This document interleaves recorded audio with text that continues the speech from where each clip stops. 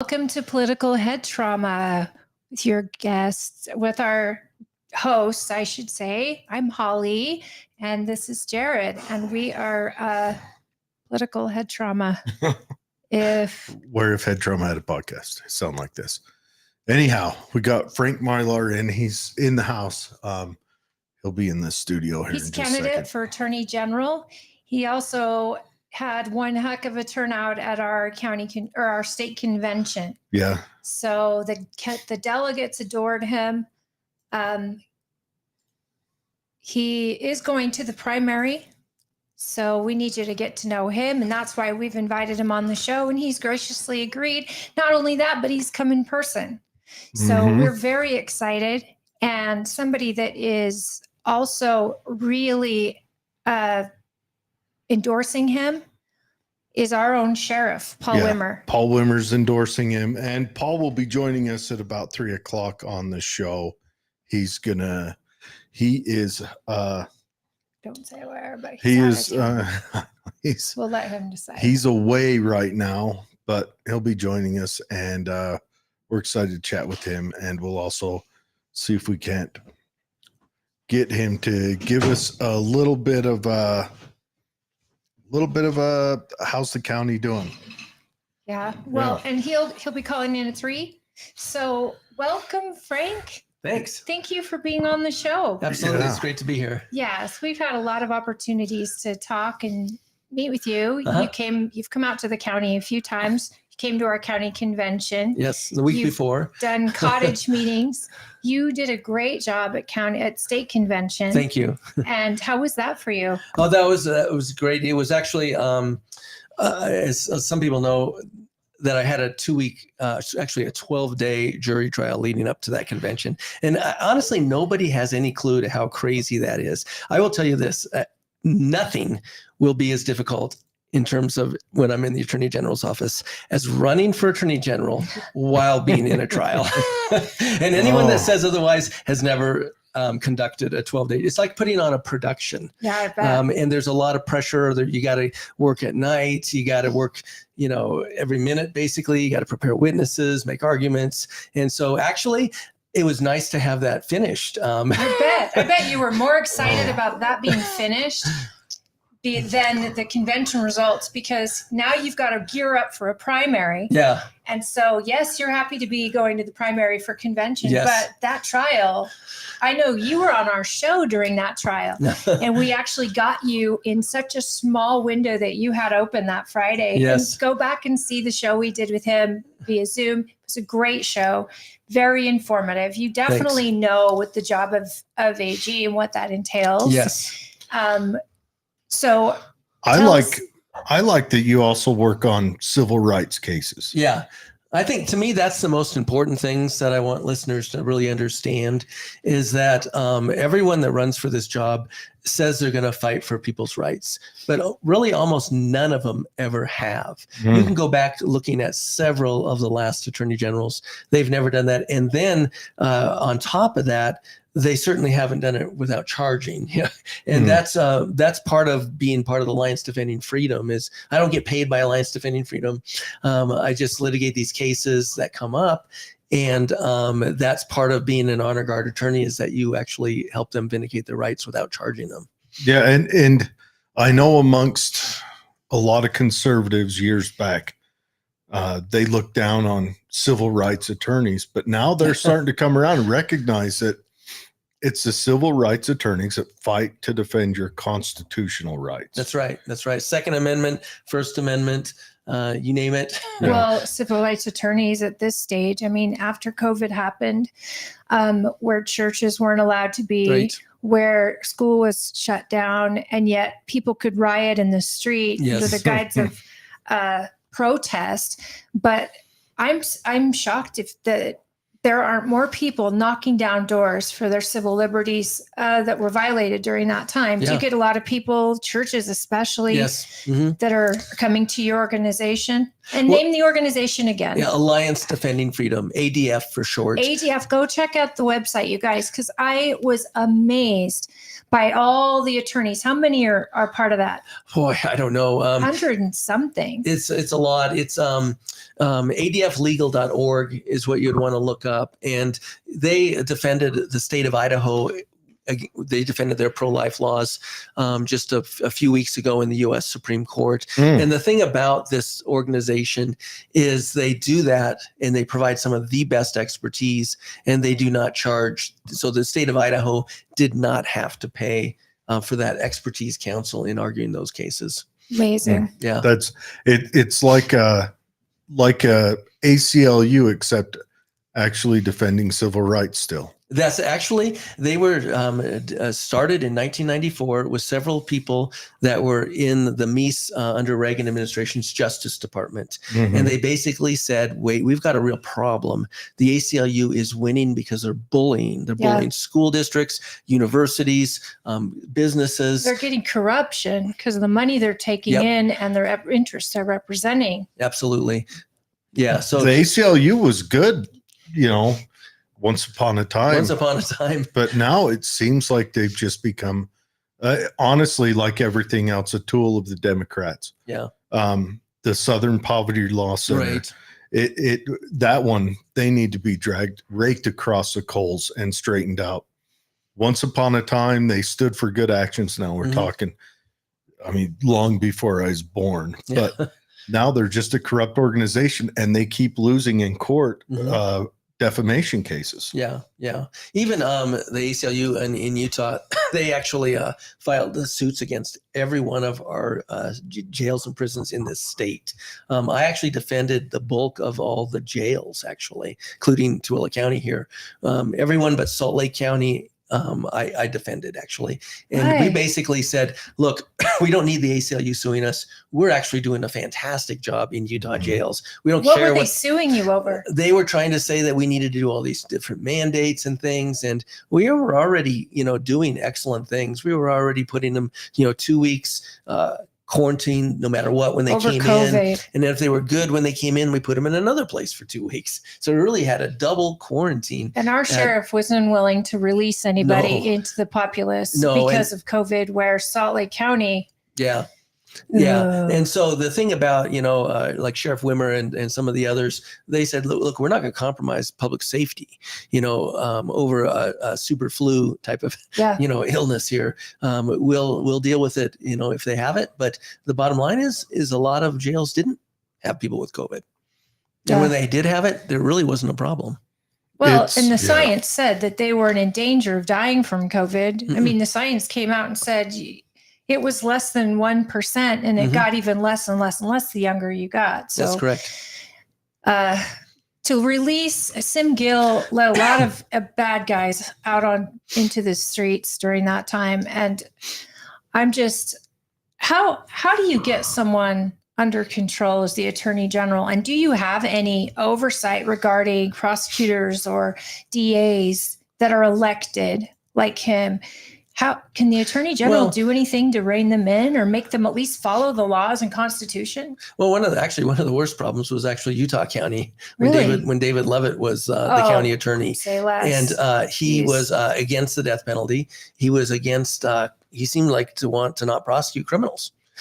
This was a problem that the Sheriff Smith had to deal with. He wanted to go to trial with everyone, or plea bargain everyone, or not even file charges. Yeah, and there was no financial thought in his mind. I asked him, "Where are you going to get the money to do this?" Yeah, and he also took the death penalty off the table in his idea. And yet, though most criminals aren't charged with a death penalty case, as long as that's on the table, you can actually get criminals to confess, or to cooperate. That's right, or to even plea. And you'll get at least some closure for families. Yep. He was ridiculous. Yeah. And so, I wouldn't be technically over them, but when they're doing something that is clearly contrary to the law, then sometimes the AG can step in. And if nothing less, the AG actually should step in and say, look, you gotta prosecute these cases. If you don't prosecute them, we will. So you can do that. Is that how that looks when the AG steps in? It's you've got, because at that point you're defending the civil rights of victims and the general populace. So you would step in and you'd say, if you're not going to take care of this, we're going to pull it up to the state level. Is that how that would look? Yeah. For instance, there is that sex abuse issues that the sheriff was investigating, and he was called out and criticized by it by the county attorney, even though these were honest people coming to them and saying, we've got some issues, they just need to be investigated. He complained, David Levitt complained about it. Was it against him? I think he was involved in it in some way, yes. Yeah. And that was part of the issue. But went quiet. What happened? It's still not being prosecuted. And I'm wondering, why hasn't the AG's office picked up that case? I don't know. Wow. And of all things, you can't have them investigating themselves. You'd have to have an outside investigation team. And why not the Attorney General's office? Yeah. I mean, that would make sense.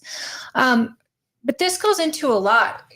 There's a lot of prosecutors out there who would just like to plea bargain out, avoid court time, backlogs, Easy everything wins. else. But you're actually a trial lawyer by trade. Yes. Like you are, compared to times, like you have had federal court cases. This isn't even just state, but 247 Yes. federal court cases in this. How long is that in your career? Yeah, that's in my career, and that's not counting the state cases. I also think that not all the cases I've had are actually on there, but that is a number of them. The other thing is there's a lot of appellate cases. I've had cases, across the country, a lot in the 10th Circuit, some in the DC Circuit Court of Appeals. And so this is something that I'm also actively involved in on an ongoing basis, is fighting some of these cases on appeal, which is another important part of what the AG's office actually does. What about any January 6ers that may come from Utah? Yeah, well, that again it's a little bit problematic because the federal government is prosecuting in different places, and they're not prosecuting here in Utah. Right. And so there's not a lot I can do in terms of that. When they're going after somebody, then there doesn't seem to be basis to do so. That might be an ability to call that out. But I'm just simply not over the federal government. You don't have standing, No. essentially. No. And that's just like with, what happened in Texas when they wanted to go over the election and against those states that had this quirky stuff that happened on election night. Right. And he was told by the Supreme Court he did not have standing. Right. Which makes me crazy because that election affected every state. Yeah, and that is a principle that the Supreme Court really cares a lot about. And it's and then there's Article 3, where there's Article 3 standing is what they talk about it. There has to be a case in controversy that's real for that person that's actually filing. I see. And so that's an issue that so we couldn't file for the people. You can't file on behalf of the American citizen. Not in general. In general. Yeah. Now, if there's an incident that arises out of Utah, yes, absolutely. So if we had any election questions, an AG could absolutely go and investigate that. Yeah. If Texas had their own election questions, they could have done the same. So we needed Georgia, Wisconsin, Pennsylvania. Pennsylvania. So we just Pennsylvania was one of the big ones because they made, as per the Pennsylvania Constitution, unconstitutional changes to their electoral process. Yes. And when it was brought to them, they got kicked out for not having standing. And then it was too late. And it was a weird system, is you have to wait until it's said and done before you can argue it. But once it's said and done, there is no court on earth that is going to take the chance of overturning it. Yeah. Not in the United States, because that's the United States admitting something similar to saying, our institution is broken right now. Yeah. And no court would dare say that unless it's absolutely in peril. Right. Yeah. So that's true. How does that look? I do want to get back to talking about your run, but how does that look for the federal government as far as January 6th goes? Are they out? If they nab someone and charge them, do they charge them all in DC, but we're seeing some charges come out of South New York or something. Yeah, I don't know why they would do that. Are they shopping for I courts? think they are, because that's a very liberal area. They're obviously. shopping for. It seems like it, but DC is pretty liberal too. Yeah. So. DC is ridiculous. It's just I imagine DC doesn't have the wherewithal to. It might be overburdened. And the thing that really troubles me about the January 6th is that they're treating them all as one person. Some people were actually let in the Capitol. There's no question about more that. than let Some in. people broke in and broke glass and damaged things.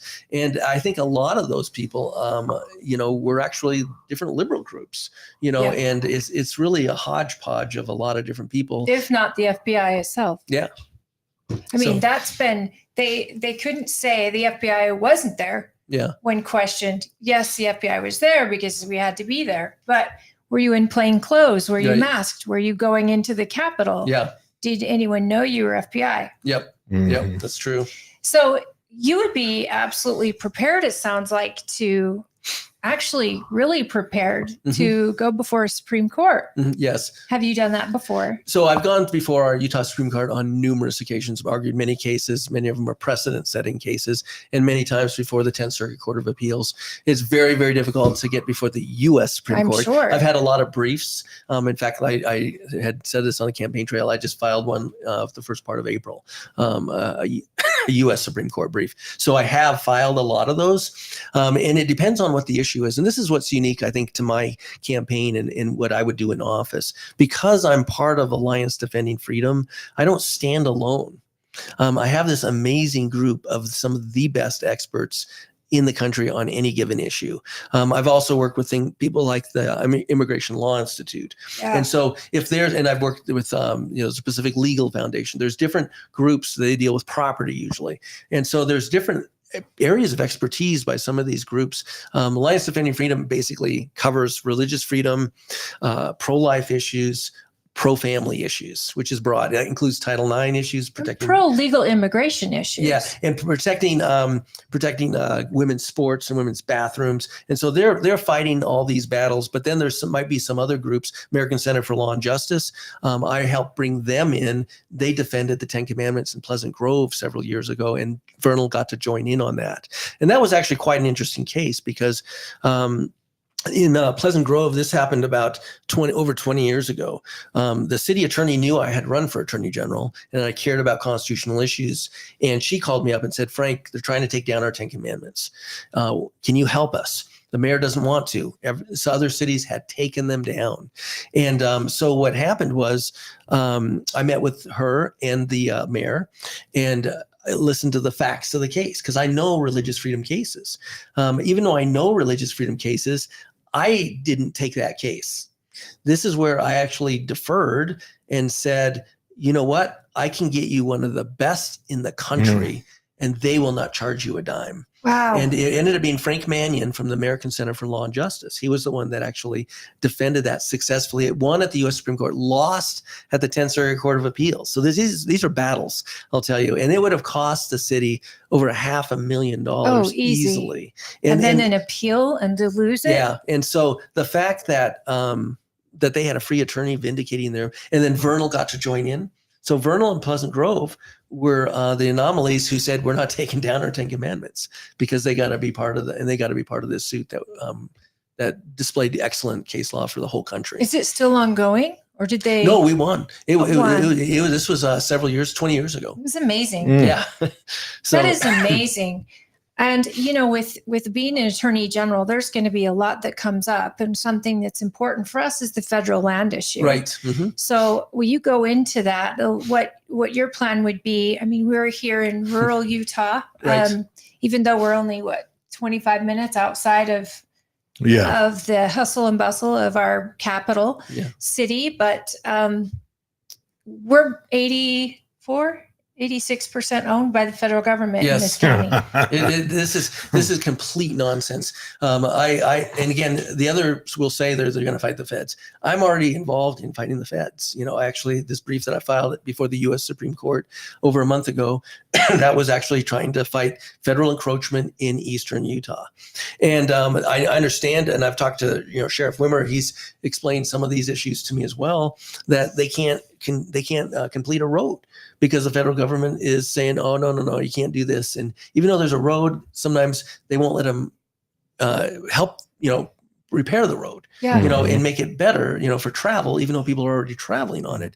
And so we're getting nickel and dime. And on top of that, they'll demand the purview to be able to shut the road down on their whim. So they'll demand control. They won't maintain it. And then they won't even allow county or city to maintain it. It's ridiculous. And it was simply done because we got stripped of the gold standard and they had to have something to use as a bartering tool on the world stage. Well, I'll tell you, I go back even farther on this. When you look at most of the states, the Western states, when they became states, the federal government deeded over land to them. For some reason, this didn't happen in Utah and Nevada. Yeah. And it's just completely wrong. We were actually treated differently. There's different issues that I actually want to bring to the table. If I'm elected on June 26th, if I win this nomination, I'm going to start on it then. Because I have some pretty unique case law. I don't want to spill the beans yet on exactly what I'm going to do. Well, let's not give them a heads up. Go in and surprise them. Tell us after. But yes, I plan on taking this back and saying, look, we should quit playing with this game of them regulating us to death. It needs to be Utah land. The vast majority needs to be deeded to Utah. And I'm not going to stop until that happens. What does that look like once it's deeded? Because this is something a lot of people get in their mind and they get a little worried. They picture the federal government getting out of Utah's lands, but then Utah or the legislature deciding to sell it all off to developers or drillers or miners. And what does it look like? Because I don't have a problem if they use the land for public use like we want, but we live out here in the West Desert, and who's to say that there's not maybe a check for oil out here or to build another refinery or, to create nuclear power out here, clear out in the West, all the way to Wendover. Right. What do you see the end result? And if you do go to the Supreme Court with this, do you have to show what that end result would look like in your case, or is that not necessary? Not necessary at all, but I would envision that, first of all, if there's nice areas and they're going to deed them back. Although I think, let's be honest, Escalante has some very beautiful areas. It's very, very small compared to the Grand Staircase. Same with Bears Ears. And so I think to start with, we'll give them, those little circles of this is some nice land here. A lot of that land is not something that's picturesque. It's good for cattle ranching. It's good for ATV riding. And it's important to be able to travel from point A to point B in these rural areas. And for farmers and others to be able to do that, they need to cross these lands. But so as a practical matter, it's not like something that we need to protect by and large. But I do think it's appropriate to say, give some of these ranchers an opportunity to say, you can buy this land. Now, it's not going to be just you're using federal land. As a solo or as a group, if they want to buy it as a coalition, why not have the federal government, if they want, if they want to keep the Bears Ears under their purview, apply and make it federal forestry land. Yeah. Just like they do with the canyons around here, and then they manage them. And like do all that, or even the Stansbury, Middle Canyons, all that. That's all under federal purview. But they're not. They don't need to have everything everywhere. No, they don't. And the other thing, I want us to be able to maintain roads that are used, and the people need to get, like in the rural areas. It's a big deal if you can take this road that's not like the most well-traveled road, but it saves you sometimes a couple hours. Sure. Right. And it's safe. Yes. And it's safe. And the other thing is law enforcement. I want law enforcement to be able to enforce laws, because sometimes the federal government doesn't really have an interest Or to when you get people out on these trails and they get hurt. Our law enforcement responds, but so do other response teams that need to be able to do that. And who's paying?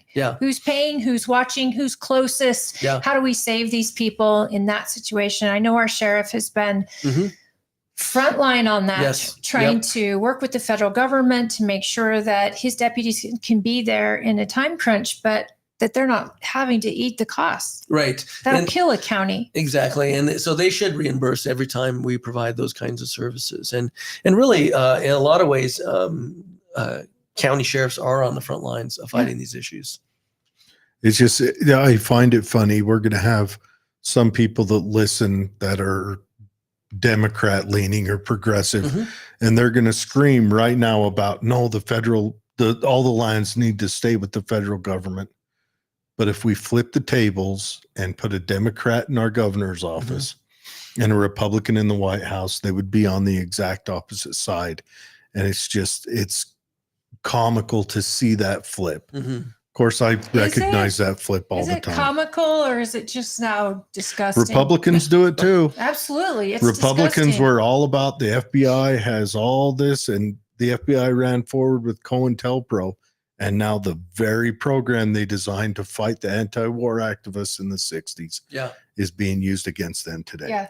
Well, and that was, the FBI, that was one of the things that I tried to put the brakes on over 20 years ago when I appeared before Senator Hatch's Judiciary Committee before the Senate and testified and provided a brief saying that you should not have these FISA warrants, Section 702, where you can just eavesdrop on all these American citizens. I said, I'm okay to do that with non-citizens.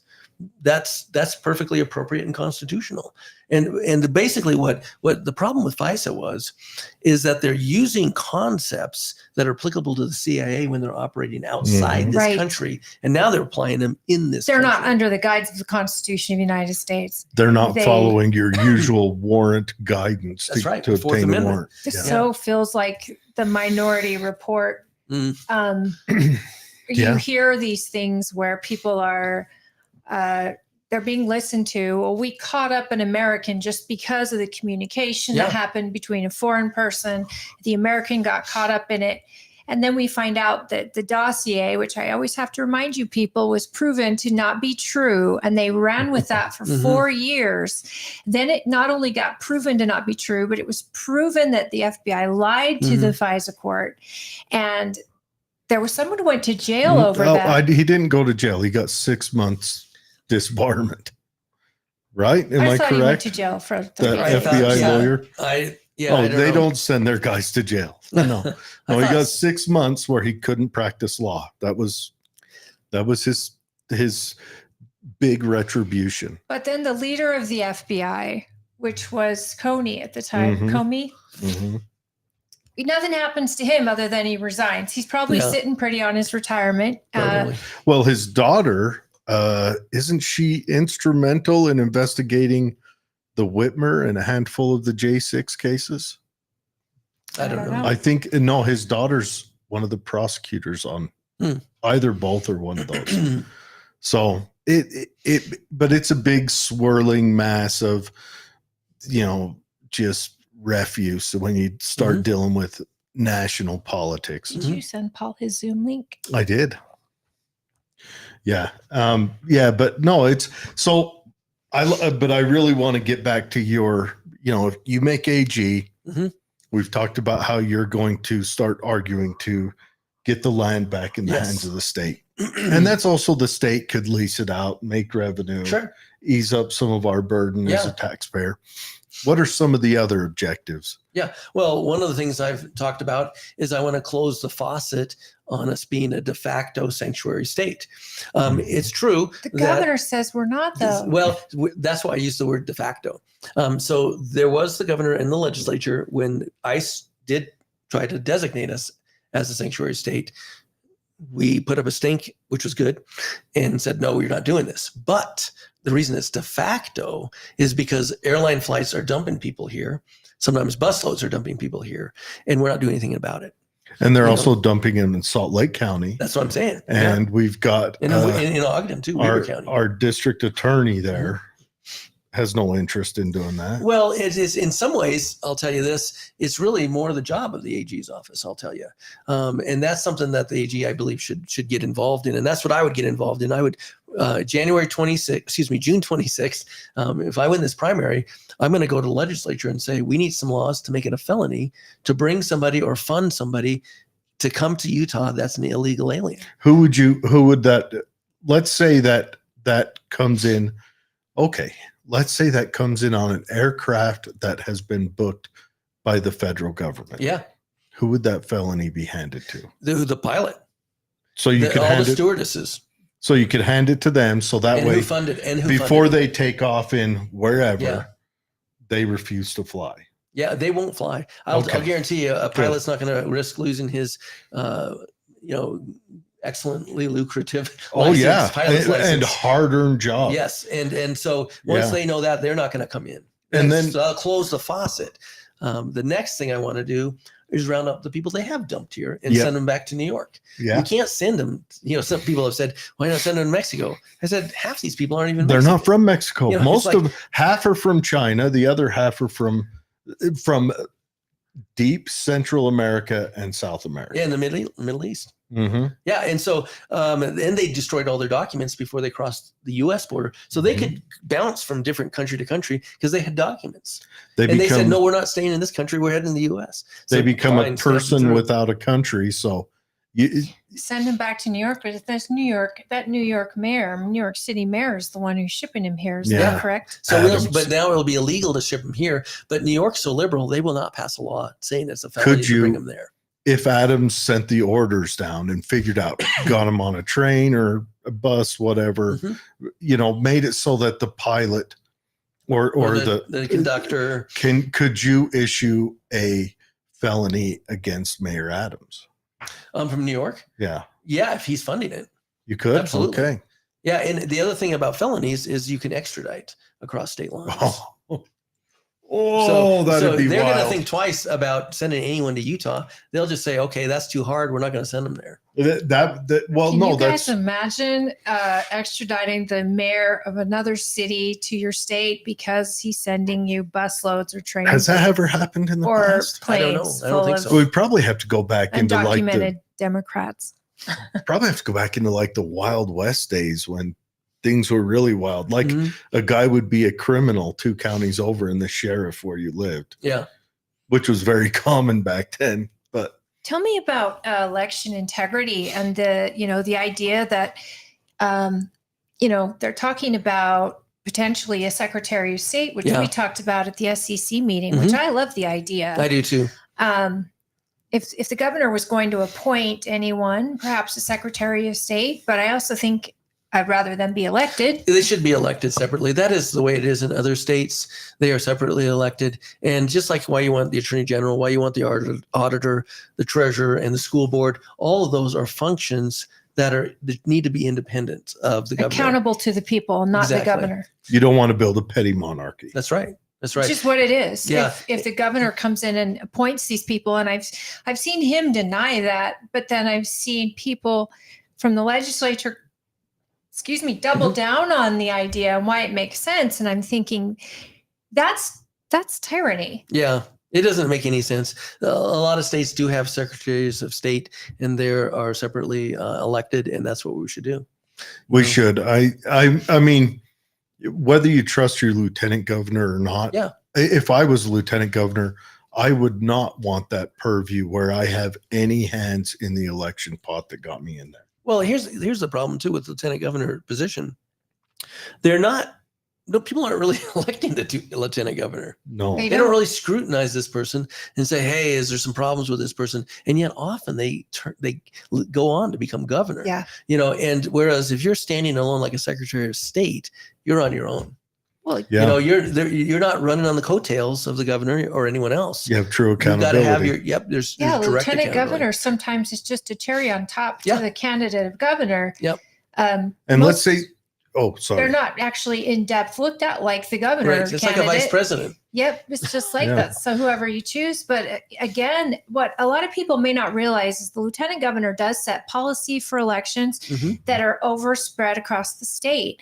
But it's your county clerks that follow those policies, and they oversee the county elections. Correct. So, I mean, it's not always fair to come down on the lieutenant That's governor true. regarding election integrity. She is setting the policy, but we need election integrity first and foremost. Yeah. And whatever that looks like, if it's a secretary of state, so be it. Yeah. A secretary of state may be the person that needs to talk to California, talk to Texas, figure out our problem with immigrants and how we work together to get them where they need to go, or at least get them out of the West Coast, the west side.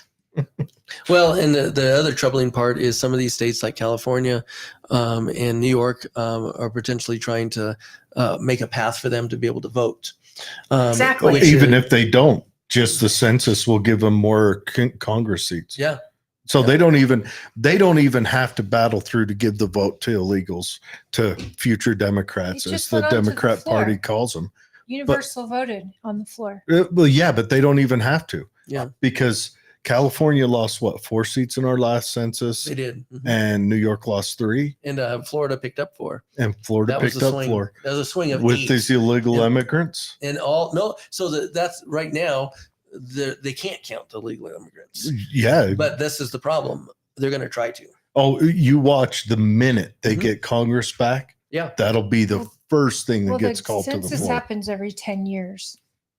That's fine. They'll get a law through because they can sit on their hands for 10 years. You give California, you give Democrat ran California and Democrat ran New York, and you give them each 4 more congressional seats.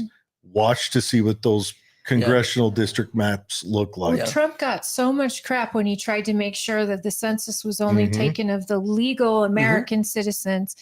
And I think that our Senate, our Congress needs to put a law in place where that's actually a thing. Well, where you can only census. It is. The problem is that they're trying to ignore it. The ACLU is saying you can't ask people if they're legal citizens or not. That's asinine. It is. It keeps crazy. It keeps sitting at the doorway to being brought to the floor to ignore it in the Congress and the Senate. It keeps getting brought to the doorway. And right now, the Senate would probably still stop it.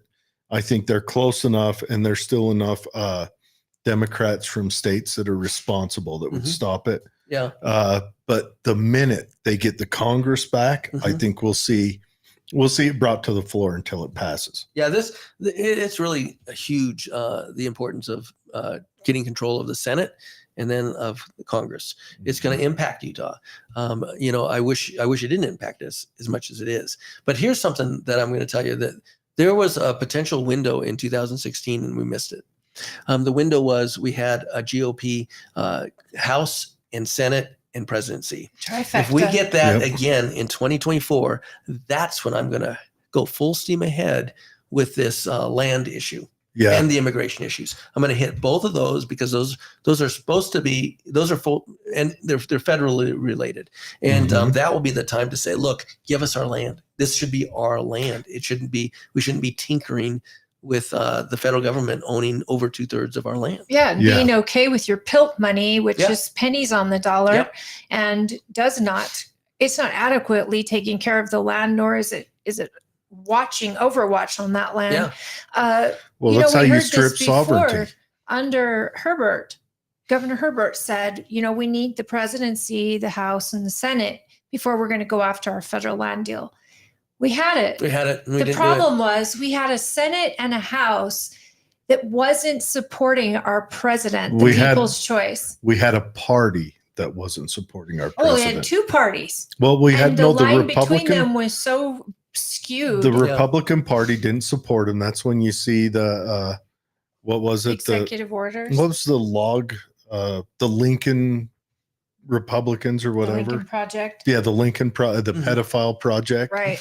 That's when they come out and minor attracted person. Oh, I'm sorry. I stand corrected. I used that word words. Disgusting. But they come out and they went hard against him, and it was a confusing time. Now, I am not a Republican. I'm an outsider that can just watch this. And are you an independent then, or what? Yeah, independent, libertarian, okay, something along those lines. I'm very conscious of the of civil rights. Yeah, and I'm a student of history, and I see that there's not a good party on civil rights.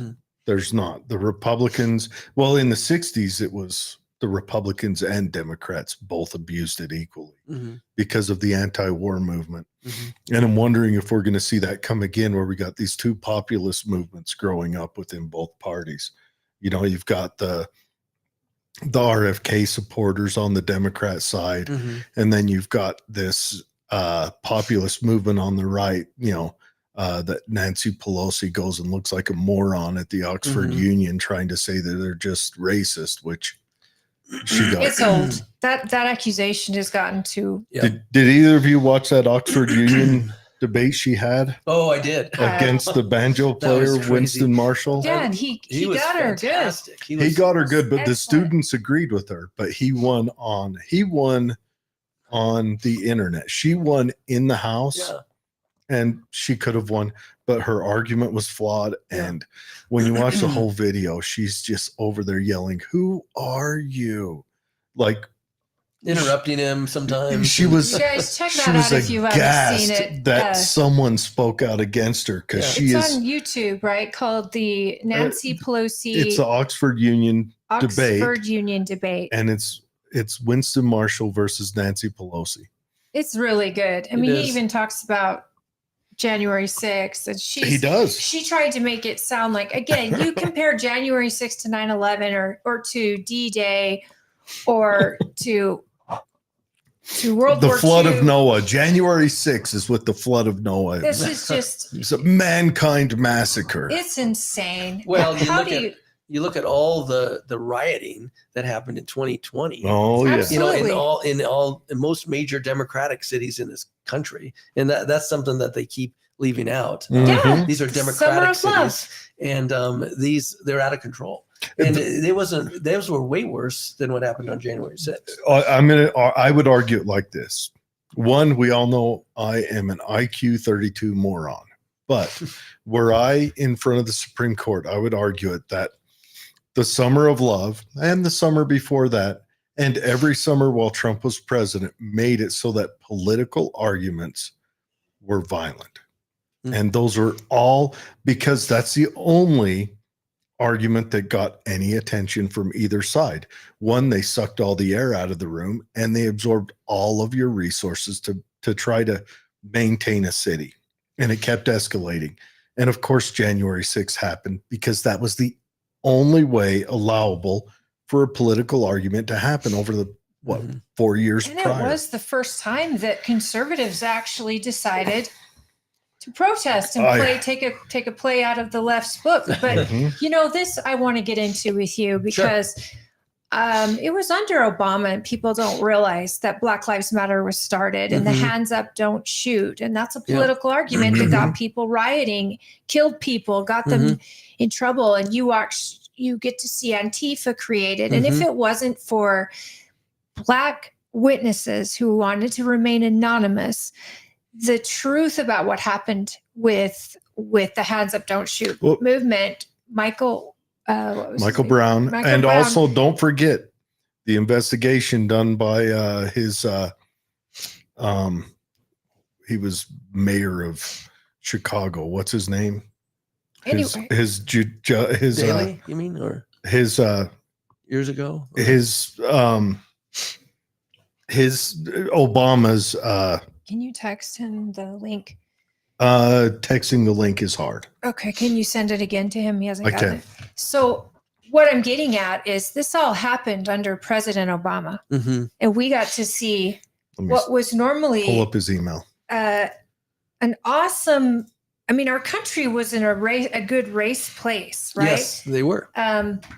So here we are, and all of a sudden now everybody's turning on the blue. Yeah. And now you've got what's his name is kneeling at the NFL and drags the NFL into it. It all becomes political. Yes. Now police officers are scared because cities aren't having their back. Right. And when it comes to lawsuits, the cities, it's almost easier to throw your officer to the wolves than to defend them. Yeah. And so, I mean, having a brother that's a county deputy, I worry all the time. Yeah. Like, what if he hesitates in a life and death scenario to protect himself or others? Right. What if he doesn't, and he does end up shooting someone and they happen to be a black or a brown person? Yeah. Will they have his back? And that's where you have actually walked the walk, talked the talk. You've defended law enforcement who's actually been in these scenarios, I assume. Yes. And black or white, whoever they shoot, it's automatically a lawsuit, right? Yeah, well, and it often is, absolutely. And I have defended a lot of use of force cases. It's interesting. A couple cases I didn't defend that I did want to comment on. One of them, there was a case in Salt Lake City, and this was during the time of COVID, and it was a shooting, and Black Lives Matter and all these groups were trying to make a big deal about it until they found out that the officer was Hispanic that shot a Hispanic. And then they dropped it. It's like, oh, okay, we're done. Doesn't fit the narrative. It didn't fit their narrative. Another law enforcement case that I'm aware of was, I think it was Saratoga Springs, when the guy had the samurai sword. Yeah. And they paid $900,000, which is a waste of taxpayer money on a dangerous situation. They said it was like a, what is it? It wasn't like the real authentic samurai sword. Was it sharp and metal? But it was metal. I don't care. So it doesn't matter. I don't care if he has a well-worn garden trowel. Yeah. That guy is a threat. The biggest Rahm Emanuel ever. Rahm Emanuel's the guy's name. Thank you, Chad. He investigated it. He went down there. He sent his own coroner down, investigated the Michael Brown shooting, and Obama's race baiting desire coroner came back and said, one, there was a shot fired in the car, and that shot was fired because Brown was reaching for the weapon while the cop was still in the car. Yeah. Yep. And then the other shots were hit him in the front, and he was in a charging posture. Yeah. Yeah. Because he wasn't leaned back. The rounds came in at a level that they could tell that he was moving at defensive wounds. Right. Yeah. Yeah. Those are very problematic. And of course, I haven't seen all the facts on those cases, but we've seen a lot of them, and it makes you really wonder. One of the persons that I love analyzing some of these situations is Candace Owens. She has a completely different take on George Floyd. Brilliant. Yeah. In fact, she's not an attorney, but she would have done a better job defending that officer in Minnesota than whoever attorney's defending. This poor officer, and I say that because I've seen the footage, guys. I've seen the body cam footage of these officers when they first make contact with George Floyd, which most people and the media will not show you. But when they first make contact, all the way through to where you see him sitting on the street in a police position, holding him, waiting for an ambulance. And then this officer is doing life. Yeah. And then they move him to Arizona. Yeah. And the day the autopsy report comes out that shows that George Floyd would have died of an overdose of fentanyl within hours of that. Then he's stabbed nearly to death by a federal prisoner. We need to look and see an FBI informant. Yeah, we need to see if that's one of the Wimmer case informants. The FBI. I'm sorry, right now, the FBI needs to be at least restructured. I think it needs to be torn down. You got the Wimmer case where there's 18 individuals on trial. 12 of them are FBI, either paid informants or actually paid, what do you call it? Little assisters. Yeah. The only person charged is an FBI informant that was sent in there to set up all the explosive buys. Right.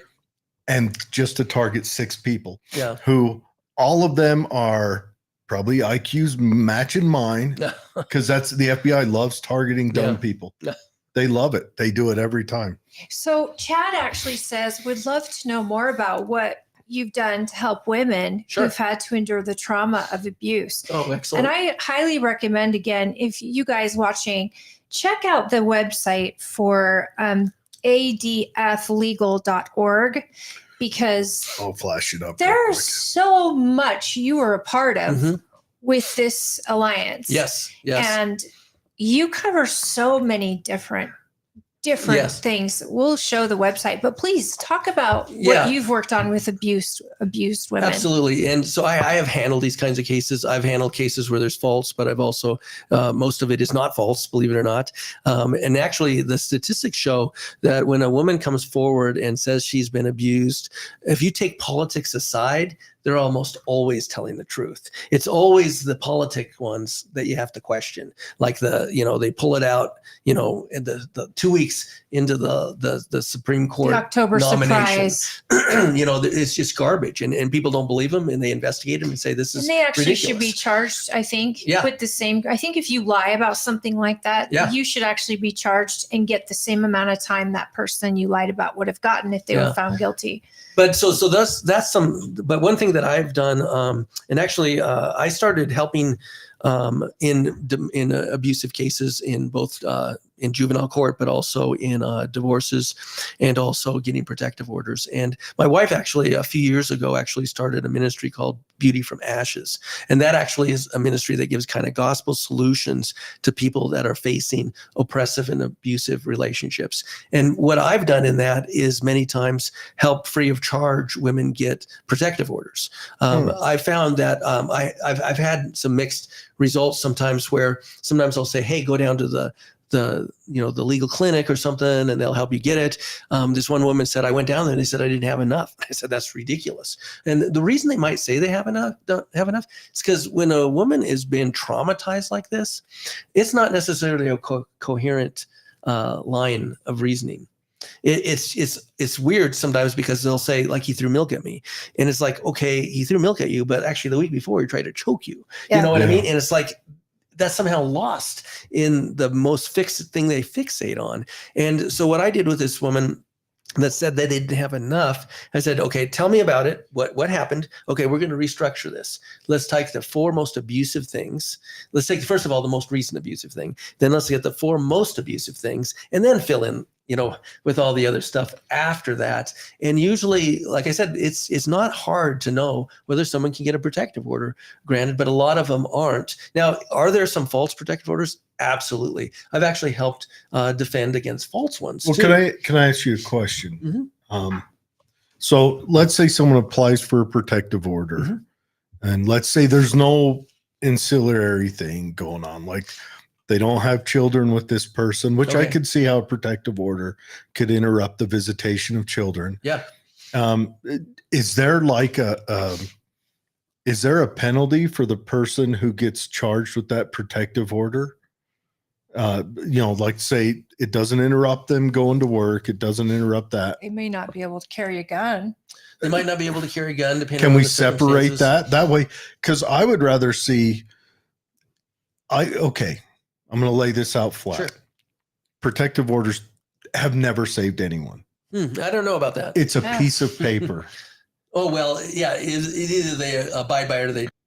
I agree with that. That's it. It's a reason to get somebody out. It's a piece of paper. All I'm saying is what a protective order could be is the ability that if something bad goes down, you have someone to look at first. Mm-hmm. Right. Well, it's more than that. It's I think that there's a certain amount of even moral restraint. There are some people that will hit their wives, but they often won't hit if they feel like it's going to be a charge. Yeah. And they hit in a certain way. And now that there's a protective order, they know I can't. But if there's a protective order, they can't. Or do they have to stay away from them? Yes. Mm-hmm. See, and that's fine. So I would argue, let's make it so that there's no punishment on the side of someone, like, let's say some random not Holly, because she's going to be over here every Friday. But let's say a neighbor down the street says, I don't like that guy. I don't like he's got a brown Toyota. I don't like that his van looks creepy. I'm going to get a protective order. They usually have a harder time. But it's hard. But that's because if you don't live with each other, actually, and this is the statistics are part of this too. it's the domestic violence that is the most dangerous, that you have to watch out for. Oh, So it's most dangerous. So they have for- never lived with each other. They're honestly not as much of a threat. It's actually much more difficult. Dude, I got a get protective order and it took me forever. See, but Had this I is- thought to go to an attorney, I would have loved to do that because it took me so many visits to the courthouse. I had to prove time and time again why I needed it. Yeah. Well, I want to make And this I actually argument. had police reports. And we got Paul in here, so we'll bring him on. But Oh, I great. want to make this argument. I would rather the protective order had punishment for the person it was taken out against. Well, it doesn't immediately. Okay, but I would rather make it so it's easy to get. You mean easier to get? And Easier to get. Well, like if they violate it, then there's the criminal penalty. Sure. But I want to make it so it's easier for the victim or the proposed victim to get. That way, a person doesn't have to go in and lay it all out. Yes, the judicial system is supposed to be a strenuous system on both parties. But you make it easy to get. That's easy to lose your gun rights because somebody. That's why I want to make it so that there's no penalty for the person who it's brought out against. Well, there isn't a penalty straight off, usually, just to have a protective order against the person. But if they violate Paul. that protective order, then it is a criminal charge. Okay, Paul. Welcome, Sheriff. We're not hearing him right now. We don't hear you yet. You guys will both have to run. Oh. All right. That's what we don't hear. Talk again, Paul. Can you hear me now? Yes, I can. We can. Yeah. I would rather, but we're talking about protective orders and just me postulating a dumb idea, as that's usually what falls out of my head. But I would like to see them easier to get. I don't want to see it so that, we'll do a battered husband because I want to switch it up. It happens once in a while, but it is much less often. Yeah, it is. Far less reported. Yeah, but so that it's easier for them to get. And I think the only way you can do that is take any punishment out on the other side. Like red flag laws, I think they're extremely unconstitutional. I think due process must be followed through for any punishment. I want the same thing with protective orders, so that a protective order doesn't have anything on the other side of it that would require due process. You're still taking away the right to be where they want to be, a public place. Protective order actually eliminates a partner's ability to even go back to their home or see their children, and without some guidance. Like you don't ask for a protective order if the person's just a good guy or a good gal. You do it because you're in fear for your life. And you don't want it to be used punitively because you don't like somebody. Yeah. And that's what I want. I want to take. Would happen if you I want to made it too take any easy. punitive measures out of it. Well, yeah, and again, it's a civil action. And so once you file a protective order, it's a civil action. But then if they violate it, it turns criminal. Okay. And so it's not. I think Paul is falling asleep. Are you awake, Sheriff? I am awake. My apologies for not being there, but No.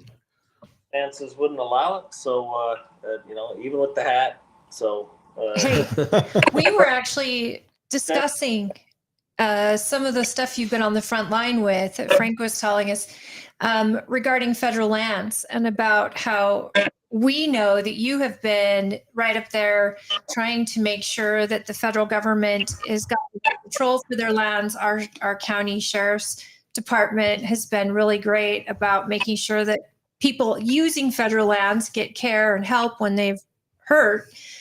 But the county has to absorb costs like that. We also highlighted the fact that you, during COVID, refused to let out any violent criminals because of this. And Frank actually was talking about how the jails were all in very good shape and that he had to actually go to court over that. But you were the Supreme Court, and you were one of those sheriffs that said, I'm not going to risk my public over COVID. So talk a little about that, the involvement that you've had with Frank, exactly on these very important issues. Yeah, well, the Sheriff's Association and sheriffs throughout the state, we've known Frank for some time, and a lot of that has to do with some of the challenges we experience, whether it's the Disability Law Center, the ACLU, and then just in general best practices that get taught every year at the Sheriff's Conference. And Frank's on the front lines of teaching us what we should and should not be doing legally that'll help keep it on the right side of the law. Nothing prevents someone from suing you. It's can they sue you successfully? And when it comes to the COVID issue, we had a number. It was a pretty angry request from the ACLU, and the sheriffs got together, and Frank was kind of the clearinghouse for that on gathering up what we have done to keep inmates safe during a pandemic. And we've done far more than what the ACLU had any idea. They filed this without even inquiring as to what steps we had taken to keep inmates protected. And I think in general, across the state, sheriffs did a fantastic job. I never had a significant outbreak.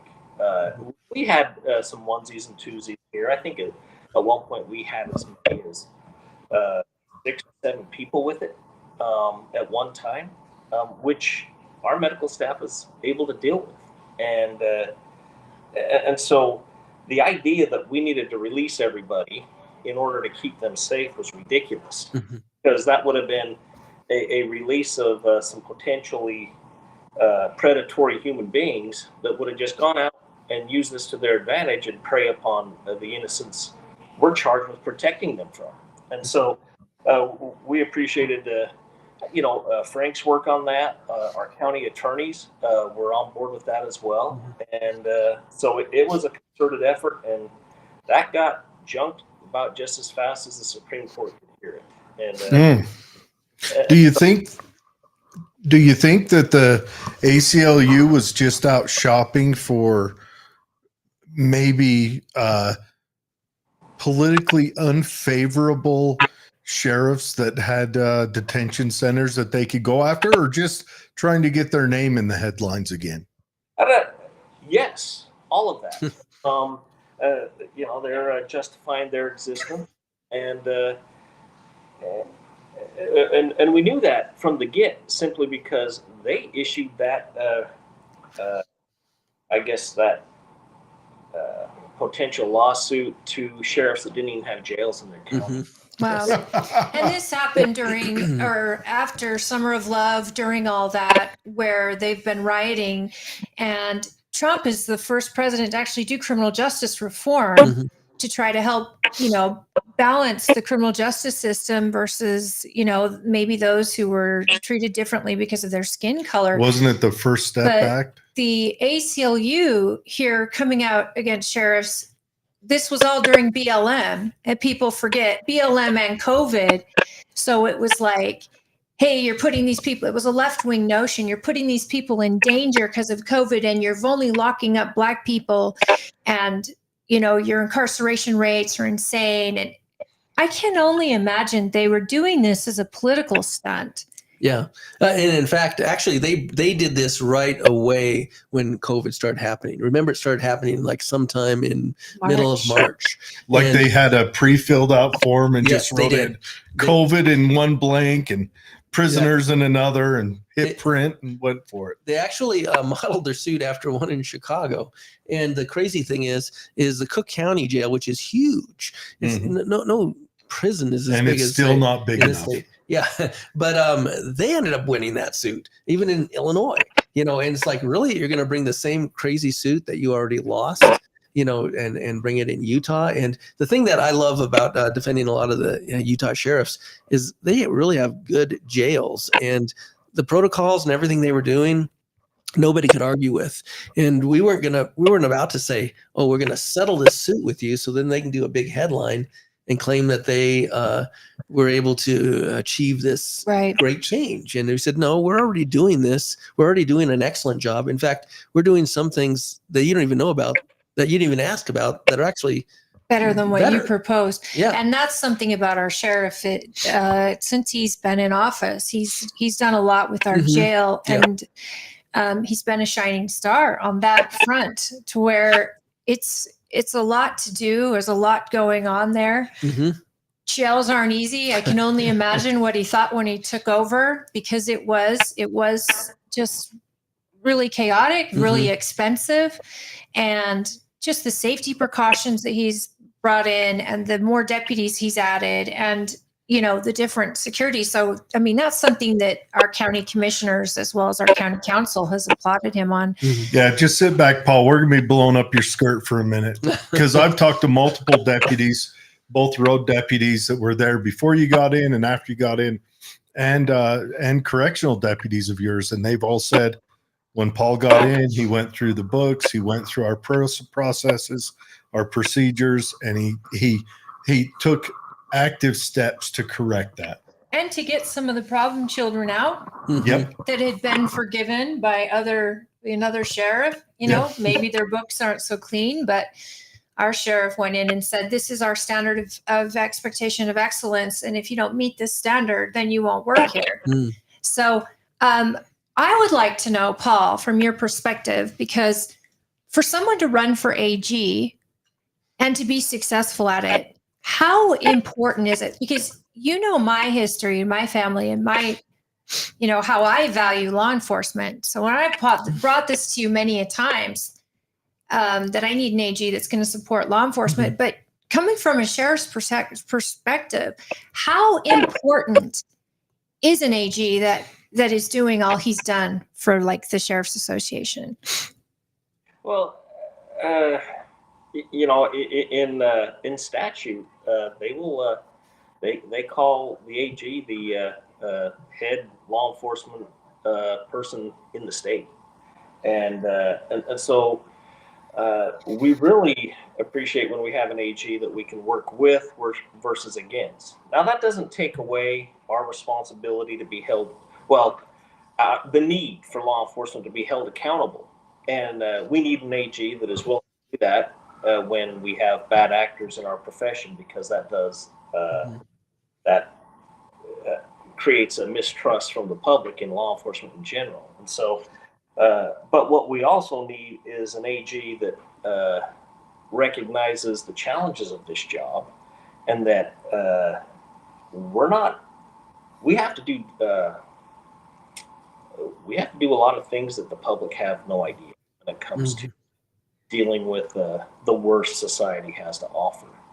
And just because there's been times when we are required to use violence in order to take out the violent human being, and having an AG that is supportive and understands the use of force challenges we experience during critical incidents is imperative. And I can't think of a person running or that has ran in recent memory that brings to the table what Frank brings to this office. And just understanding what we do day in and day out. And the way he understands that is he works with us through multiple avenues, whether it's training or when a lawsuit gets filed against us.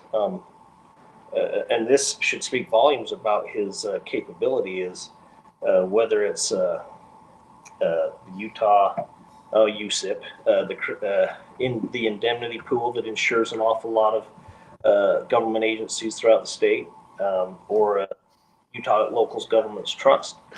When a lawsuit's filed, ultimately Frank is who they hire to defend counties, and whether it's county jails or road officers.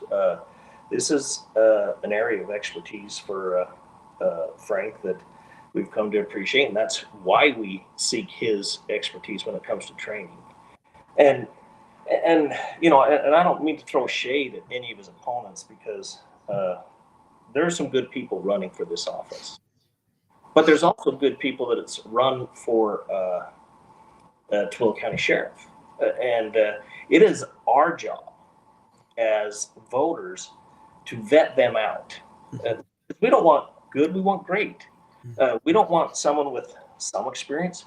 We want someone with a lot of experience that crosses a broad spectrum of issues that come our way, whether it's civil or criminal in nature. We need someone who's got some experience in all them areas. And it's not that Frank's going to sit there and do all the prosecuting himself or the defending himself. It is going to be Frank that ensures that his team of attorneys are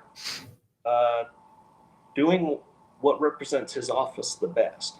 And that's what we need. We need someone who actually has the experience to where there's them checks put into place. It's like, in order to qualify to run for sheriff, you simply have to have post, and then you have to attend, if you haven't got any jail experience, a jail administration class.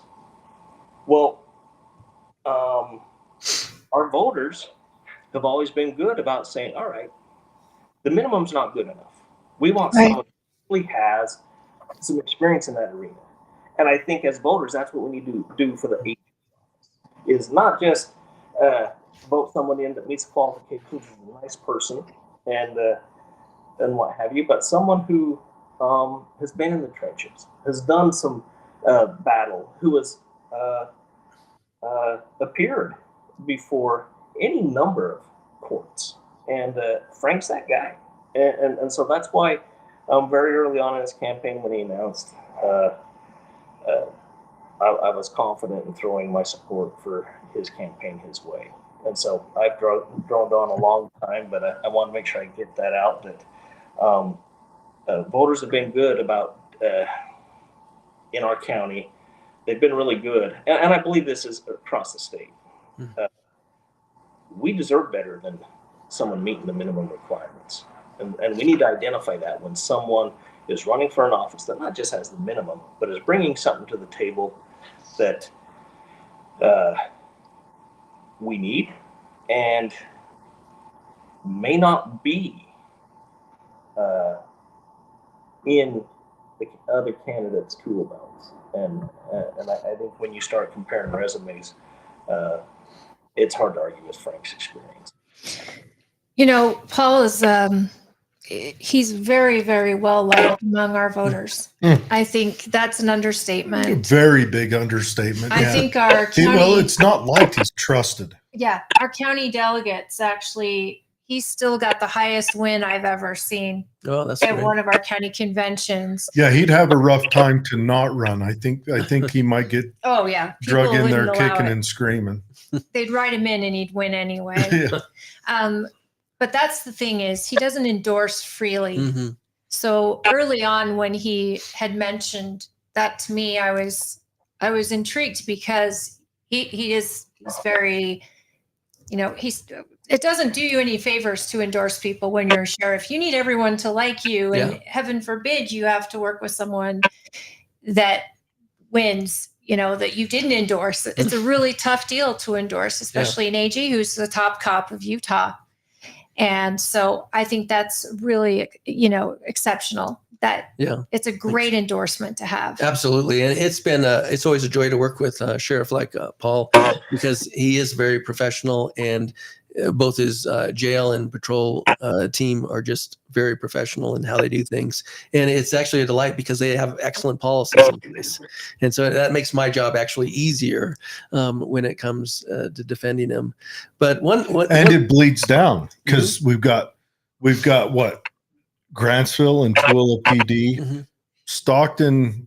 I don't know what they've got going on now, but when you've got a sheriff that's strong, that has good policies, those policies bleed down into the PDs that are in the same areas, and it's just an overall boon for the whole county and everyone that lives there. Yeah. And one thing that the sheriff was talking about a little bit that doesn't get mentioned very much by the media and others is that my opponents have never actually prosecuted anyone.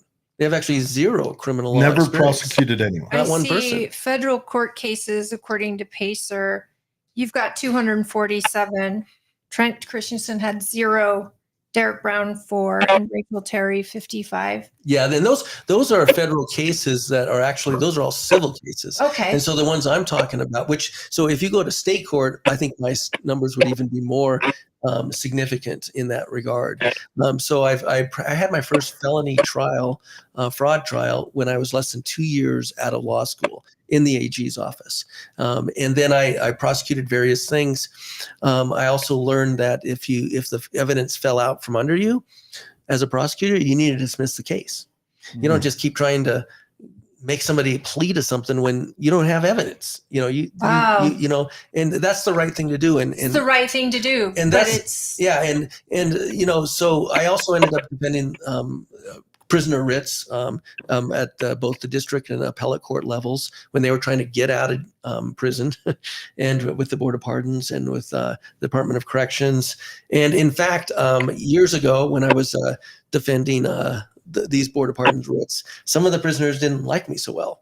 And I actually had to get a concealed weapons permit when you actually used to have to show cause. Oh yeah. Back in the early days. In the oh my goodness. in the days when you were subjects and not citizens, yes. But I also, during that time, I spoke at the National Attorney General's Corrections Conferences several times on various subjects because we were doing some things that were quite unique and they were working in Utah. And that was very significant.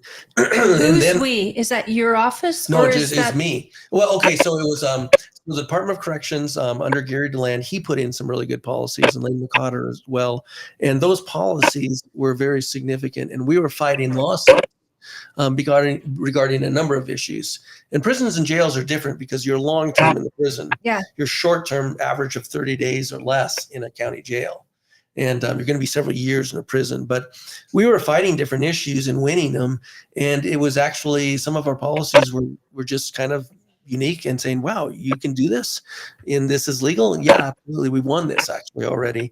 And so that was something I was able to do to teach other attorneys general back in the day. And the difference that I have is that I actually supervised attorneys in the AG's office, and I've supervised attorneys outside the AG's office, attorneys and paralegals as well. And in Utah's AG's office. Yeah. Mm-hmm. Amazing. I worked for 3 different attorney generals. And so in a vast variety of areas, and this is something that the public doesn't always understand, is there's actually 3 main areas of the AG's office. There's the criminal, which is about 1/3. There's defending against monetary lawsuits, the agencies, which is about 1/3. And the other 1/3 is basically legal counsel. You're giving counsel to various Department of Air Quality, Department of Health, all these different agencies. Kind of policy stuff. Go-ed, things like that. Yeah. And then there's part of that there's areas that kind of fall in different areas, like Department of Professional Licensing. You might be taking away licenses if people aren't, behaving well as a doctor or something. Mm-hmm. So there's those kinds of things too. Well, I've worked in almost every major area of the office, and criminal appeals, I've done some of those. I've done work with professional licensing. I've done work in the Department of Health, Department of Human Services, and Department of Corrections. So I actually have a really broad understanding of that office because I work basically in most of the major areas. What Paul is saying is that you're interviewing for a job and your resume is actually quite extensive with your experience already. And that's phenomenal. I mean, do people understand what the job of the Attorney General is? Because you represent citizens that have issues with government. Mm-hmm. You represent businesses who have issues maybe with citizens or with contracts or whatever. You represent cities and counties and law enforcement, but you also represent citizens against law enforcement or cities and counties. Is that correct? Yeah, and it depends on the situation. I would say that, for instance, that, and I know that Paul 100% agrees with this too, we represent the public. That is our client. And now the public, we're not going to release prisoners that are dangerous because it's dangerous to the public. It's very intuitive in that way, but it also is true that you want to have a constitutional jail. like they do at Tooele County Jail. And because that's also harmful to the public if it's not meeting constitutional standards. And so there's actually a requirement there in the AG's office that you should be balancing this. You shouldn't just say, we're going to defend this agency at all costs, even though they just railroaded someone's constitutional rights. And that's happened at school board meetings. Parents have been kicked out of school board meetings for exercising their free speech rights. The AG should have stepped in and say, wait a minute, you shouldn't do this. And that's maybe at least advise them. Yeah. And so they're over the council of the school, but they're also defend the schools. And I actually defended school districts when I was in the AG's office, did Title IX cases and things like that. And so the AG actually should be somebody that can stand back a little bit and say, wait a minute, have we gone afield here? Are we actually violating someone's constitutional rights? And we shouldn't just defend them at all costs. Now, if nobody's done anything wrong, we shouldn't settle it.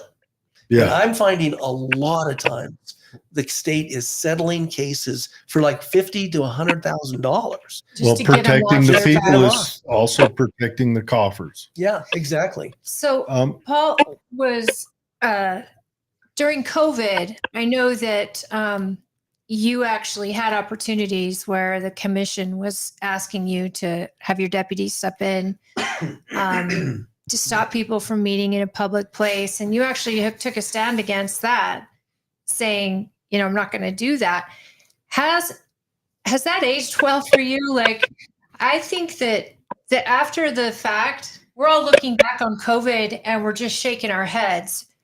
You actually had to kind of go out on a limb with that because we didn't know what this virus would do, but the common sense part of you, I remember sitting in those task force meetings with you and you're saying, common sense says we're outside. Common sense says that 6 feet distancing. I'm not sending deputies into that. Do you find that aged well? And do you think that there are citizens that can actually come after your deputies or come after police officers that were actually enforcing that? Not yours, but others now? Well, I guess there's where we disagreed a little bit was on the mass gatherings. I like to think that people can make their own choices. Even in a pandemic. Whether you want to go attend a mass gathering or not, the risks. It's not like we weren't, media wasn't scaring the living daylights out of us during COVID. Think about it.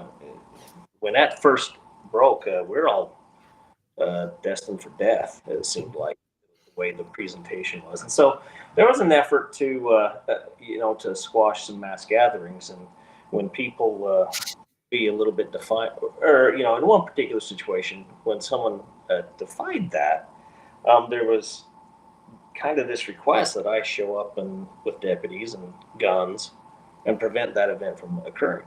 And I said, I'm not going to do that. The last thing I ever want to do is present a situation where we're going to get in a gunfight over a mass gathering permit. And my recommendation to them was, look, if you're not going to issue the permit, and they hold the event in spite of that, with the misdemeanor crime you would charge anyone, and so I pretty much told them, I'm not going to show up with guns and deny people from accessing this mass gathering, and that's really where probably the situation that was the most significant. And then of course there's always, if someone walks into Walmart and refuses to wear a mask, what do you do? And my instructions to my deputies was, we don't enforce a mask mandate, but being a private entity, as Walmart is, being owned privately and not being a government entity, if they want someone not there because they're not wearing a mask, it's not a mask issue; it's a trespass.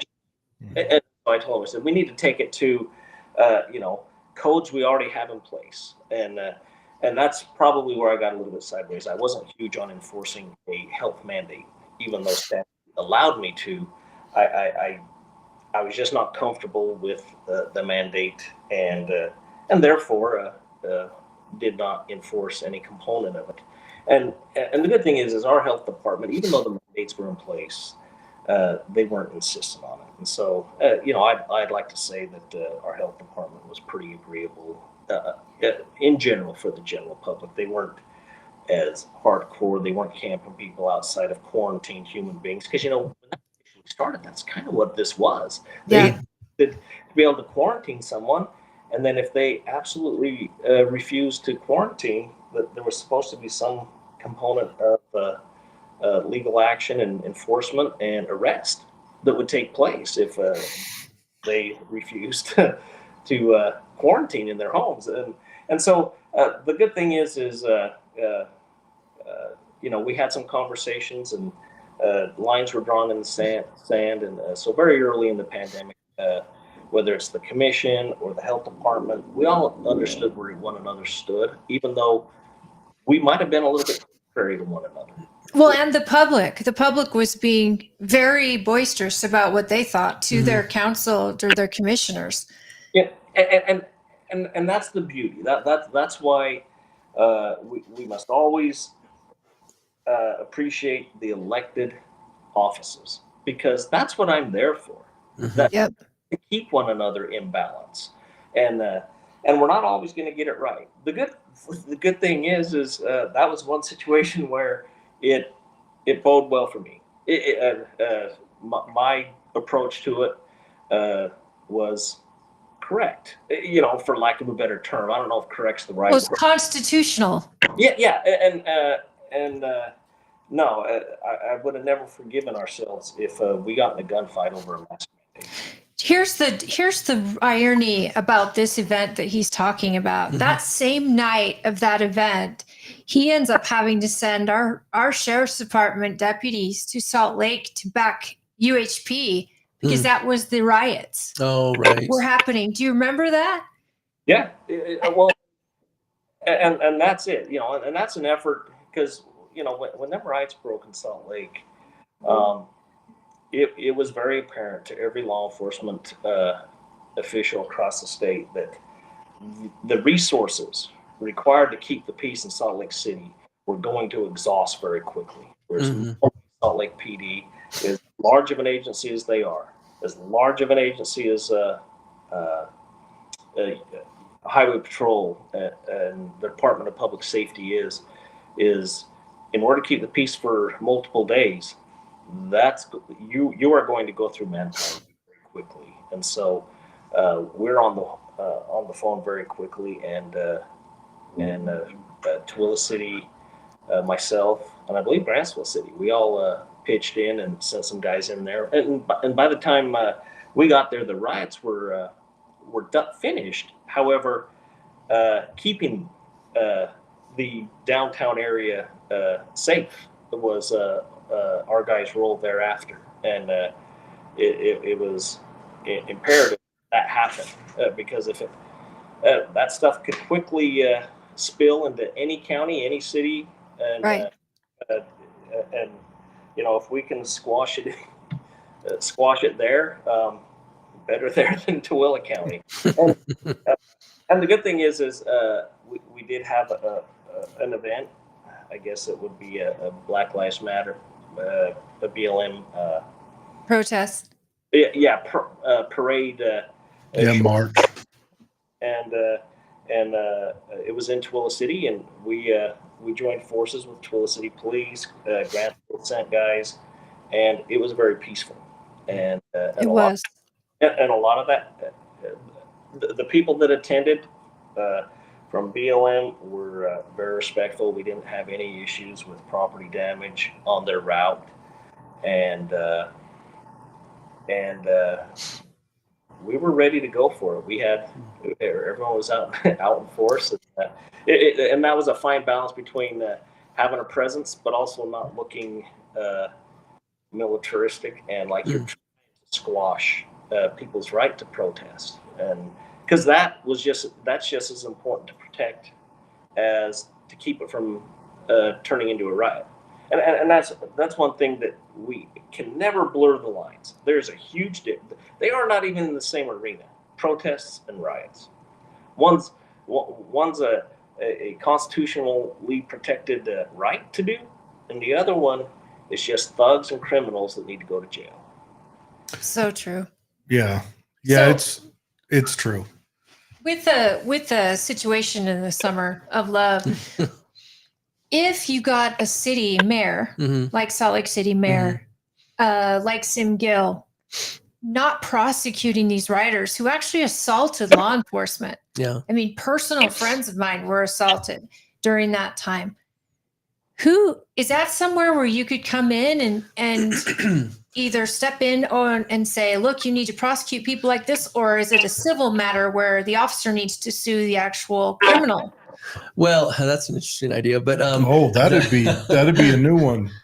I will say this, that I know that Sim Gill gets a lot of attention, but I'm not sure that this issue is necessarily Sim Gill. I think it's the mayor of Salt Lake City, because the mayor of Salt Lake City said, we don't really care that you trash people's property. Now, I didn't see the mayor of Salt Lake going around to those property owners saying, oh, here's 20 grand. You just had this much damage. Well, communists are going to communist. And so there was actually marching orders, and keep in mind, huge distinction between a sheriff and a police chief. A police chief is supervised by someone that is not a law enforcement officer. It's the mayor. And the sheriff is accountable to the people. The chief of police is not. They're accountable to the mayor. Right. And so that's a huge distinction. And so that's what you had in Salt Lake, was the mayor giving the marching orders that were really disregarding the people's property rights that are very, very significant. And their safety. Yeah, and their safety. Now, interestingly, though, you see a difference in Cottonwood Heights, where I live. Robbie Russo, who's actually endorsed my campaign, he's the chief of police there. He was the chief of West Valley City. Was he? Okay. And when what my he dad did was worked there, I think. What he did is he brought. There was a ridiculous protest. I can't hear you. Are you talking to us? Yeah. Can you hear me now? Yeah, Yes. when we're talking, it floods you out. So just raise your hand and we'll shut up. But in any event, go ahead. Russo, two different chiefs. They are? Yep. There was a Russo a long time for West Valley that was before the current chief, Colleen. And, and because for the longest time I thought they were one and the same. Oh, Well, okay. thank you. I thought they were. They do different. They are different. I don't even Okay. They know. related? I remember watching that video from Cottonwoods Heights, and Which one? They had a few. the one where they were up against the protesters were against the chain link fence, or they were standing by one, and the police shut them down soundly and immediately, and didn't let them get out of hand. And they were trying to go into the neighborhoods and damage the homes, and they parked the cars there and said, "You're not going into these The neighborhoods." city councilwoman actually threw a She was water part of bottle it. at one of our police officers there. Yep. And it was, unfortunately, some of those things were not just filled with water. Right. They had urine and different things in them, and there was That was a private neighborhood. Yep. And so that was a great way they protected the property.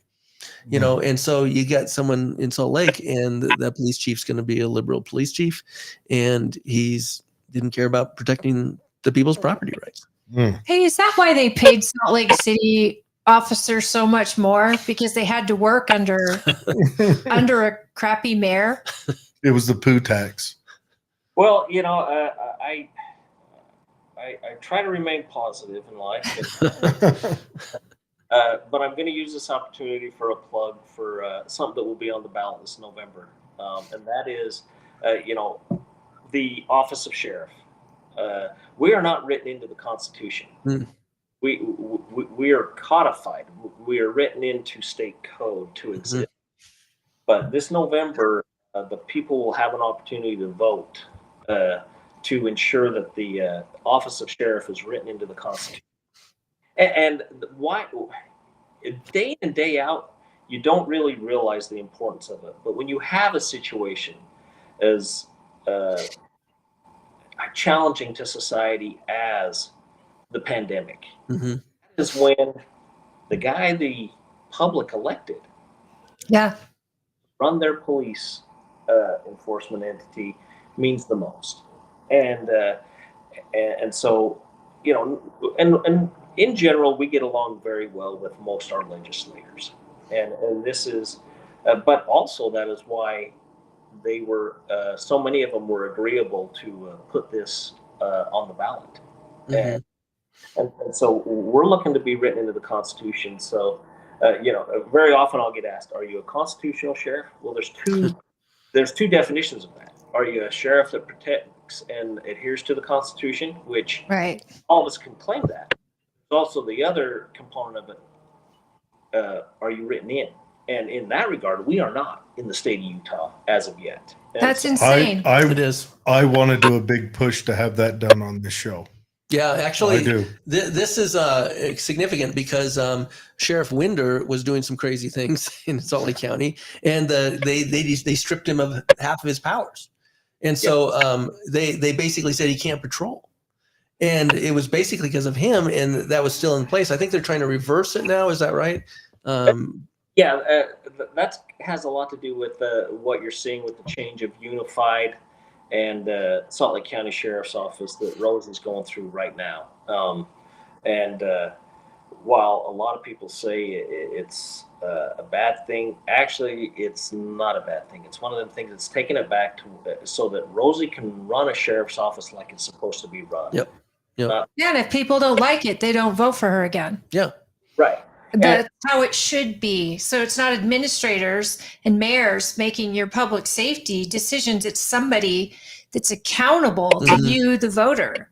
Yeah, and Unified Police, who it's hard to figure out. Okay, who's accountable for that we can vote for? Yeah, who is over Unified Police? Is it a chief? Well, ultimately, if you go high enough, it does end up on Rosie's desk. However, all of these different agencies that contract with Unified / the sheriff's office, they're insistent that they have a chief, and the majority of them decisions are made by the area chief, whether it was Taylorsville, but that model, and through my career, I've watched this go back and forth. You'll have, I think Taylorsville, I think they're on their third police department. Yeah. They'll start their own police department because they don't like the way Unified or the sheriff was doing it, and then they realize, man, this is expensive. Or and so then they go back to contracting for them law enforcement services. Then they get new leadership in at Taylorsville, or there's a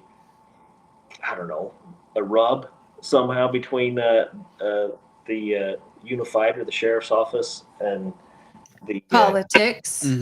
Yeah, you see the politics get involved, and so then they start their own police department again, and we've watched this time and time again, and it really needs to go back to where Rosie's a sheriff, not an executive director of a police department. Sheriff, she has an enforcement element, just like every other sheriff's office in the state. Right. I have an enforcement element, and I have a corrections element.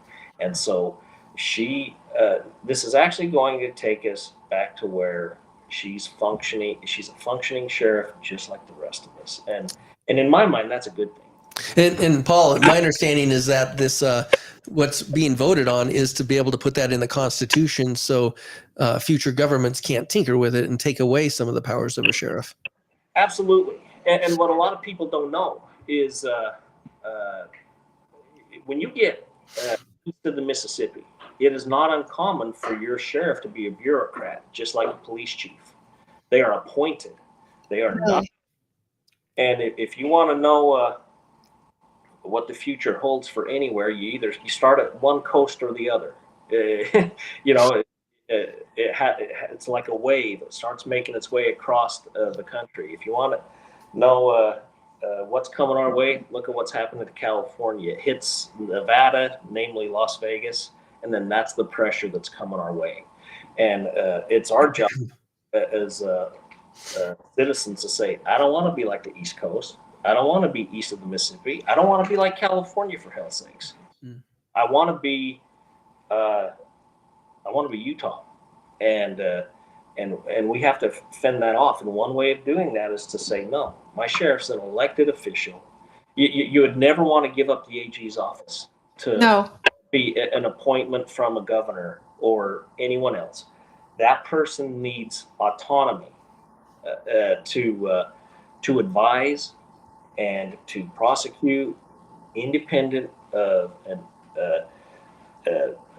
executive such as the governor. It's no different than it's in a smaller scale when you start talking county. Right. The county manager should not have influence over my actions, and have influence over the AG's actions. Well, it's also separation of powers, which is a principle of the United Checks States. and balances. Hey, is it true that only a sheriff can arrest a governor? You don't have to answer that, Paul. We can move on. I'm curious don't because know. I I've saw never in the heard books that. when I was studying criminal law, and I thought only a sheriff or an elected official can actually arrest a sitting governor. I thought that was interesting. You would probably have to be a sheriff to do it and survive.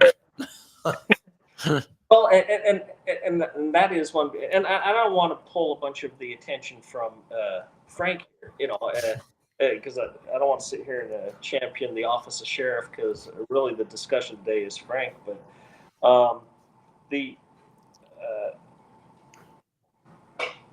if you go to the police chief mayor model, our police chiefs do fantastic jobs, and but they can be hamstrung if they don't have a good mayor. Mm-hmm. And if you have a good mayor, it's a great opportunity to do great things in a police agency. But when you have someone who has no business making law enforcement decisions, you're in trouble. Mm-hmm. When you have a mayor that realizes they're not even qualified to make law enforcement decisions, you typically will have a good police agency, because the police chief is usually very qualified to be a police chief, and that's why I say the AG's office. It's not currently threatened, but there's always these discussions, these grumblings. Should it be appointed by the governor? Yeah, we discussed that earlier, that the grumblings are out there. And any governor that would be a proponent of that, we need to be leery of. So I'm curious, with all this, with the potential, this is a really, really big job. Yeah. And with the potential of this, we want to help you. So any way that we can help with this initiative on the ballot, We talk about it till November. We Yeah. bring it up on every let show. us know, because it's highly important. Mhm. What we have found, especially through COVID, and I know a lot of people, citizens, I think, have discovered the most important job in our county is the sheriff. Mhm. Because when it boils down to your rights, he's elected to take care of those rights for you Well, on such a local, finite level. Mhm. And then the AG above that. Well, and let me just explain that a little bit. As the chief law enforcement officer of the state, I'm not doing the day in and day out. It's the sheriff's. Right. And it's actually really important not for an attorney general not to be prideful and puff themselves up and say, I'm in charge of this whole thing. That would be a disaster. Right. Different counties have different issues and different challenges, and you need to let the sheriff of those counties be in charge of them. That's why one of the things that I want to have happen is when the feds come to town and they want to arrest somebody, I want to make it a requirement that they have to notify the sheriff before they did that. Oh, imagine if like that guy down in Utah Yes, County. exactly. Imagine his response. I'm not doubting the FBI story that he was violent right off the initiation, but imagine, would it have been different had a deputy showed up, someone that he knew? Yeah. The sheriff himself. Yep, the sheriff himself. And I'm a little bit familiar with that, and I absolutely believe that that person wouldn't have died if they had said, hey, we need this executed. Can you guys execute it? And the sheriff would already know this person. They probably dealt with him Mhm. before. Hey, buddy, we need to talk. So let's get to some of these comments. Oh, there's Sure. a whole bunch of questions. Great. David's chiming in, so we're going to get the good ones. Okay, well, when I first go to Jason, Jason Mackerel commented, I don't know specifically what all Frank has done, but I do know that he is on the board of foundation his wife founded called Beauty from Ashes Ministry, which he brought up. And he also left the website for that. Hi, Mom. We should pull that Hi, website David. up. Hi, Fred. David said, can we get more out of the prison system to force prisoners to repay taxpayers who give them room and board? I feel like the current system, maybe a few potholes for prisoners or recycling centers for convicts.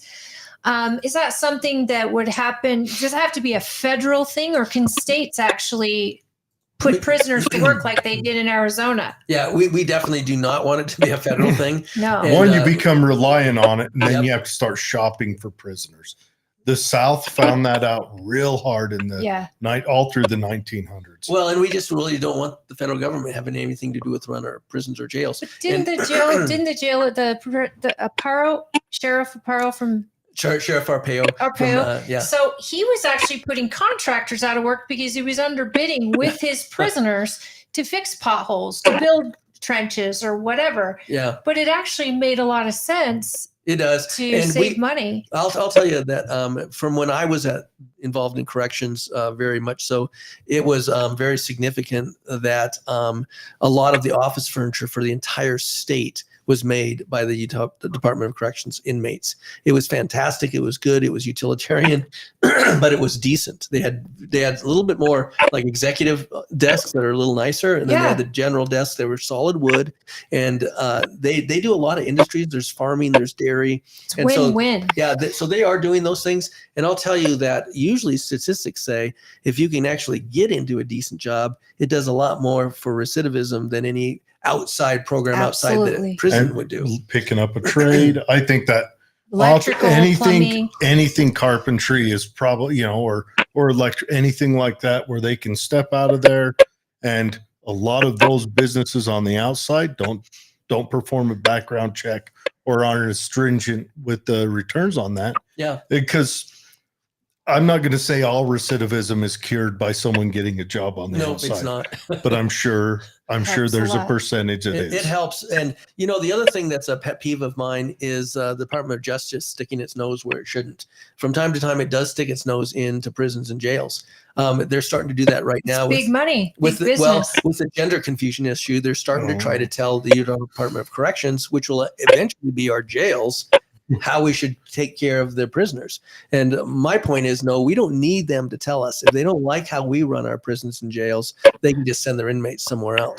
Paul, you ready to take Title IX into your correctional facility? Well, Title IX, that's for the schools. I know, but it's the same. It's the same thing. Did you see the recent thing the with gender Ted confusion, Cruz, though, where he was calling out that judge who's trying to be? I didn't.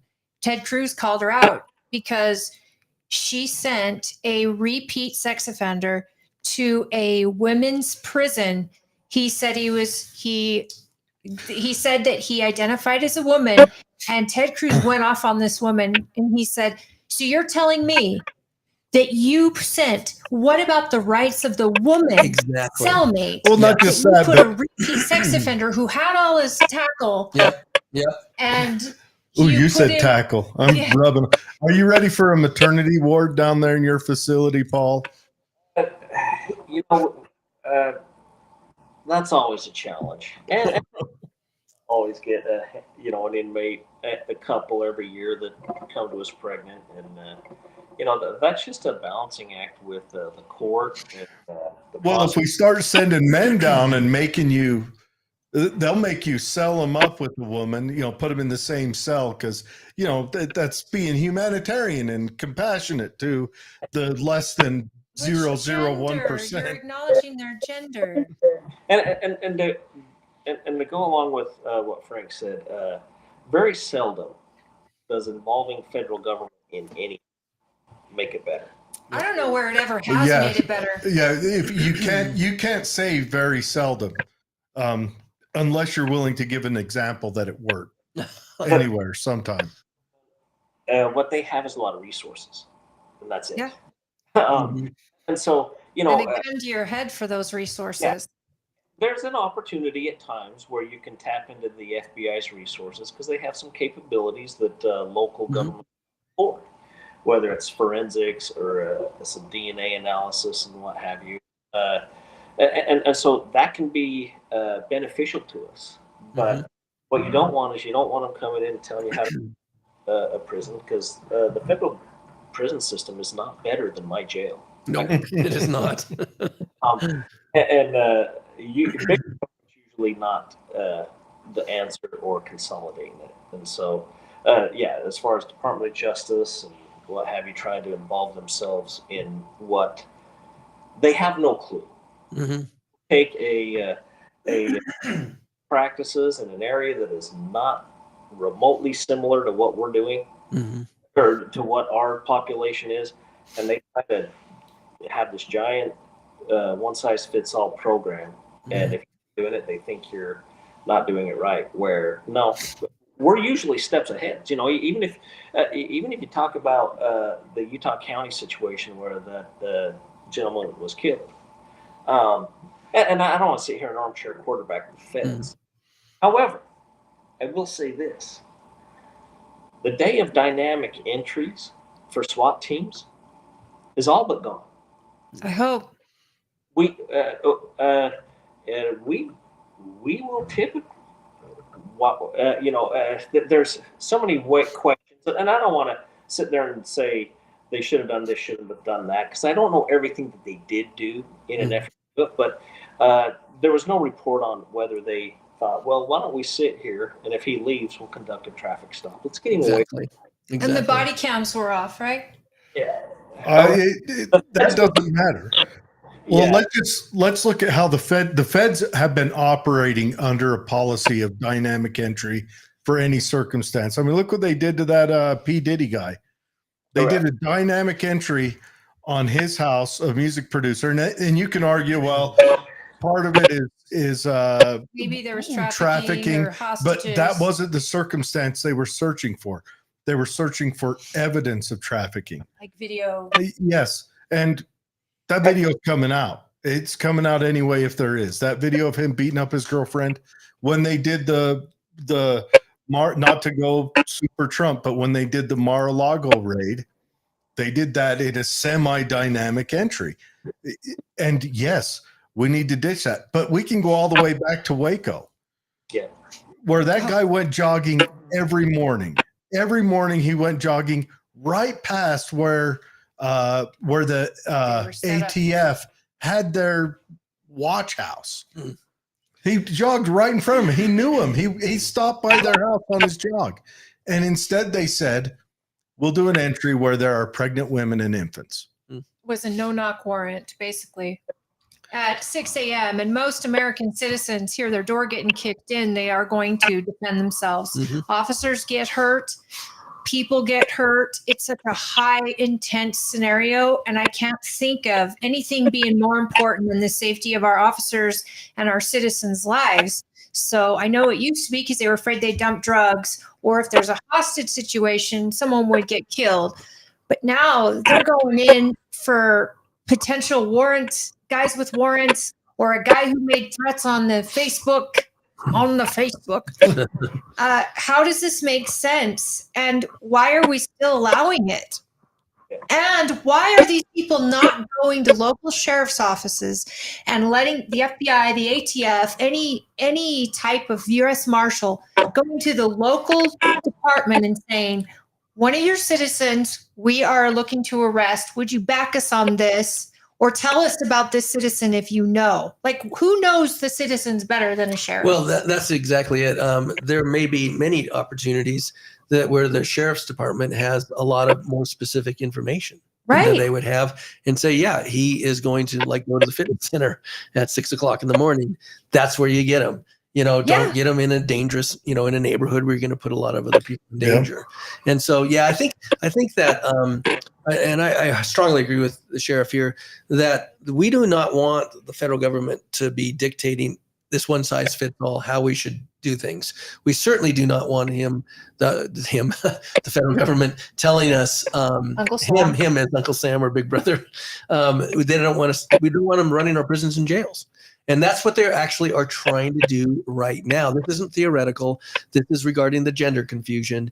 And right now, like in places like California and other places, the inmate gets to choose.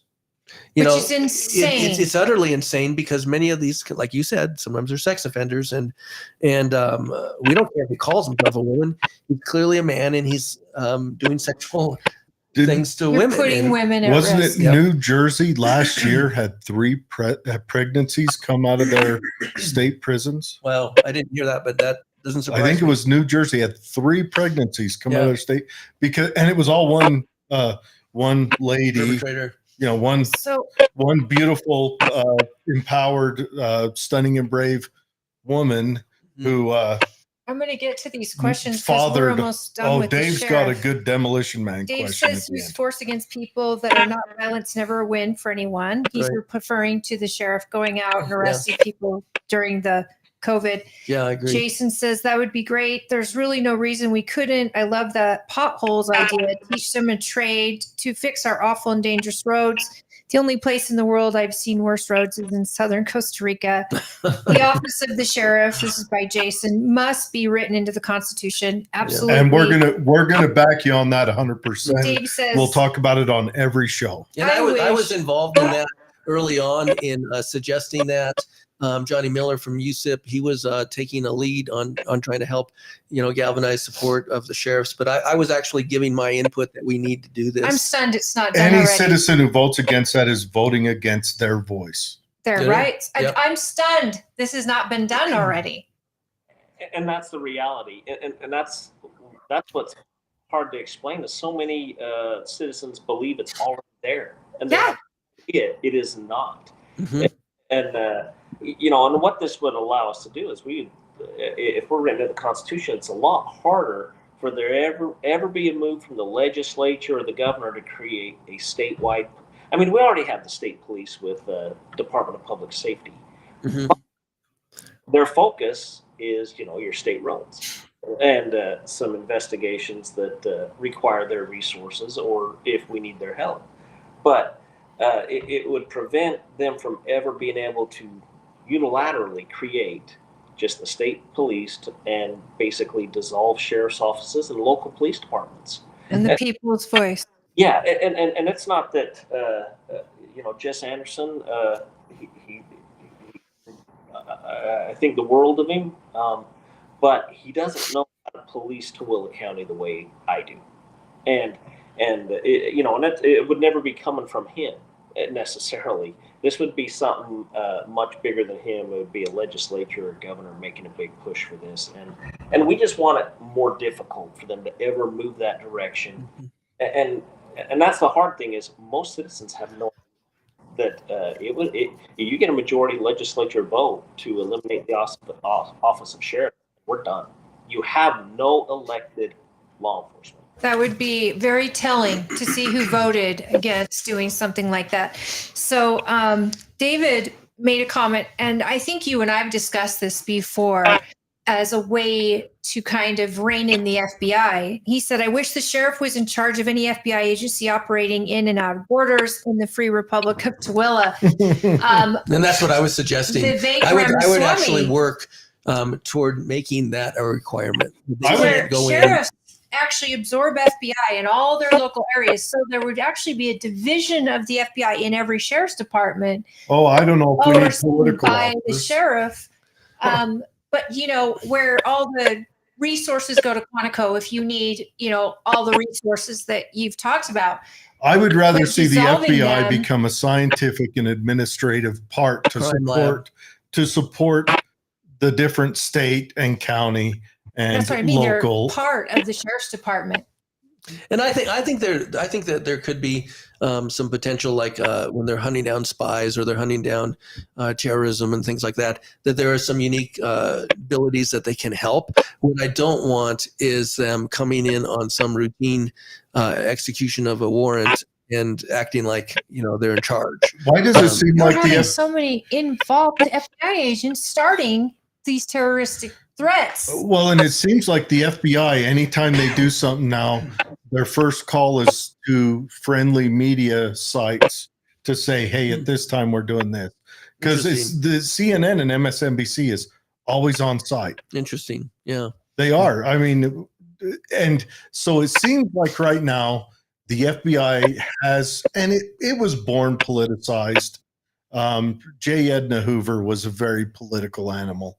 Well, but let me tell you that, and I pointed this out when I did argue against those FISA warrants back in front of Hatch's, Senator Hatch's Judiciary Committee, that we get these what is it? These actions by the FBI. And they are actually acting as if they're like, and I mentioned this earlier, they're acting as if they're like the CIA in foreign countries. And there should always be a huge distinction when we're dealing with citizens here in our country. We should have the full extent of the Fourth Amendment. Right. That's what should apply. And that's what's will keep them out of these problems that they run in. So I don't think I really do want an FBI agent in every county. No, that's how you get a political officer. No, that is a communist. But I would like to see the FBI maintain that support. And I'd be great if the FBI had a foreign intelligence interdiction team. Mm-hmm. Be it a tactical team along with an administrative team and a broad cyber warfare team. But when it comes to dealing with in the United States, they are what they should be, is a support role for local law enforcement, be it advisory, scientific, forensic, all of that. So Fred Swain says, what can the sheriff do to protect us as citizens from federal overreach? And he directs it also, what can the AG do?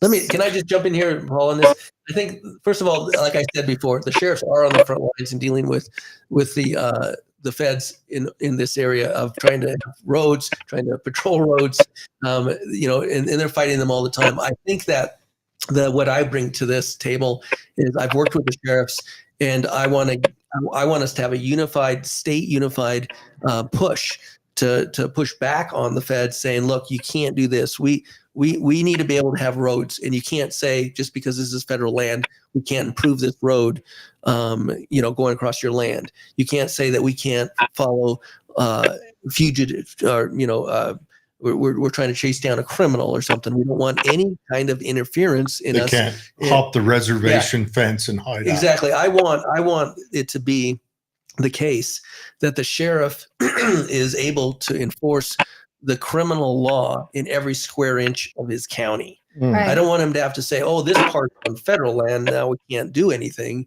about it. And I the same with the people that make the roads, those What types about of like things. illegal immigration? And illegal immigration is now a separate issue. Yeah. And again, the sheriffs are on the front lines on, because when they're squeaking in here now, like I said, I'm going to shut that faucet by going to the legislature and say, make it a felony to bring someone in or to fund bringing someone in. Right. That means the NGOs and everything.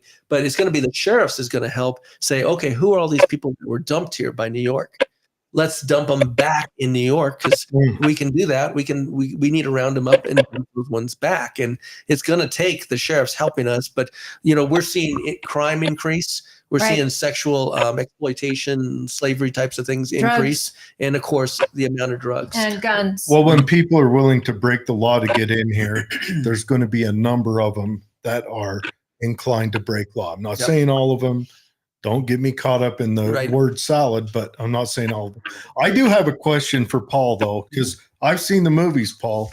And he's about probably ready to go. Yeah, he promised an hour. Paul's a busy man. He's down there doing official stuff today. But okay, so I've seen the movies. Now, which desk drawer is it that you open up and is just full of shields for when you deputize a militia? Is it your bottom right? Do you keep it on your left side? That's a question. Jason said, I had 2 sheriffs in rural Idaho say that if the feds come for our guns, they would deputize everyone in the county. I didn't want to force Paul to go to that direction. I just wanted a general question. I mean, do they issue like 100 shields? That's a great question, though. Is that something you would do? Well, or could do? Drawer, but the reality is for the time being, when it comes to dealing with the feds, and going with Fred Swain's question is, what can I do? Right now, until at the state level and the legislature, and even beyond that, it's got to go up to our federal delegation that really pushes to, I guess, define federal agencies the way they need to be defined. And so that's really where the heavy lifting needs to occur. Locally, because that heavy lifting hasn't occurred, I can sit here and say, I'm going to do all this, do all that. But for the time being, my mission is to make sure I have a good rapport with my federal agents that operate in and out of my county, and so that they feel life's about relationships. Really concerned right now because we have a good rapport investigations unit with guys operating with federal shields, or whether they're operating with U.S. Marshal shields, that they will reach out to us. And so right now, my goal is to maintain a relationship with them to where we can have that conversation versus them flying in the darkness of night and sneaking and doing stuff that I do not support as the sheriff.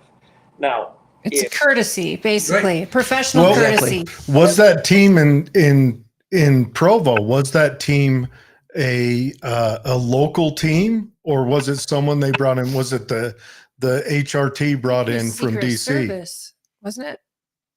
They usually gather quite a bit from multiple agencies because but yeah, when it comes to dynamic entry, they have their designated teams that do that, and some of them can be a combination of multiple federal agencies or task force that combine to do that. And I guess that one is one where it would have been nice for someone to say, "Hey, why don't we gas him out?" If you're going to do it at the house, why don't you come and see us? Because that's how we do it. That's replace the dynamic entry at the level. Is shut off the water, shut off the power, and order pizza every day out in front of his big window and sit and eat pizza. And that's just basically us in court saying it's not worth killing someone for a bag of weed. It's not drugs. It's not worth taking people's lives over to go in and recover a bit of paraphernalia or contraband. Or potential, people that are in the house with you, a child, a wife, a spouse, a husband, whatever. Yeah, and I think local law enforcement is a lot better at this because we have to continue to coexist with this property. Right. And they can do what they want, then they leave, and they're not the direct contact typically.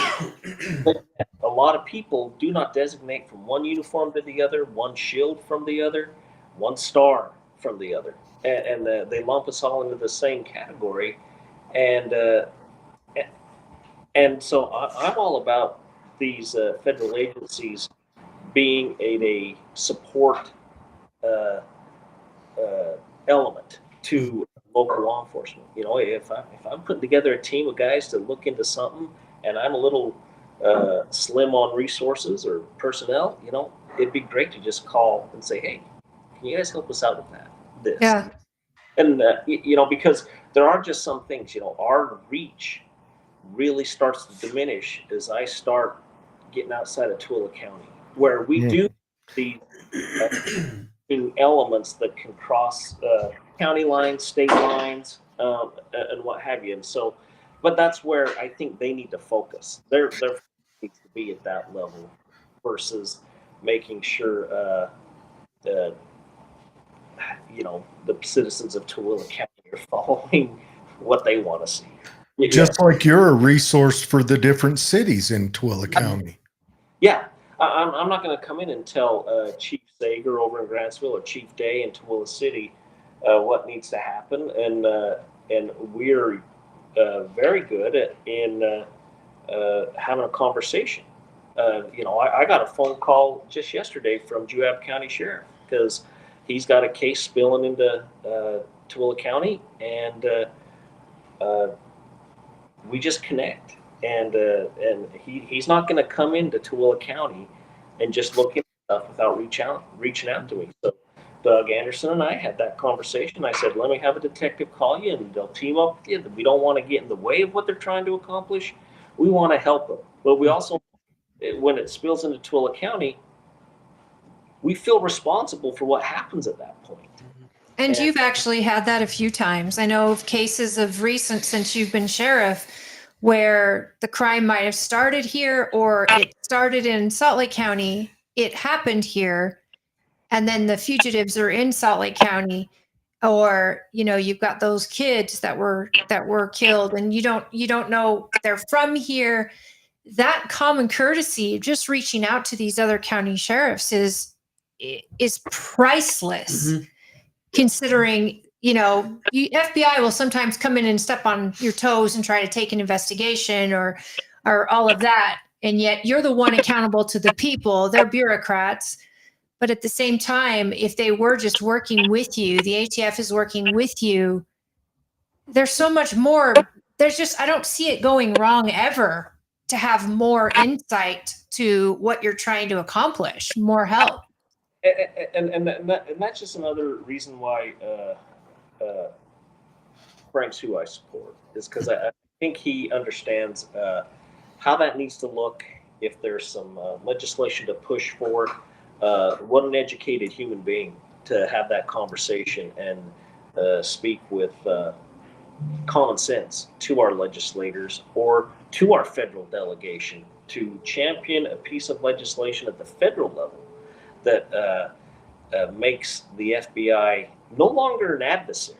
Mm-hmm. Because a lot of citizens look at them as an adversary. And while we maintain a good relationship with the agents operating that we frequent here in Tooele County, we got several that live in the Tooele area. And we've been fortunate enough to be able to maintain relationships with them to where them conversations will typically happen. But they shouldn't just be typically happening. It should be mandated. It should be some sort of law. And that really needs to happen, not just at the AG's level. It needs to happen at the Justice Department. It needs to be a national push. I'm right now, if you ask me today, I'd say the FBI is overstepping its bounds. It's doing a lot of stuff. And an ideal way to deal with it would be if they had a structure where they worked within a structure that everyone could understand. But we're in a highly electrical political time right now where it's going to bleed over into the FBI, into the CIA, into everything. I don't know if it's touched like the marshals yet, but we've even said in the past, it's not these agents.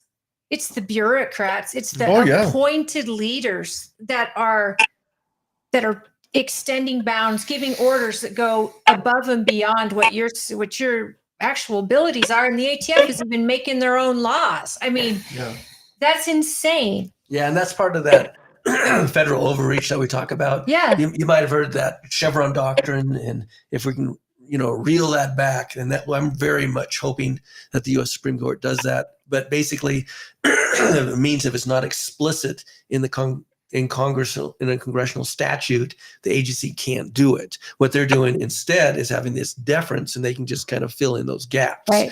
And we need to make Congress be Congress. And actually, the Supreme Court has already said those kinds of things before.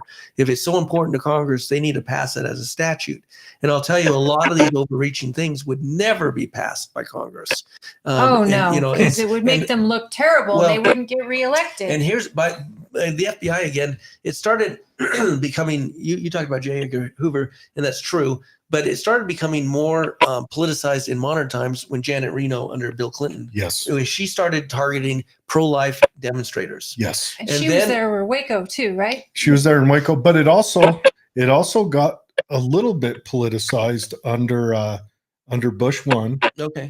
But That's not to say there wasn't pressure. Yeah. Bush one went after a lot of Christian and white separatists, Okay. but they brought it on themselves because they were robbing banks down in Georgia, and Louisiana, and Oklahoma, and a little bit in Texas. But people don't like to mess around in Texas because they've got an express lane. Reno.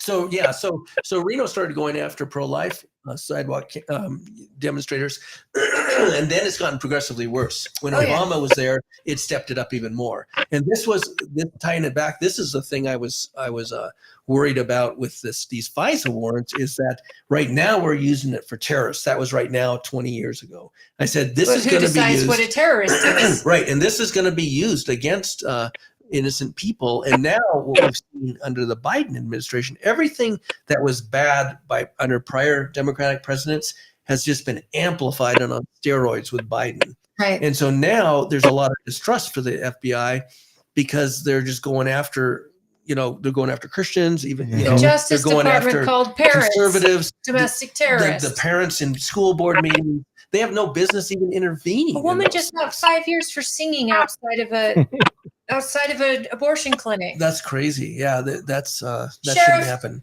Do we need to let you go? Because I'm going to need to go too, actually, pretty soon. Yeah, I think we got to round you both up. First, let's let Sheriff.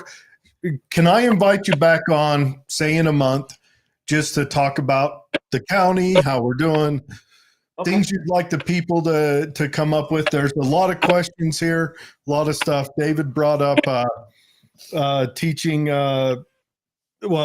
Fred says good job. David brought up teaching inmates productive having them listen to philosophy podcast. I bring up demolition man. Maybe we could bring crocheting the FBI in. agents should be charged with violating human rights of some sort without briefs to local police. There's larger risks to the public and lack of communication. Fred Swain says you would have to solve the federal agency food chain perception problem.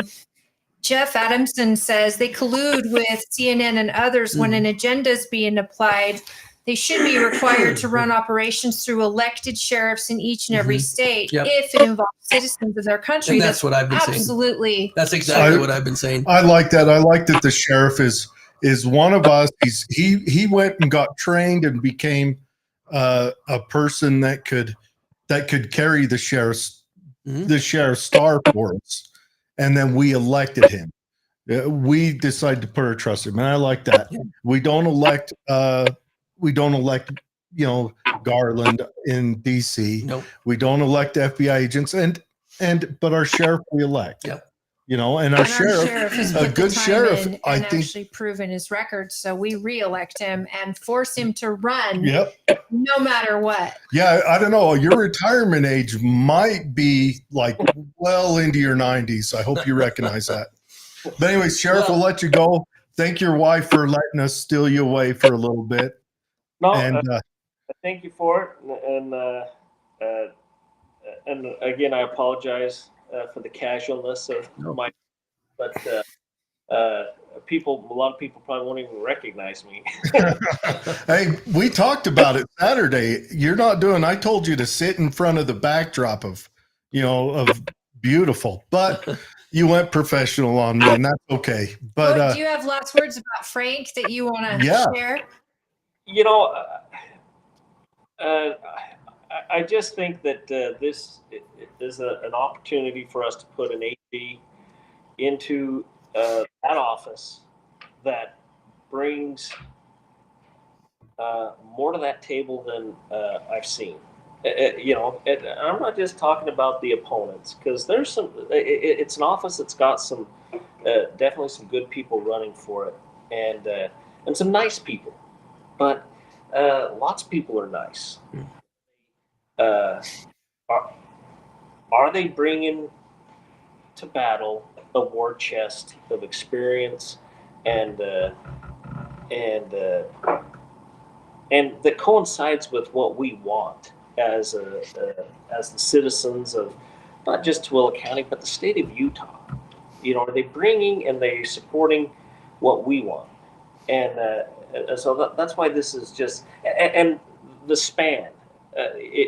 Most people have no idea everything that the AG's office is responsible for. It's true. Like, they're a legal advisor to the governor's office. Mm-hmm. They impact us at the training level, not only at post. They are the legal guidance and review for posts, whether it's administrative rules or what have you. And that's the police academy. Right. That's what post is for anyone who doesn't. Police officer standards and training is what post stands. But when it comes to overseeing some of the disciplinary and I hate to call it prosecuting, but overseeing the administrative revocation of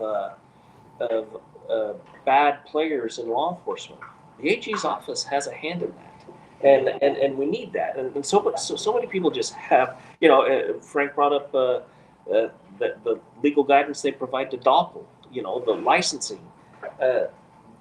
They touch so many components of government that we need someone with as much experience and know-how as we can get. And right now, that's Frank, and that's why I'm pretty passionate enough to show up today. Thanks. Outstanding. Appreciate it. Thank you so much. Yeah.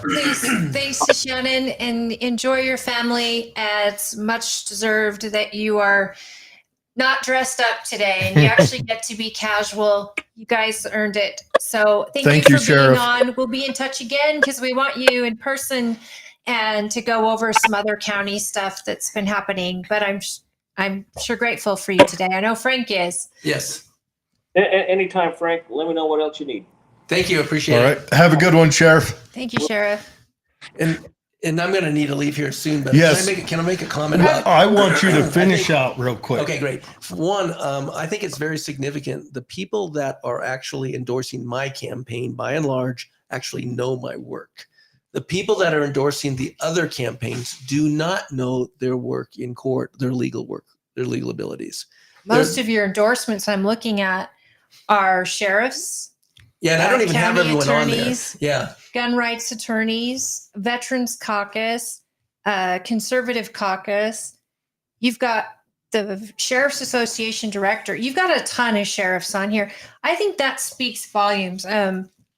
Because you've got to have the support of your law enforcement here in Utah, but they need the support of their AG. Right, and the problem with the competitors have some fine people endorsing them. Excuse me, I'm losing my throat here. But they have no idea how they're going to do legally. They just don't know them very well. They're political endorsements. Mm-hmm. And mine, I think, are real world attorney endorsements. Your guys are the people who you will be supporting Mm-hmm. closest. Yes. Are endorsing you. Yeah, and the people have seen my work. Mm-hmm. And so they speculate, oh, this person's going to be a great attorney general, but they've never actually seen any legal work they've ever done. That's really true with everyone that's endorsing my competitors. But it's the opposite is true with me. They've actually seen my legal work. Yeah, you've actually either represented one of their own mm-hmm. or you've represented their city. Yes. You've represented someone that has had civil liberties mm-hmm. violated. You've been to so many federal trials, mm-hmm. state trials. I don't know when's the last time we've had an AG that has done so much prosecuting or defending. I honestly don't think we have since Paul Van Dam. He was a Democrat. When was that? And I remember I worked under him, and I was hired by Wilkinson. He was a Republican. And then Paul Van Dam beat him, actually. And he what year? That was in 90? Was it 90? So he was an actual litigator. He was also the former Salt Lake County attorney. Let's also remember Democrats weren't always nutcases. They weren't always nutcases. Absolutely. But he had a lot of significant experience. Most of our sheriffs were Democrats out here. Yeah, out of actually Ed Phillips years ago used to support me, and he was a Democrat down in Millard County, but very conservative. But so Paul Van Dam was probably the most experienced attorney in terms of litigating that we've had in recent time. But I don't think he didn't have nearly the civil rights experience that I have in terms of fighting civil rights cases, defending officers, but also bringing them for religious freedom, parental rights cases, These gun cases. vaccine mandates, have you had that too? Yeah, and that's where when COVID started, people called me and they said, Frank, can our church meet? Frank, can our school meet? And I would tell them, yeah, because you're not a place of public accommodation, and we have this thing called the First Amendment. What about police officers who didn't want to get the shot? Well, I didn't have an opportunity to help them. I wish I would have, but I did. Was called by Alliance Defending Freedom that we mentioned earlier, and they said, Frank, can you help people get religious exemptions that are in medical companies? Because Biden had that mandate. Right. Everyone had to get the vaccine. Even he didn't have the mandate. He was easy. He made companies have it. Yep. So private hospitals required it. Yep. Police departments required it, and he just had, it wasn't me. I'm not violating your rights. They're private. They can violate your rights. Yeah, he tried pushing it through OSHA. He was making them do it. And by God's grace, everyone I helped get with a religious exemption got it, including my daughter, who's a nurse at Primary Children's Hospital. So that was kind of personal to me, wanting to help in that regard. I have to ask, I know you have to go, but with all this devil's advocate, with all this litigation experience and with all this background, are you seeing yourself as an attorney general that's going to be constantly getting us in litigations, or is there a different type of expenditure that the office is going to need to fight cases? How much do you think we're going to need? Yeah. Your litigation experience. This is the good part. I actually think, if anything, I can decrease the cost of these big suits, like the Title IX ones. I'll bring in Alliance Defending Freedom, because Alliance Defending Freedom are the experts. There's no one in this state that's an expert on fighting for girls' bathrooms in sports. Now, I've fought Title IX cases. One of the other candidates has fought some Title IX cases, but that's nothing like defending bathrooms in sports. It's a new area. And so I'm going to bring them in. I'll have an assistant AG in the office that's assigned with them. But I'm going to let expertise speak, and that expertise isn't going to cost us anything. That's amazing. Not to mention, you win a few battles, and I think the adversary will be leery about. What is your website? It's frankmylar4ag.com. Yeah, Number 4. Everyone go check out. I'm going to show up 2 websites. Go check out ag.com. Yep. Beauty from Ashes. That's a ministry that helps people in oppressive and abusive relationships. So it's a fellow minister. I love fellow ministers. Thank you. But no, that's good. I think that is something that's desperately needed. We need to build outside of legal system support. Yeah. Yeah. And that is something we need to build. And we help. There's advocates that will go to court with people, go to mediation, and help them be side by side with them. There's some counseling and things like that as well. That's good. And go to frankforag.com, because Frank Mylar. Alliance Defending Freedom. Everyone go check that out. Here's why I'm saying that is because you are in quite a race. Yes. And you need donations. I do. And that's something that you did so well at convention. And I keep telling the delegates, look, if you want your delegate choice to win, you can't stop at convention. You've got to keep going. And I know you've got a lot of delegates who have been really great about hosting you. You're always welcome into our county if I can ever help, get you in front of more people. I'll work with your campaign to do Let's do that. But please go to his website. If you like what you've heard today, if he's got that donate button right there at the right. Give what you can. Get a yard sign. His people, I have yard signs available. So reach out, PM me. I'll give you a pickup location. If you want to show your neighbors, talk to your neighbors about the candidates that you believe in. Make phone calls for him. If you can't pay money, please donate your time. That's just as important. And there are so many issues that he's covered on his website. So get to know Frank. You heard it from our sheriff. When you get someone you trust that actually gives you the what for on a candidate, especially delegates who have spent the time vetting you and talking to you at length. Yeah. I know you've got some incredible supporters. Thanks. Well, and I think that the big thing I think the reason I won the convention is the word about me started getting out. And, Right. One, that I've got a lot of experience, but I think more significant, it's actually the kind of experience that I fight for people's rights and often don't charge them for it. And that is the same thing that is, I think, the winning hand in this primary. And so I need to get on radio. I am on radio already, thankfully. Right. And I'm doing ads. My wife sends some ads, and we're going to get, it's expensive. We're going to get probably Sheriff Wimmer to do some ads with us and some things like that. But it's expensive. And so if everyone on here listening can give me $50 or $100, that would help a ton. And because we need to raise thousands. In fact, by this next week, I need to raise 20 more thousand.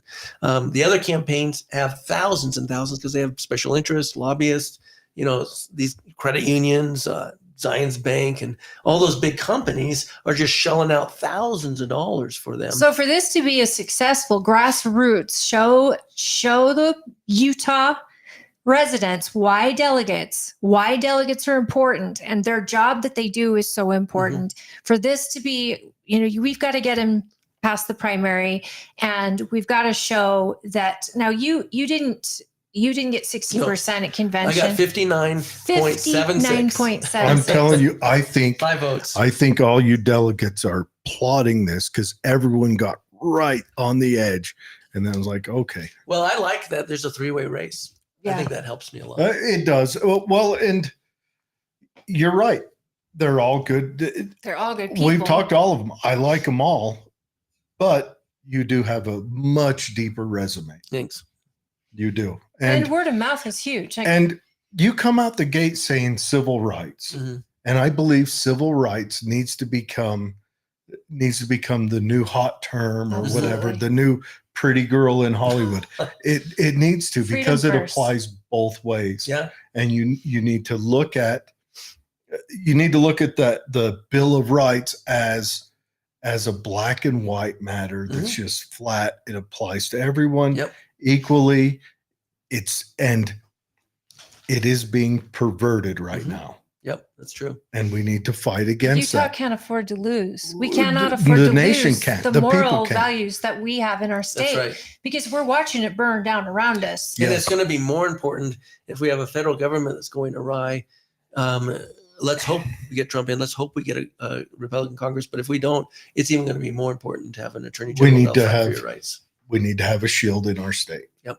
And that's what it is. Someone who, when the feds come to force something down, we need to have someone who's going to stand up and say, wait a second, you and I are going to meet in court over this. Yep, that's right. And it won't be the first few times. It won't be stop at the border. It'll be, all right, you did this in my state. Now we're going to have to go stand in front of a bigger judge and talk about it. Yep, that's true. So you're ready out of the gate to go after our federal lands with the Supreme Court, Absolutely. Which I love that. And does it have to be all 3 offices, or can you go for it now? I know that the Attorney General's already invested a lot of money in the federal lands lawsuit, ready to go. Yeah, there's some things that I'll absolutely continue and work on, and there's new ideas, new initiatives that I'll do.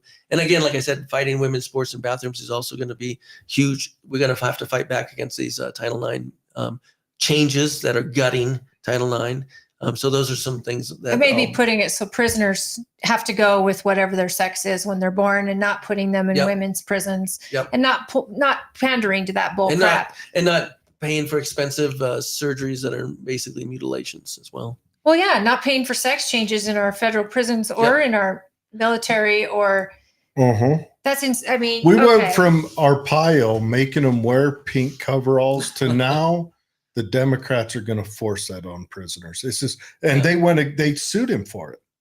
But anyways, we've got to let Frank out here. Everyone will be back on in a minute. Take a small break, guys.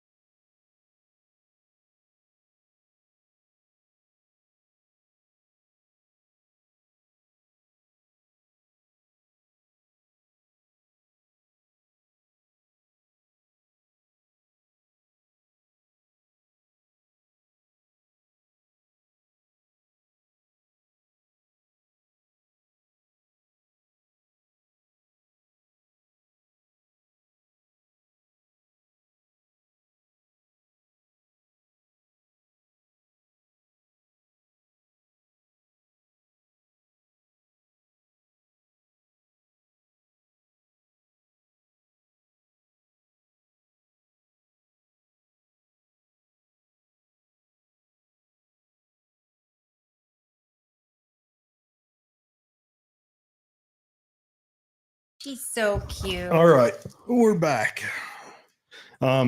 Yes, I want to thank Frank and Paul for coming on. Paul went out of his way to come on, and Frank came all the way out here. So I want to thank them both. Thank you guys for putting up with the break Yes. and being so engaged with your comments.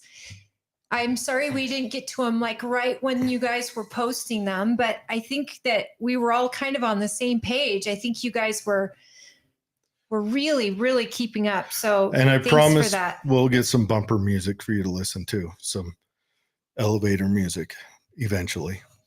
So, is there anything you wanted to talk about while we got to kill another hour? I still want to talk about this Ted Cruz takedown of this judge. Okay. That I saw.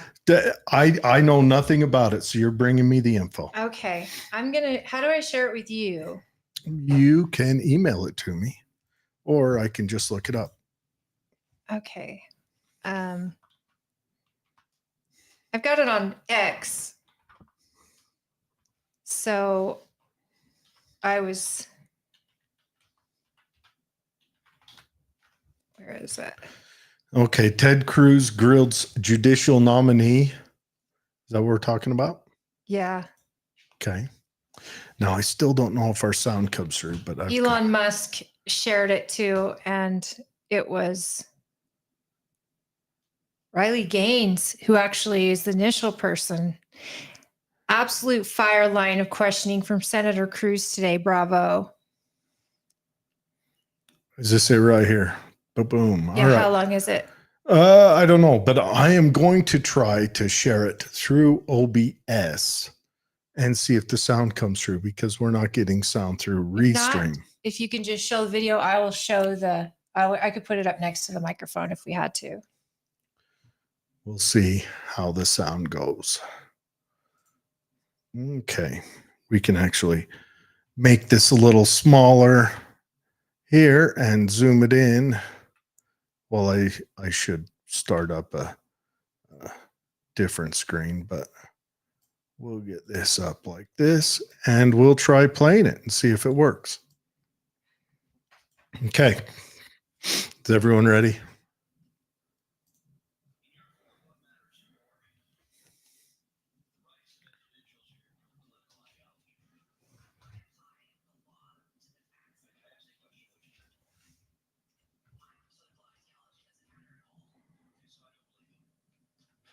Nope, not playing.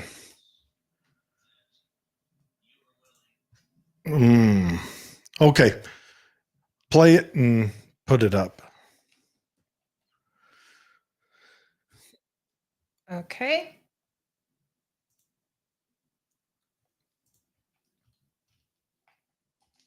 Hold on one second.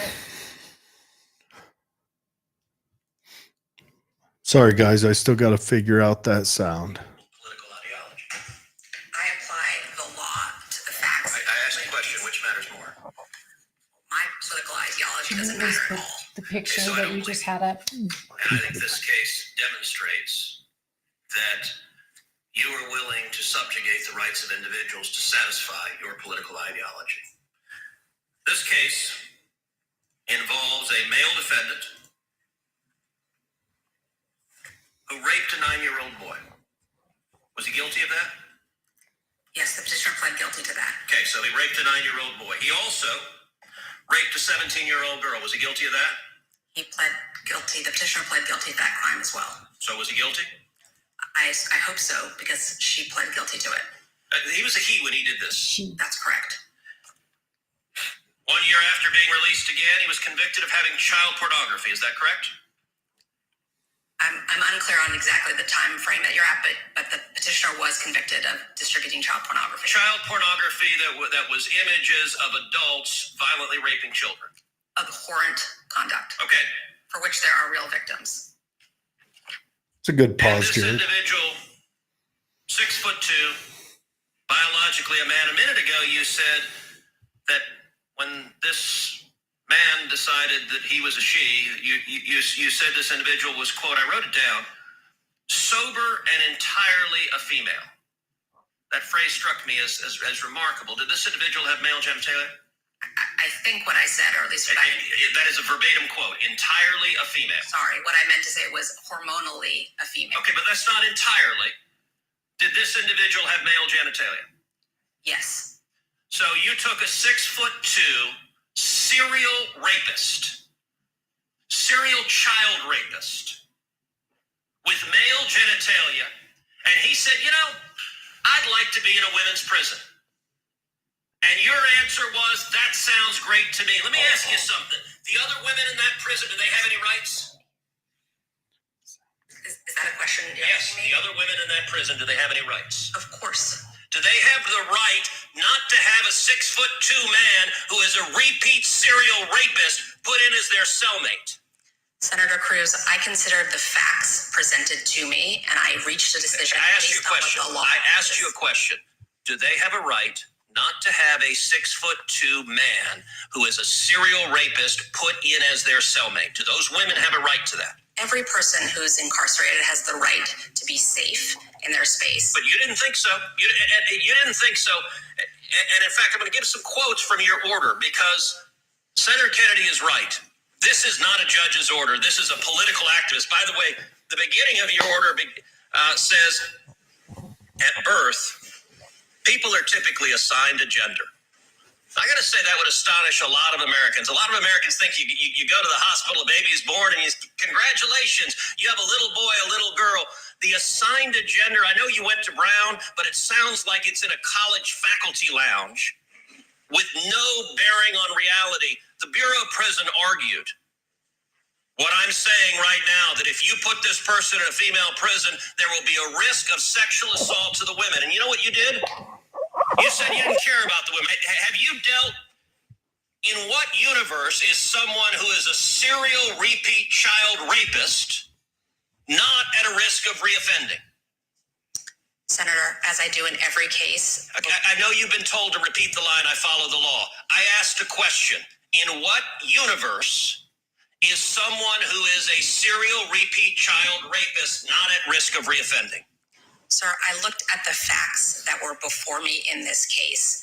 All of the evidence, including the statements of every warden who had supervised this petition. I have to say, if I were the father of one of those women, and you decided that my daughter's cellmate was going to be a 6'2" man who over and over and over again committed violent sexual assault,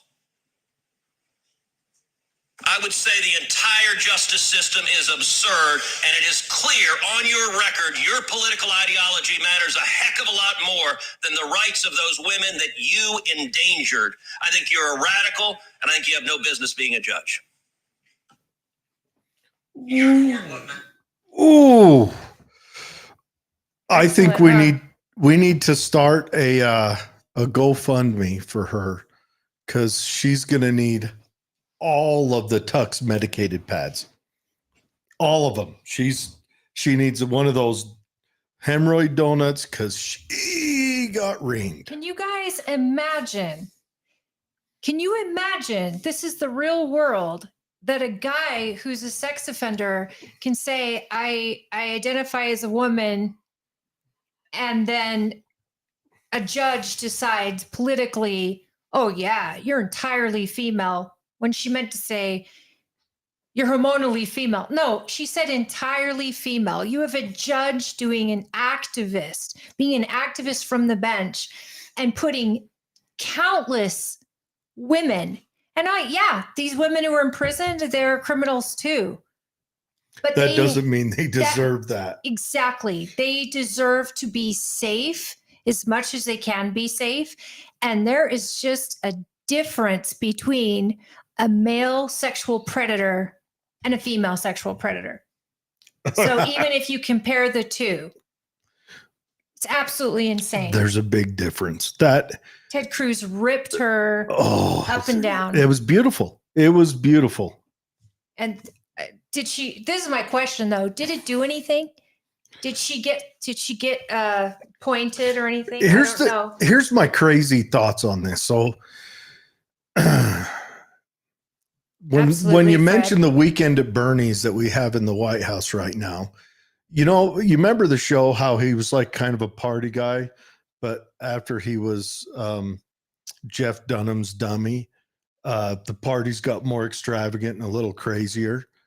That's almost like what is happening. Like all the activists that are in there appointed by Obama or the Clintons to try to push a progressive narrative or something like that.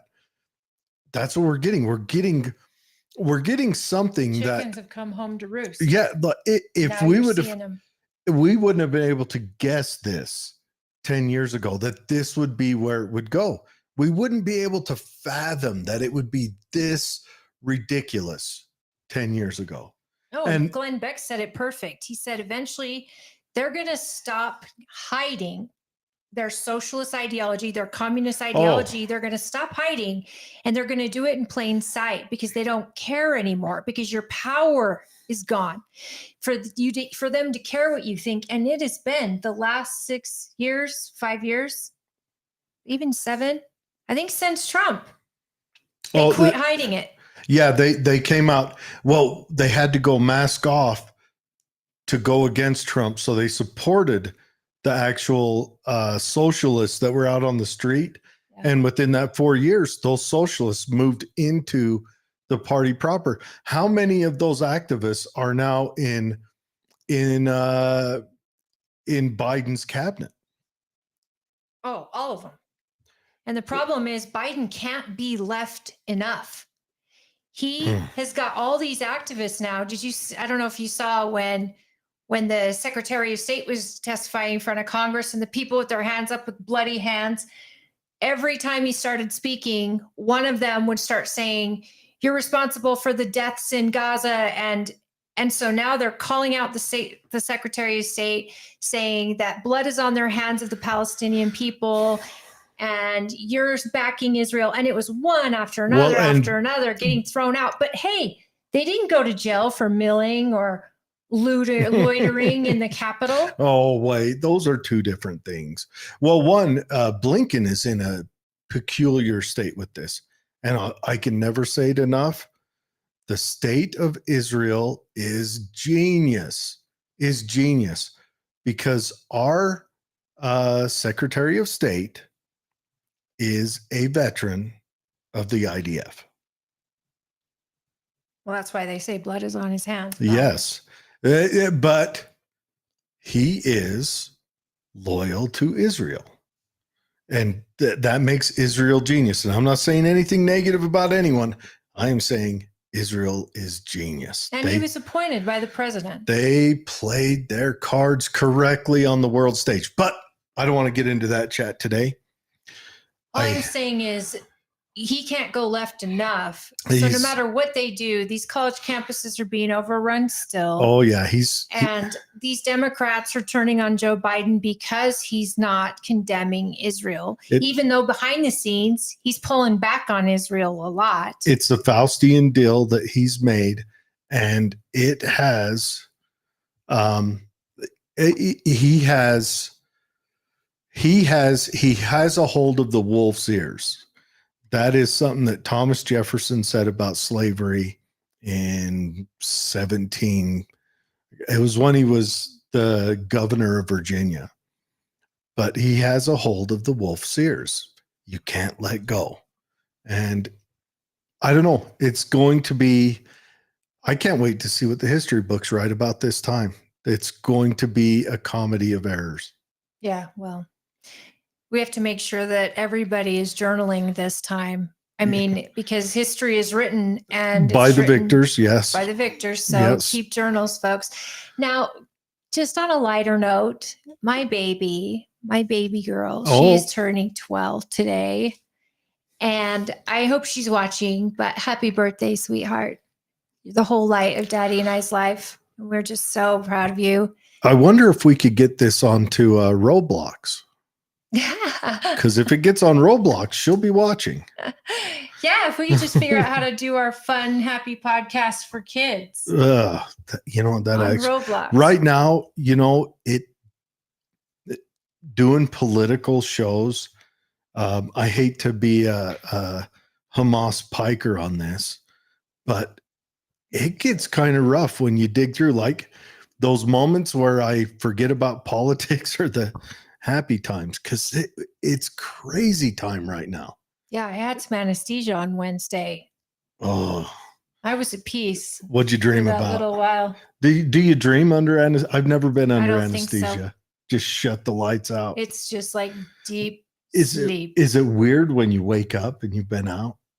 Not for me, but I know some people, my dad especially, would have a hard time waking up out of anesthesia because he would have PTSD from Vietnam. Oh, So if you woke him up out of anesthesia and you had a mask on or something, he You had would to get take a way minute. panicked. Oh, I'm sure. Sorry, Dad. But yeah, I'm they sure. would call me in and say, we need to talk him down. I'm like, just take your masks off so we can see your faces. So Don't wake him yeah, up. Look at this cute baby I'm holding. yeah, she's got Dozer. Dozer She needed attention. Is so cute and she's cold. So we wrapped You her want to up. hear the ridiculousness of this So dog? cute.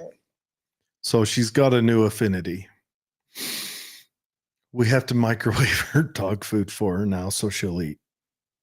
You are like butter in her hand. That is the bougiest of animals. We have to microwave it. 15 seconds. My shepherd, I have to give him permission to eat most times. He'll Oh just wait boy, how for would it be permission. if I had a dog that knew anything? He'll be like, can I? Yeah, go eat. Go eat. No, and Dozer, she won't eat it if it's not warm. And at night when he gets his treat, he's so funny. He'll walk me to the treats, and it's a big, huge box of treats. He could take a whole mouthful. He only takes one. It's so amazing. I'm so proud of him. He's like, and we have baby ducks at my house that happen Oh, to you be, did? Yeah, you got the baby ducks? Yeah, that's what Ryan got for her birthday. Oh, And fantastic. they are doubling in size, I swear, every week. We've had them 2 weeks and they're already the size of this dog.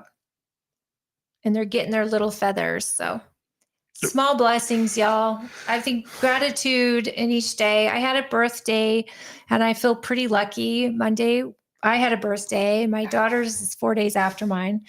But yeah, Holly's birthday was on Monday. I feel like she turned 28, right? Yeah. 27. I feel like instead of bashing birthdays, I've just embraced them because I feel really lucky to even have them. There's people who don't. Mm-hmm. And I think that one thing I've learned in my life is to treasure the moments that actually matter, the conversations that you have with your kids, because time is so quick. And next thing you know, they're adults, and you hope that they love you enough to want to hang out with you as adults. Yeah. And on average, you get 75 to 85 loops around the sun. Yeah.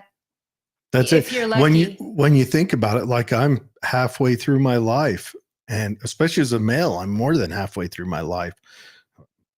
Like, yeah. And all of this is all downhill now. But I mean, I've got a niece that just had a baby and another niece that had a baby a month ago. And that's where I take my pleasure now, is when I get a chance to go meet these new family members and greet them, It's so cool because new life and new babies. My niece just had a baby.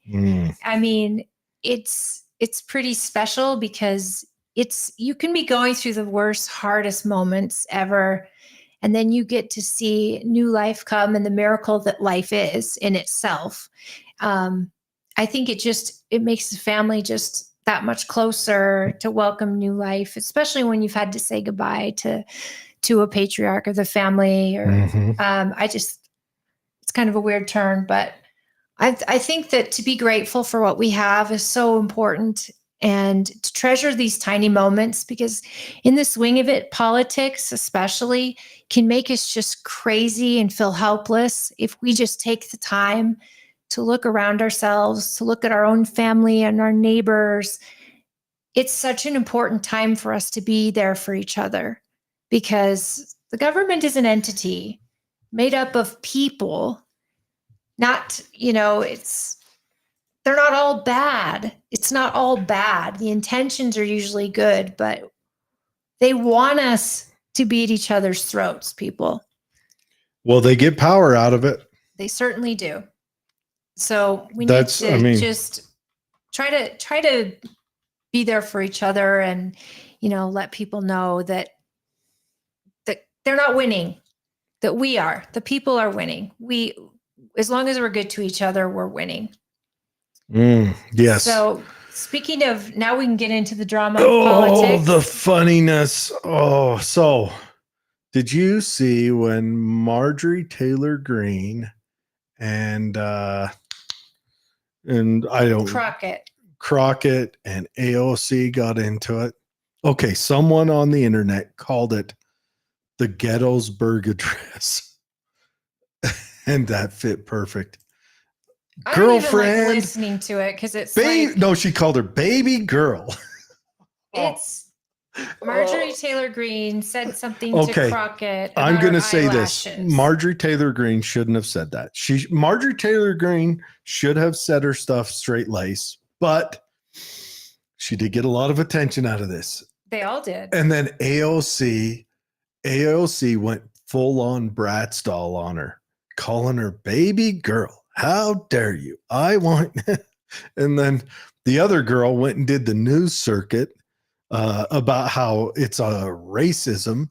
Everything's a racism because, racist to refer to her eyelashes because Crockett is a black woman. And what Marjorie Taylor Greene said is she said something. Open she said, your eyes. Maybe you couldn't read it through your eyelashes or something like that. And which newsflash, a lot of women have false eyelashes. It was, women love gluing spider legs to their face right now anymore, but I've had some hilarious lashes in my life. But that's a women thing, and it's very popular now. It's the in white thing. Women especially. So to call it racist was kind of a cheap shot. That's her tool, because she said something after the blonde, what was it? Blonde butch body B-word. something.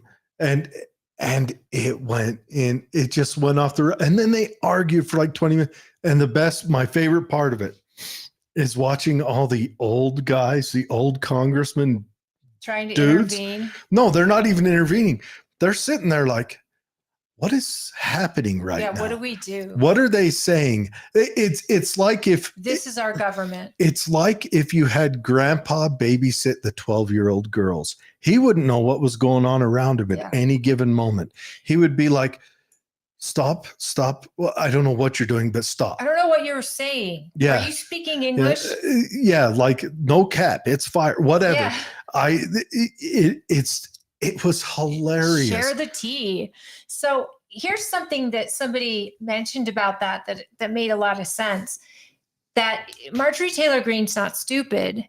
What she was doing in hindsight, what she could have been doing, it's been speculated, was trying to incite something. Oh, and she did. To get some people taken off the committee.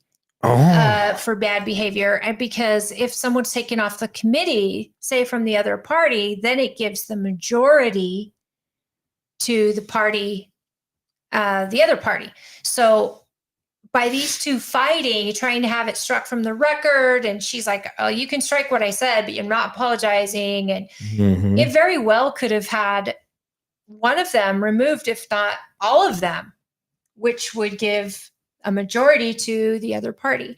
So, you know what? These people are supposed to represent us, and it's kind of laughable that it's like, have you seen a Taiwanese congressional? Oh, they go Muay Thai up in that house. Did you know they can't vote if the bill's not actually on the floor? Until a recent video I saw, I think it was on X, the person was physically running out of the room with the bill, and people were trying to attack and tackle them. Just insanity, so folks. They will play keep the flag. Yeah, pretty much. The bill's not in the room, so we can't vote on it. So go find the bill, and then whoever's got the bill. Oh. But you laugh because it's crazy. But it's all humans happening in our country. We sit here and think that our elected officials are somehow mature or don't smart. have desires or don't have blind spots Or don't have felonies, which all of them some of them do, folks. And they Uh, can. There's nothing in the Constitution that says you can't have a felony to be elected office. Hey, there was a guy who ran for Senate from prison because John Adams put him in there because he called him fat and won.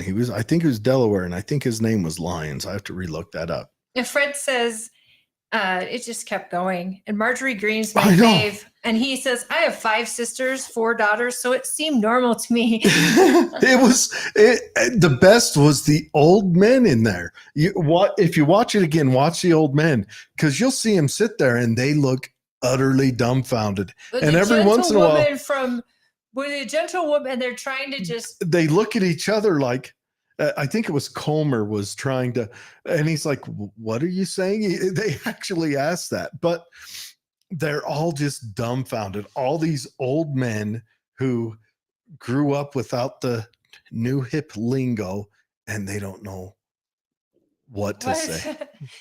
So on that note, did you see what happened in the Bronx? Yes, they had a big rally. Thousands. He had a rally that was supposed to be for 1,500 people in his, that's what they approved for his rally guest count. But who can determine? It was in a public park. Wow. Thousands showed up in the Bronx. By them trying him in New York, he's going to get New York City.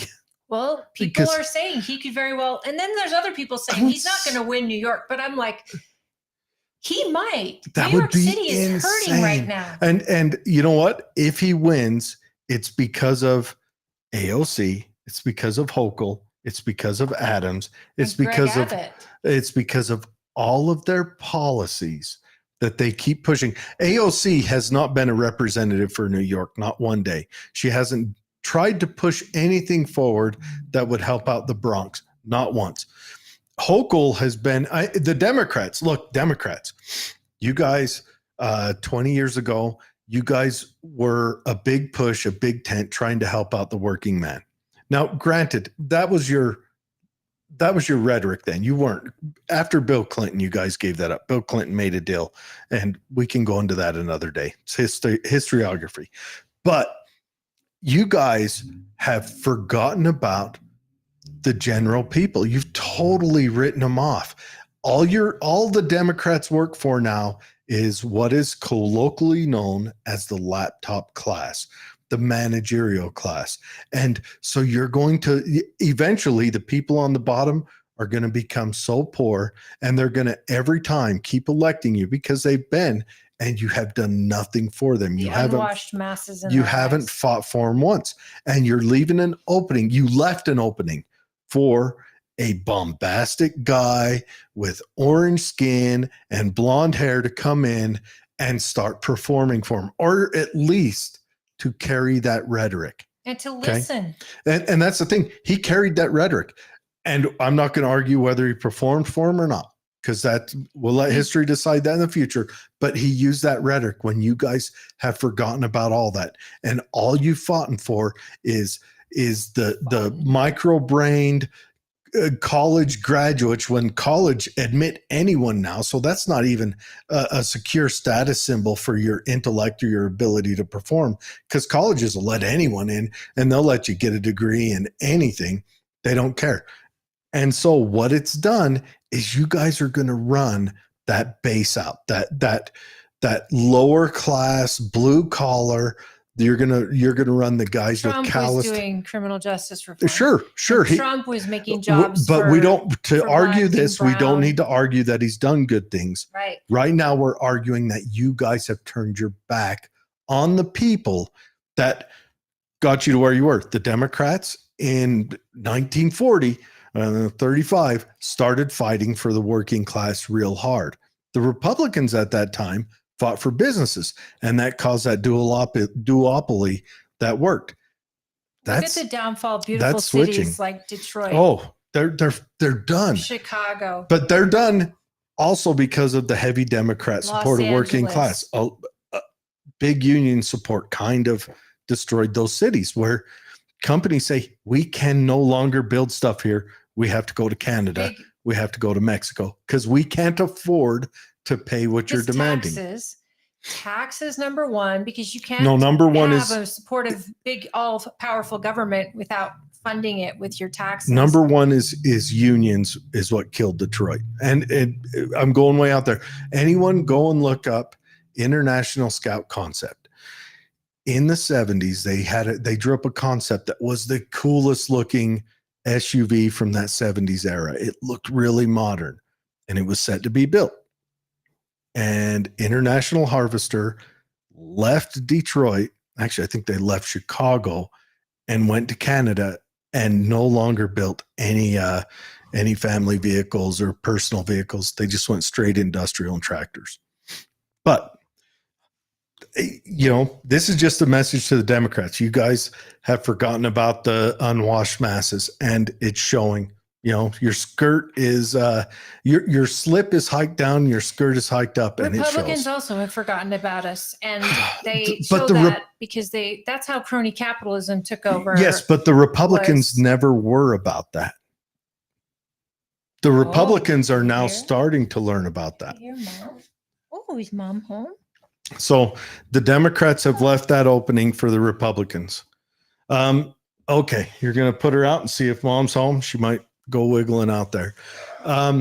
Did you see the Harrison Butker homemaker speech? The Kansas City Chiefs kicker. Oh, I did. I saw snippets. I watch. Man, talk about he was at a Catholic school, was he not? He was at a conservative Catholic school. He didn't launched say anything the Catholics don't agree with. He launched his boat. Yes, that's what I brought it in here for. He launched his boat. He put the best bait on the hook. He casted it out, and he went trolling at the perfect speed because the left has lost their mind. Not just the left. Anybody who hasn't put any serious thought to civilization has lost their mind. This is Catholic doctrine. It's not like he went on a limb and said anything crazy. It's not like he did it at Duke. He was talking about the Catholicism and the beliefs that they just have. Regular traditional, and you not just that. He just gave you you heard what Bill Maher said about it. No, I didn't hear Bill Maher agreed with him. Like, he's at a Catholic conservative school. And he said, this is something that 10 years ago, everyone agreed with. Everyone would have agreed with it. Well, look, you progressives have lost your ever-loving mind. I think Trump broke them. I think Trump broke them. DTS is real. I think him being in presence made them lose. Like, I get arguments. Like, we had one person make a comment on our show earlier. This sounds like tinfoil hat stuff. When we first started, and Frank's over here just talking about, hey, this is what I've done. This is where I've been. And, this sounds like. And he talked about J6 when he said. No, he had commented before J6 was brought up. That was weird. And even if it was, we are just asking him a question. I, all the time, go and listen to progressive podcasts just to see what are they talking about. Do I have a blind spot in the culture, in the judicial system, something like that? I try to find out. They get in a vacuum and they only listen to their own thing. They don't see anything outside of their bubble. It's funny that when people say, Trump derangement syndrome, I think it is a real thing because, I don't agree with Biden ever on most things. Let me think. I don't hate him. And he's never in my mind. I can't say that I think about Biden, or when people are complaining, I don't automatically go after Biden. I agree with him on one thing he said. Policy and everything else, but it doesn't matter what you're talking about. The people who hate Trump, it's always about Trump. And it's like you can tell he's living rent-free in their mind. And it doesn't matter what he does. Doesn't matter. He could end world hunger and U.S. obesity, and they would pick a hole in it. Now, Biden said one thing when he was primarying 2019. They were arguing, everyone else on stage, Buttigieg and Kamala, she was still in then, and the other people, they were arguing about taking guns away. And Biden said, look, it's constitutional. Then he said it. I think this is when he just had dement. Now he has the Wait, also. he was vice president? No, he wasn't vice president. He was in the primary. 2019 during the primaries. Biden said it's constitutional. We just can't take him. He argued that on the primary stage, and I gave him mad props on the show then. But that's the only time I can really say I agree with him.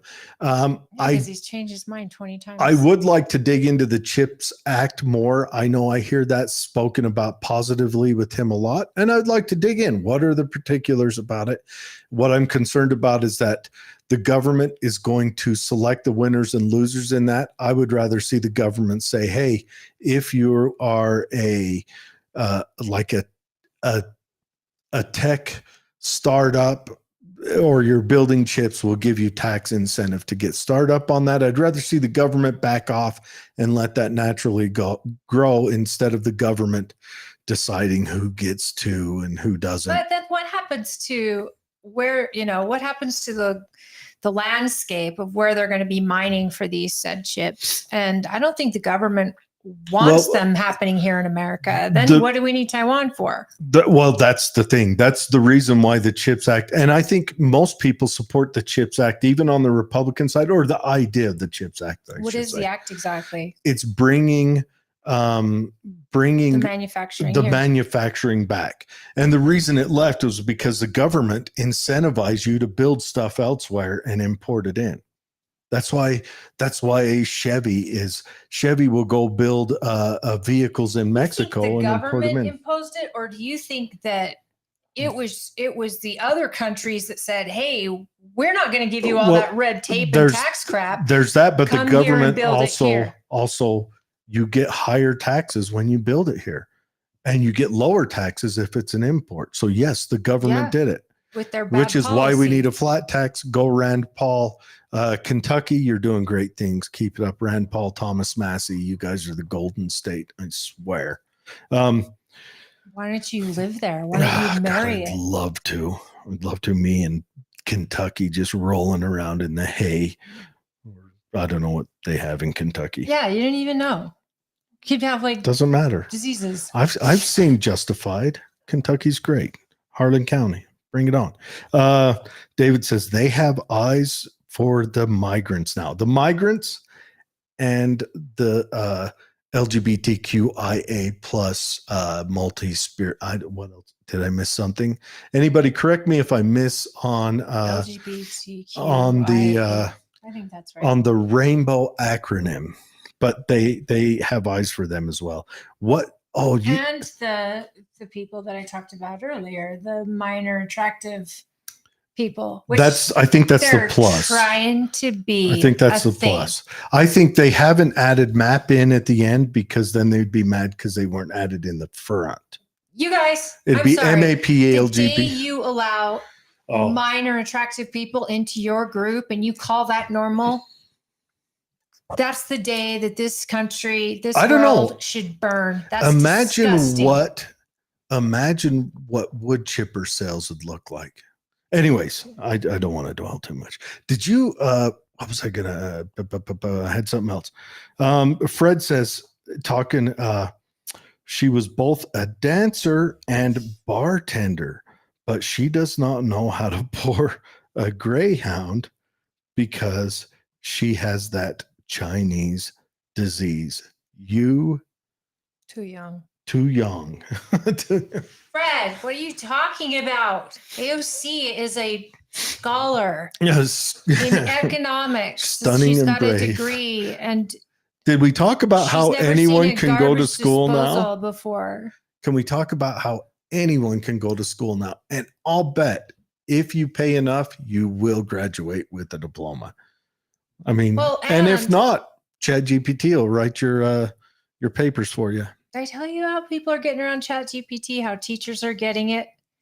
Oh, teachers are able to catch you if you're using it to write your essays. They probably use ChatGPT to read it and see if it looks like it was. No, they put in a specific code, but they make it invisible so that if you copy and paste the essay into ChatGPT or the directions and say, write me an essay that says this, the teachers can go type in, say, this essay must include the word banana and it must include the word monkeys or something like that. And then they make it invisible, the text invisible.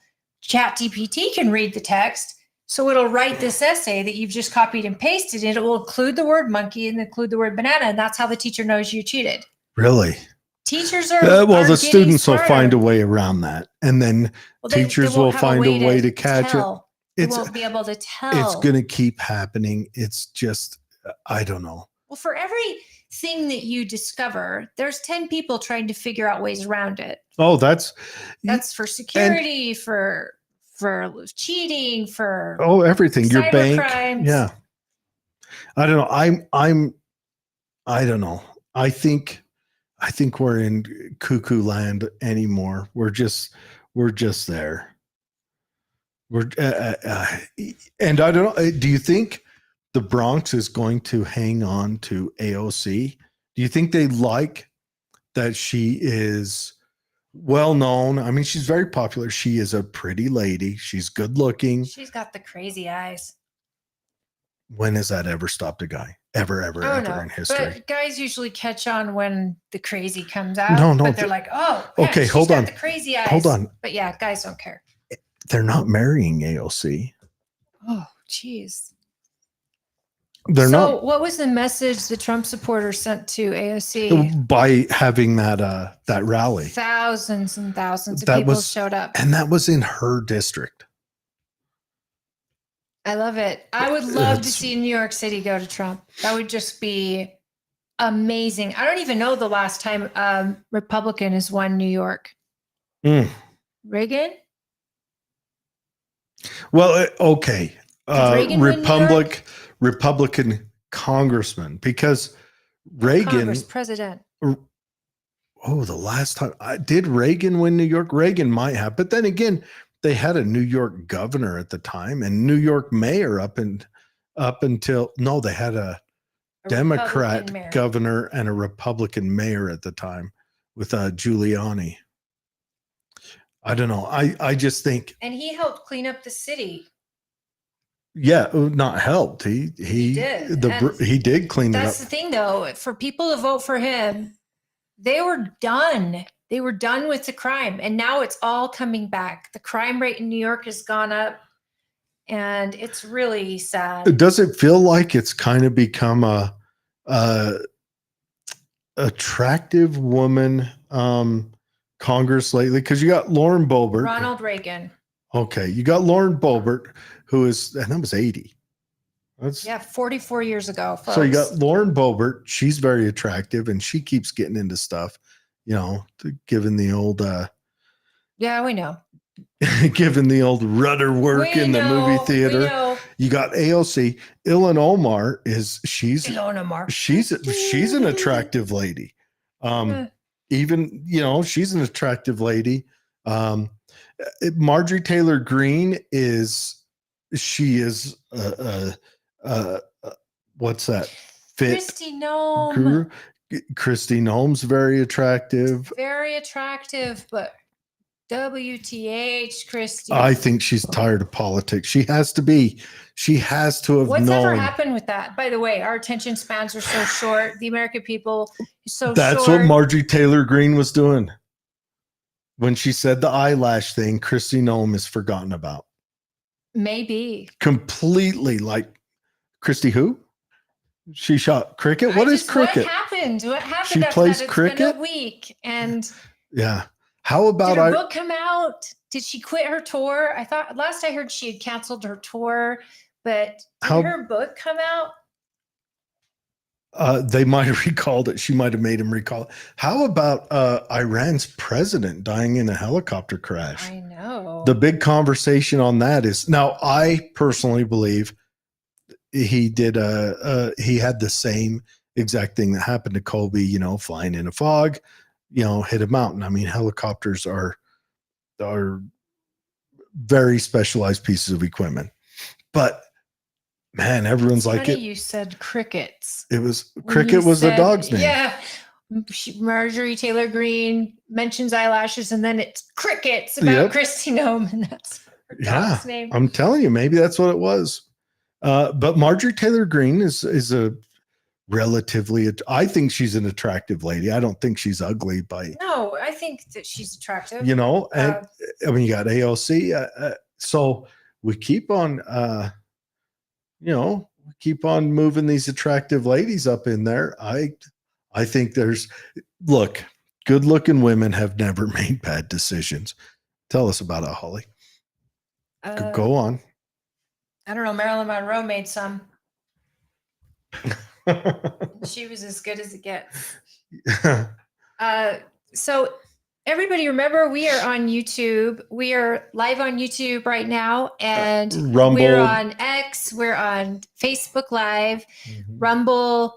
We're on your podcast where you get podcasts. After we'll download the show after the show. If you don't like to hear us do our prattling when we don't have a guest, every guest appearance is cut as a standalone and put up as well. So if you go to YouTube, you can search just the guest appearance and actually meat and potatoes, and not a barely intellectually competent guy and his co-host chatter on.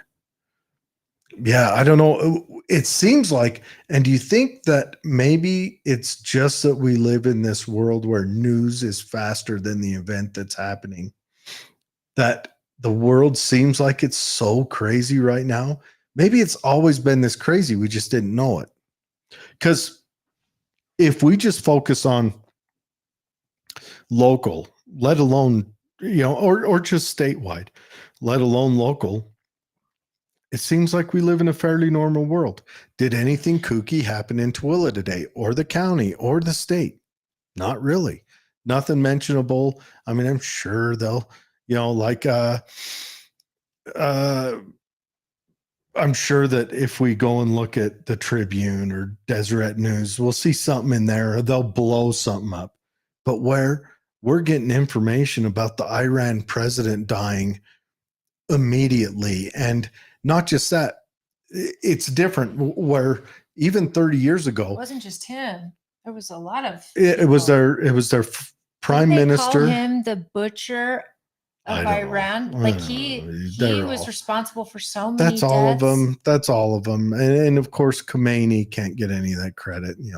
They've been robbing Iran blind forever. I'm surprised the government isn't trying to get some, like our government, like Biden isn't trying to get some kudos, like maybe we got him or something like that. Not right now. You would. No, not with that. You wouldn't want to. I would be surprised that his people weren't like, should we show people that we're serious about Iran and we did this, or should we just? Maybe. And no, they did a moment of silence for. I mean, everyone's speculating that it was Israel. Yeah, Fred says the butcher, and that's exactly what they called him. And we know the Ayatollah is pretty much the controller of Iran. Oh yeah, the president is just a mouthpiece. Matter of fact, the last one, a deadly son of a gun. The last one that tried to step up, they knocked him down, and he had to do some big apology tour around Iran. But it's different. But they're a caliphate, so it's a religious ran state. It's just, and there's caliphates all around the Middle East. I mean, that's kind of eventually their plan was to go back to being a combined caliphate. Yeah, well, that's part of the argument down there, man. So much going on. Why is there so many guns in my general news right now? This is fantastic. Yeah, speaking of news, way to share a page with me that's going to totally mess with the algorithms of my Facebook. What did I share with you? That one about satire or sarcasm. I shared something with you. Yeah, I'm not even going to join it. I've seen what your algorithm looks like. I'm not going there. I'll actually bring that up because that's funny. This picture. It's inappropriate. For who? Kids on our channel. Hi, guys. Thank you for watching. It is. So it's a picture of the of that president. Okay. Yeah. See, inappropriate. I know I've got to adjust. Too soon. Let me adjust the screen. Oh, yeah. Let you show it too soon. So if That's the butcher. And for those who don't know, him and his whole entourage or council, it was kind of the cabinet all died. They died in a severe helicopter accident. Yeah, the helicopter and what's crazy, ran into a mountain. the fog was so bad. I don't know why they would even attempt to fly in it. I might get in trouble for this sometime, but Too soon. if you look at it, he's in his robes, his traditional dress, and it says, I guess the wingsuit didn't help much. You are going to the bad place. I laughed all morning over that one. That was funny. That was And how good. Iran treats women too, from Fred, and we'll have none of that. It's true. It's Iran, but again, this is their religion. How and Palestine- it's hard for us to go in and tell them how to. how live their Palestine treats women and queer Homosexuals. LGBTQIA plus WAP people, and those people will make a sign, a billboard that they'll stomp around Gays with. for Palestine. Yeah, queers for Palestine, gays for Palestine. Palestine throws you off buildings. Or burns you alive. Drink that in for a minute. They will grab you. They will march you to the top of a building, and they will toss your butt off. And you will go out and hold a sign up for them. So I am glad that you are so Christian that you will turn the other cheek. Well, I'm glad that you live in a country Oh, that allows you to be that stupid. seriously. Because if you even went to Gaza with a sign like that, you're not safe. It's so unsafe. They and would be absolutely- flying off the ceiling with the stein poked into a rudder position. These people over there, Hamas, has actually put LGBTQ people in cages to where they can't get out, and then lit them on fire. Yep. It's absolutely All right, we got insane that we're watching these college kids just be all about Palestine, and yet a lot of them don't go to the school, and very many of them don't understand the conflict. Okay, I'm and many pulling of this them up, are- so we'll get sound for a second. I apologize in advance, folks. Why? Oh, all right. I got the sound killed quick. Okay, we got some comments coming through. Okay, Rooster 50123 says AOC is a brainwashed moron that thinks she knows U.S. law. All she spews and her demeanor acts like she's brain dead. Oh, yes, So true. 100%. I remember when she was making a comment a couple of years ago regarding the argument between Palestine and Israel. She had no idea what she was talking about. Oh, and the yeah. interviewer actually asked her, and she's like, I'll have to look into that. Well, I don't know really know much specifics. about the subject. There's other people that know more. You just offered your opinion on said subject, and you don't know anything about it. It is hilarious. Hilarious. It's exhausting. It's Oh, yeah. exhausting watching this. 100%. And I hope that you guys are finding time in your day to get some laughs out of some of this, because you have to laugh or you'll just be so sad. Yeah. What's happening in the world around us, we really have to be vigilant, folks. We have to make sure that we are engaging in this election. We're engaging with candidates. We're trying to get to know them. We are ready to hold them accountable to their promises, to their ideas that they're selling you right now. Because if they get your trust and they get you to vote for them, I want them even more noticed. I want you paying way more attention to the way they vote and what they do. Yes. Well, yeah, vet your people. And honestly, I'm an independent. I don't care if you vote Republican or Democrat. Vet your people to make sure they're up to snuff on what you're sending them to do. On YouTube, Travis Vincent says, Iran president dead from ice buildup on rotors, which will take a helicopter down. It will 100%. He was also, he also was an American 212 helicopter. It was an American 212 helicopter built in the 80s. So it was an older helicopter. They were running some prehistoric stuff. I wonder if they got it from Afghanistan. Oh, from the withdrawal? Well, I don't know what an American 212 is. He'd have been better off flying in a Black Hawk. We did leave a lot of them there. $80 million worth of stuff, right? Or billion. Which was it? Thank you, Travis. That's interesting. Thanks, Travis. I didn't actually see that it was ice on the rotors, but that makes sense because the weather just looked atrocious.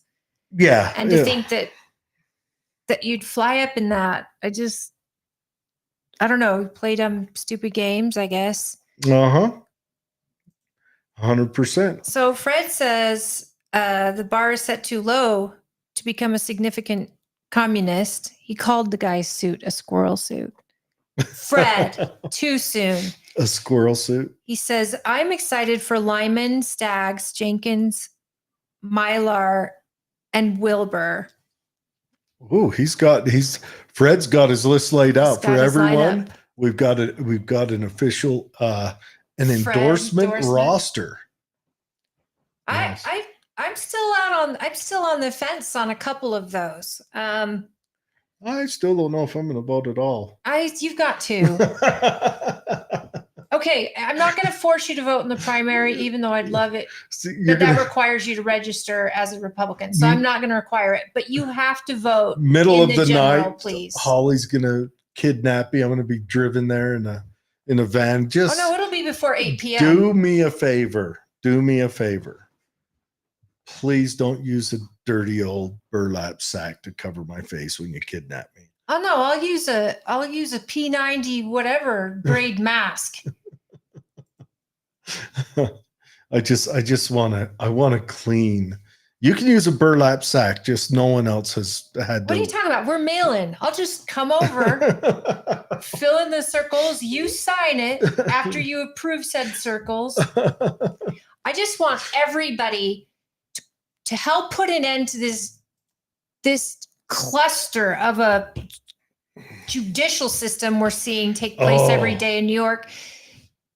Get this party out of power. That's what I want. Let's we've got 20 minutes left of the show. Let's postulate M94. M94 mask is Get what down off the fence. Bro, I have to tell you, I still have a couple that just aren't sitting right with me. They're not answering the questions the way I want them to. They're not being fully informative, I should say. And since they're not nominees, so as a party, I do support Lyman. I do support Staggs for sure. Because that's who our delegates chose. But those other races, I still have questions. And I just feel like I'm not getting the answers out of everyone that I want. And I'm not somebody that, as you know, I don't get afraid. People can tell me a whole bunch of stuff that's going on.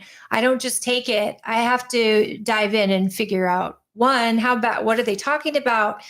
And two, has anything being done about it? And three, what can I do about it? And what can they do about it if they get the job? Be honest. And you're the same way. Like you really think things through, really. I do. I get concerned. I'll tell you, a big concern of mine is if dementia in chief doesn't collapse us, that we're going to have a pendulum swing hard right, and we're going to see some pretty shocking stuff out of that. So That's a big Travis concern of mine. Vincent said they blamed America for not providing parts for the American T-212 helicopter. Of course, they blame America. And Travis, I did get your message on text. Thank you. What's crazy is, of course, they blame America. Everything is America's fault, and they want America to burn, and we are the infidels, and all of that. So they're not saying that it was a hit by another nation. They're saying that it was lack of availability for maintenance. It's our fault. Okay. All right. No. And it may be, I mean, boy, the Iran deal is complicated.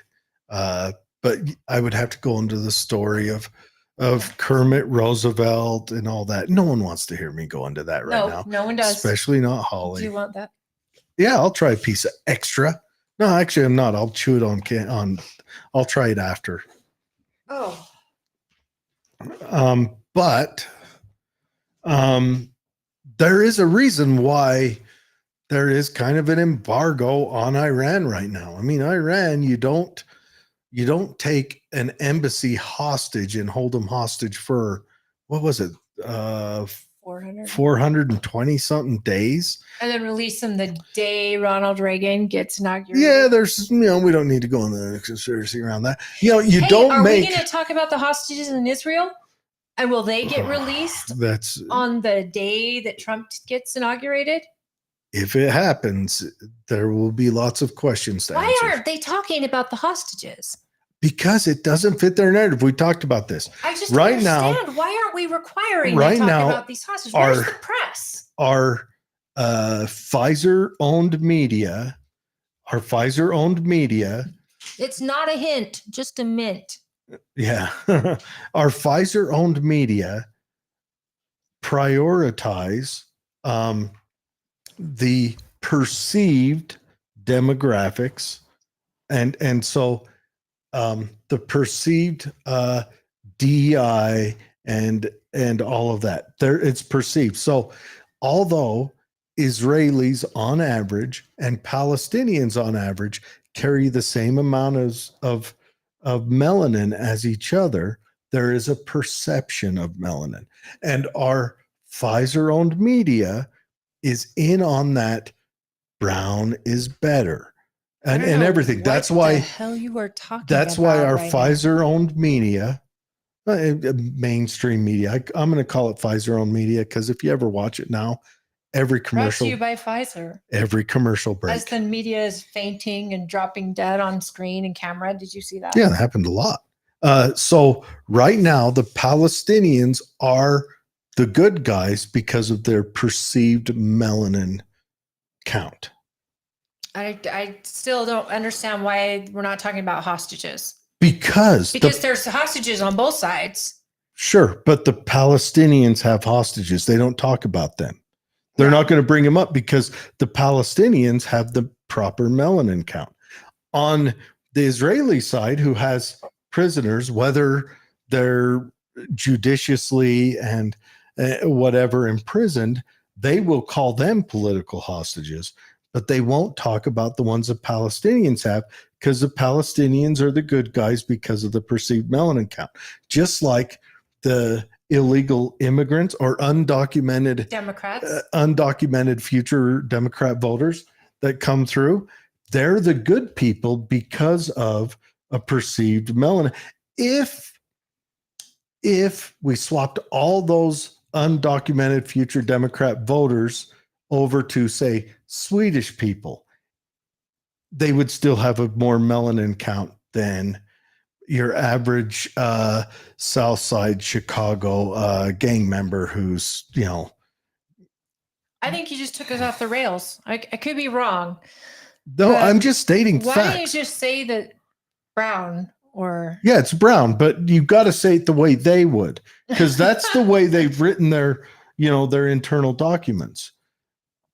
The browner you are, or the perception of browner you are, is whether you're a good person or a bad person. Okay. Just like when a guy gets on a subway and starts general mass threatening everyone, and he has drug problems and health problems and he's homeless, and a guy who doesn't meet the melanin count to be justified is good, and two guys who do hold him down and restrain him, and then that guy dies. The only person that gets a news story, who? we're talking about that Perry guy on the subway. So the homeless crazy person. The gets homeless crazy restrained person and dies. is a black gentleman, comes on, a white guy, a white ex-Marine, and I think a Hispanic guy and a South Asian guy all restrain him. What was he doing? He was ranting and raving. He says, I want to get food, and I don't mind if I kill someone, I'll go to jail for it. Screaming, ranting, and raving on the subway, where you're locked in a small confined space with a madman. That's a nightmare. So he holds him down. The guy ends up dying. Who gets on the news? Did the Mexican and I'm thinking the other guy was, I'm thinking one was Hispanic, one was Filipino. Crime? And yes, they called it a race crime. And only the white guy got on the news. Only the white guy initially got charged. He was called a hero by the other passengers, including a black lady, for stopping the madman. But it's because everyday people don't see race like that. Everyday people don't look at someone and go, you're right. Oh, you know what? Don't stop 100%. This man who's threatening our lives because you're white and he's black. Don't do that. Everyday people are like, help. We can't have this. But the progressives are pushing this, including the progressive DA in Manhattan, all of that. What was his name? Penny. Daniel Penny is the Marine's name. Fred says, I understand, Jared. White people must lose their power in order for communist world government folks to become powerful. Mm-hmm. But even the government and communist folks, you got the Chinese and you've got the Russians. And they're obliterating country the Russians aren't the continent of Africa. Russians aren't communist anymore, and the Chinese are. What are Russians? Are they? Russians are. I would call them. I would say they're still communist. No, they're not communist. Chinese are. Yeah, the Chinese. I would even argue whether they are anymore. Once you free up the market, you're by definition no longer. Well, they're in a hybrid, communist. Though. They're a hybrid. I think I would call China single party command economy. Name's China. And I would call Russia. China. I would call Russia an imperial dying mafia state. That's what I would call him. But yeah, Daniel Penny, I mean, he's probably going to end up in prison. Oh, and that guy in Austin, the Uber driver who shot the Air Force guy, the Army guy who shot the Air Force guy. Okay, the one that was being assaulted with a rifle, a long rifle. Yeah, well, he wasn't being assaulted. The guy had it to his shoulder, but it was in low ready. But I dug into it some more. For every listener out there, please do me a favor. Do not espouse on Twitter how you want to shoot BLM activists and then go and shoot a BLM activist. Do not type that multiple times on Twitter and then do it. Because even if you are justified, there is almost no jury on earth that is going to let you go. And then you have to hope that the governor is sympathetic enough to push for it. So Russia 93 Constitution declares Russia a democratic, federative, law-based state with a republican form of government. State powers divided among legislative, Wikipedia. Executive, and judicial branches. Yes, and I would call it a mafia state because that's who took over, and the mafia, of course, is KGB agents. It's categorized as a consolidated authoritarian regime in nations in transit. Yes, because Putin has extreme control. That's why I wouldn't call it a republic, democracy, or any of that. Wikipedia is all wrong. Yes, this one sounds but that's what they right. call themselves. I mean, You know what the DPRK stands for, right? No. Democratic People's Republic of North Korea. Oh, yeah. Yeah. You What can part? call it whatever you want. But you know they have elections every 4 years. Yep. Vladimir Putin has moved back in the direction of highly centralized authoritarianism, which has characterized the state for most of its 1,000-year history. 1,000 years, is that it? I thought they were around longer. Thought what? Russia. Well, I mean, how do you argue it? Do you talk about Prussia? I mean, remember, Russia was once Kiev was the capital of Rus, and then Rus became. I mean, how do you go about it? Fred says, I was trained by the army to kill Russians. I remember when you draw your weapon, you'd have to jump out of the arms room and port arms and yell, or the drill instructor would yell, what makes a green grass grow? And you'd have to yell, bright red commie blood. Oh, I just knew it was blood. Hey, so with that in mind, with the gentleman that shot the other guy, he had it on his Facebook page then that he wanted to kill a Twitter. BLM. He put on his Twitter a lot. He disparaged. There goes your defense, bro. Yes, you don't. You know what? Don't put stuff like that on there. Or you know what? Don't just think that every single person is what one group is calling it. That was one veteran to another, right? Yeah, he was an Army veteran, the Uber driver. And that's sad. And the other BLM activist was an Air Force veteran. But actually the Uber driver was active Army. He was doing. You guys is still though. I think if you look at it from the perspective of the Uber driver, someone's walking up to you with a long rifle and it's not pointed at you, right? But it is in ready position. Like he could easily. Had he not put that Twitter up, I think the jury would have. But even with the Twitter killed him. Someone's just like in. Someone's walking towards you with a rifle, and they're surrounding his car, right? Yeah, they were blocking the road. They weren't surrounding it; they were blocking the road, not letting him pass. But he walked in. Also, the guy who got shot was saying things on his Twitter. It's just he was dead, so he wasn't there to be held accountable. But, you know, he had it in low ready, and yeah. Biden will approach Michelle Fred Obama says, at convention. The gum is a hint, bro. I said it's not a hint, just a mint. Jared. I always feel guilty if I take a piece of gum and Jared, it's like sitting next to hot garbage. Hot garbage. Flies are landing by your face. Do either of you believe it is possible the UN is planning on using all the military-age males that just came into our country as UN enforcement officers here? I believe it is likely.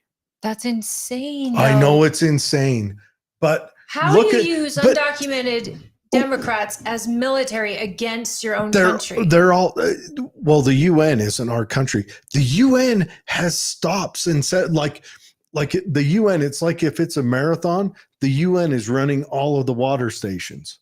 And that's been proven. They're all over down there. Everyone who's checked out the Darien Gap. How would you use them as enforcement officers here when they come in illegally, already breaking our laws? Didn't they just push through a couple of bills in states that illegal immigrants can own a firearm? They just pushed that through. And yeah, but still, even if the UN was trying to, how would the UN ever have jurisdiction to put enforcement officers in the United States of America? Well, let me lay this out for you. How? The ultimate jurisdiction comes at the point of a gun. Let's say. But that would be an active invasion within our country by the UN. Let's say the dollar collapses. Biden puts a call out for we need help. I say the president or the sheriff deputizes all of us. I agree 100%. That's why I'm asking which drawer is it in. If the UN so I know which side of the table to stand on when he starts tossing. That's an active invasion on a nation. Right now we're under an active invasion. Right, but to have the UN say we're going to take all these people and make them enforcers Enforcers of what? Fred says it's the UN, not US. Right. International law, not US law. That's another thing But to it look is at. US law. It's impacting us. Not if we're soil. conquered. Not if we're taken That's over. what I mean. They would have to be considered conquering us, and that's That's means what they'll our be here to military do. would have to go after them. That's what they'd be here to do. Or armed militias. And Fred says Biden would agree to it today. Yes, the UN and World Economic Forum. I want to say this. This is a message to all conservatives. Me, I lean conservative. I'm an independent, but I lean conservative, probably because I think the Republicans on a lot of things don't go as conservative as I would like. And in some places they might go too conservative, but I lean conservative. Here's a message to you guys. Please, everyone, listen to this. Say this very thing to your friends.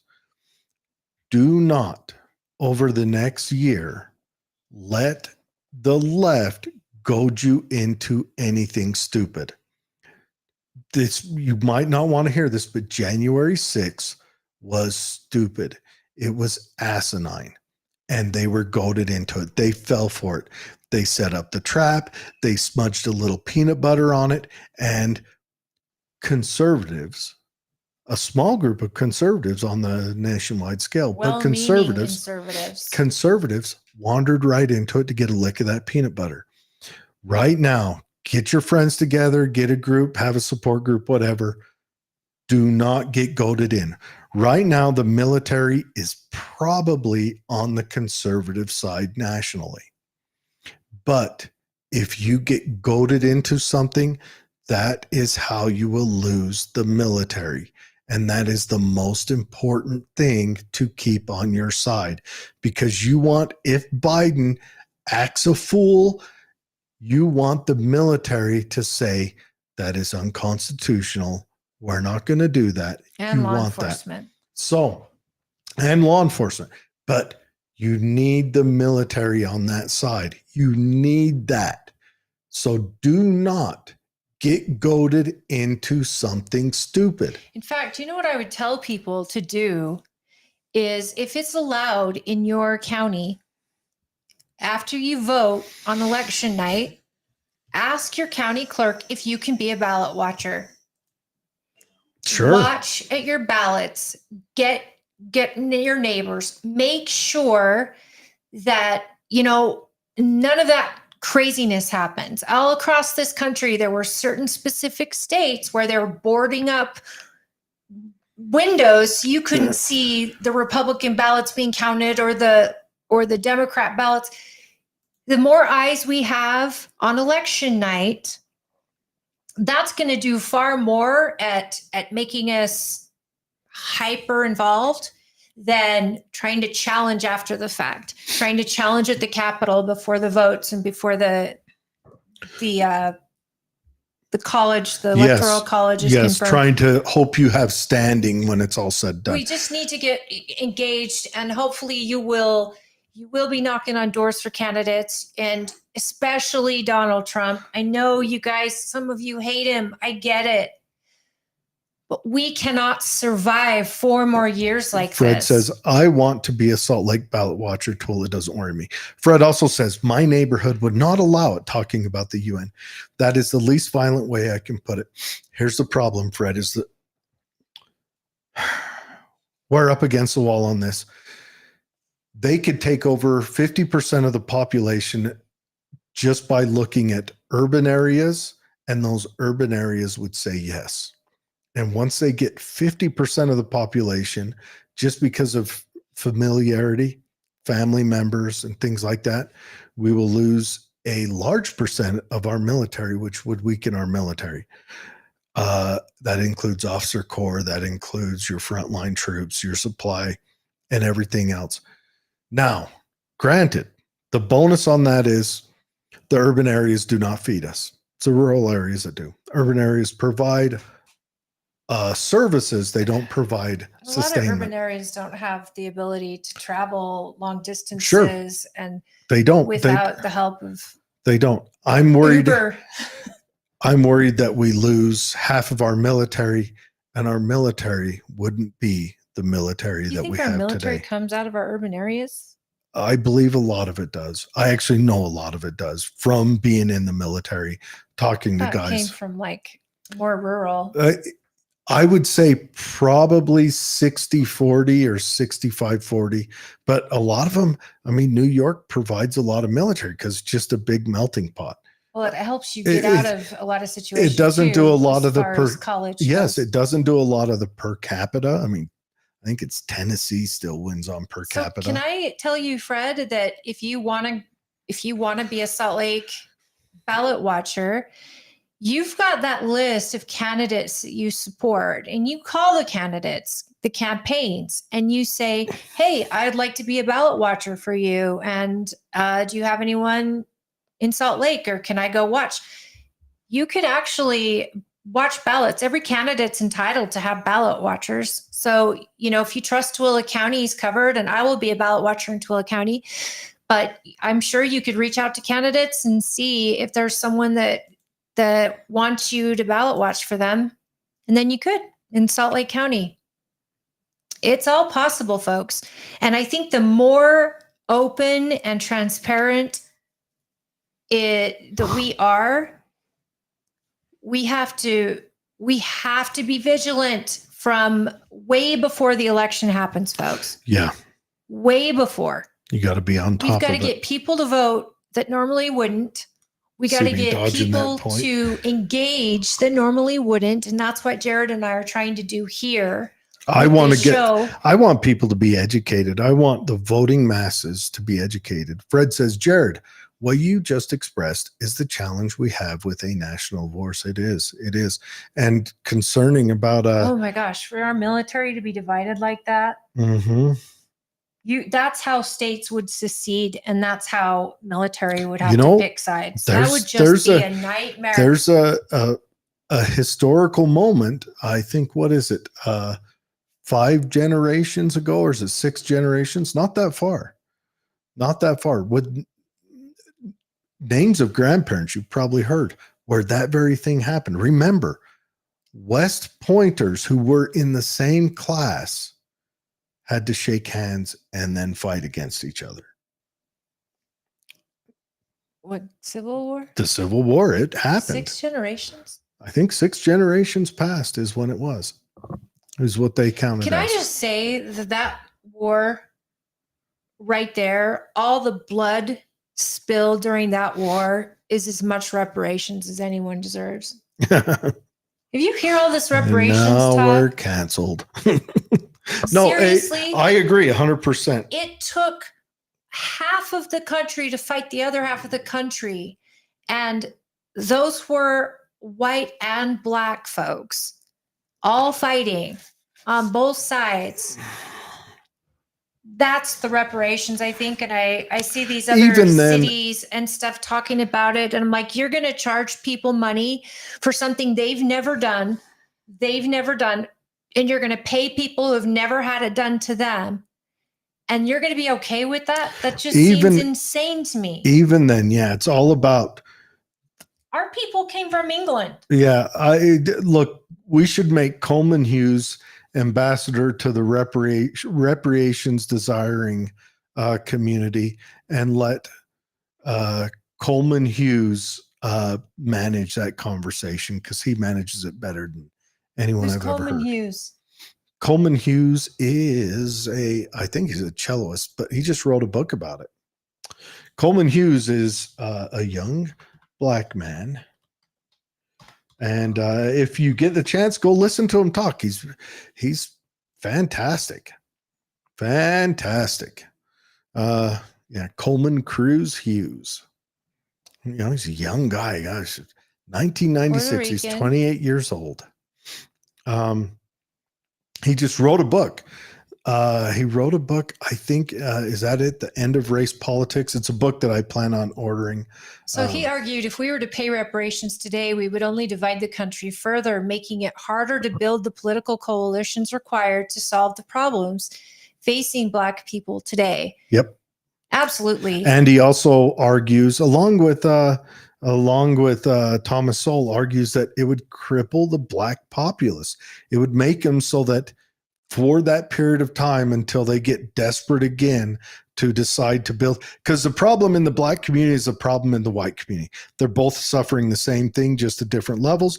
For some reason, the Asian and the Jewish communities aren't suffering this. The problem is broken families and kicking fathers out of the culture. Black Americans who poll against reparations, it's forcing them, a third of them, into victims without their consent. Yep. It's that victim mentality. Yep. You know, I think this is important because if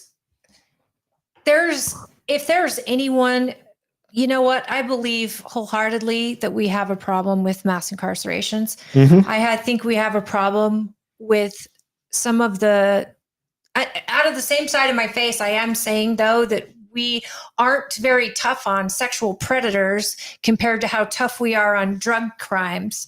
I think that sexual predators have been proven they can't be rehabilitated, and yet people with drug crimes can be if they're given the right work and all of that.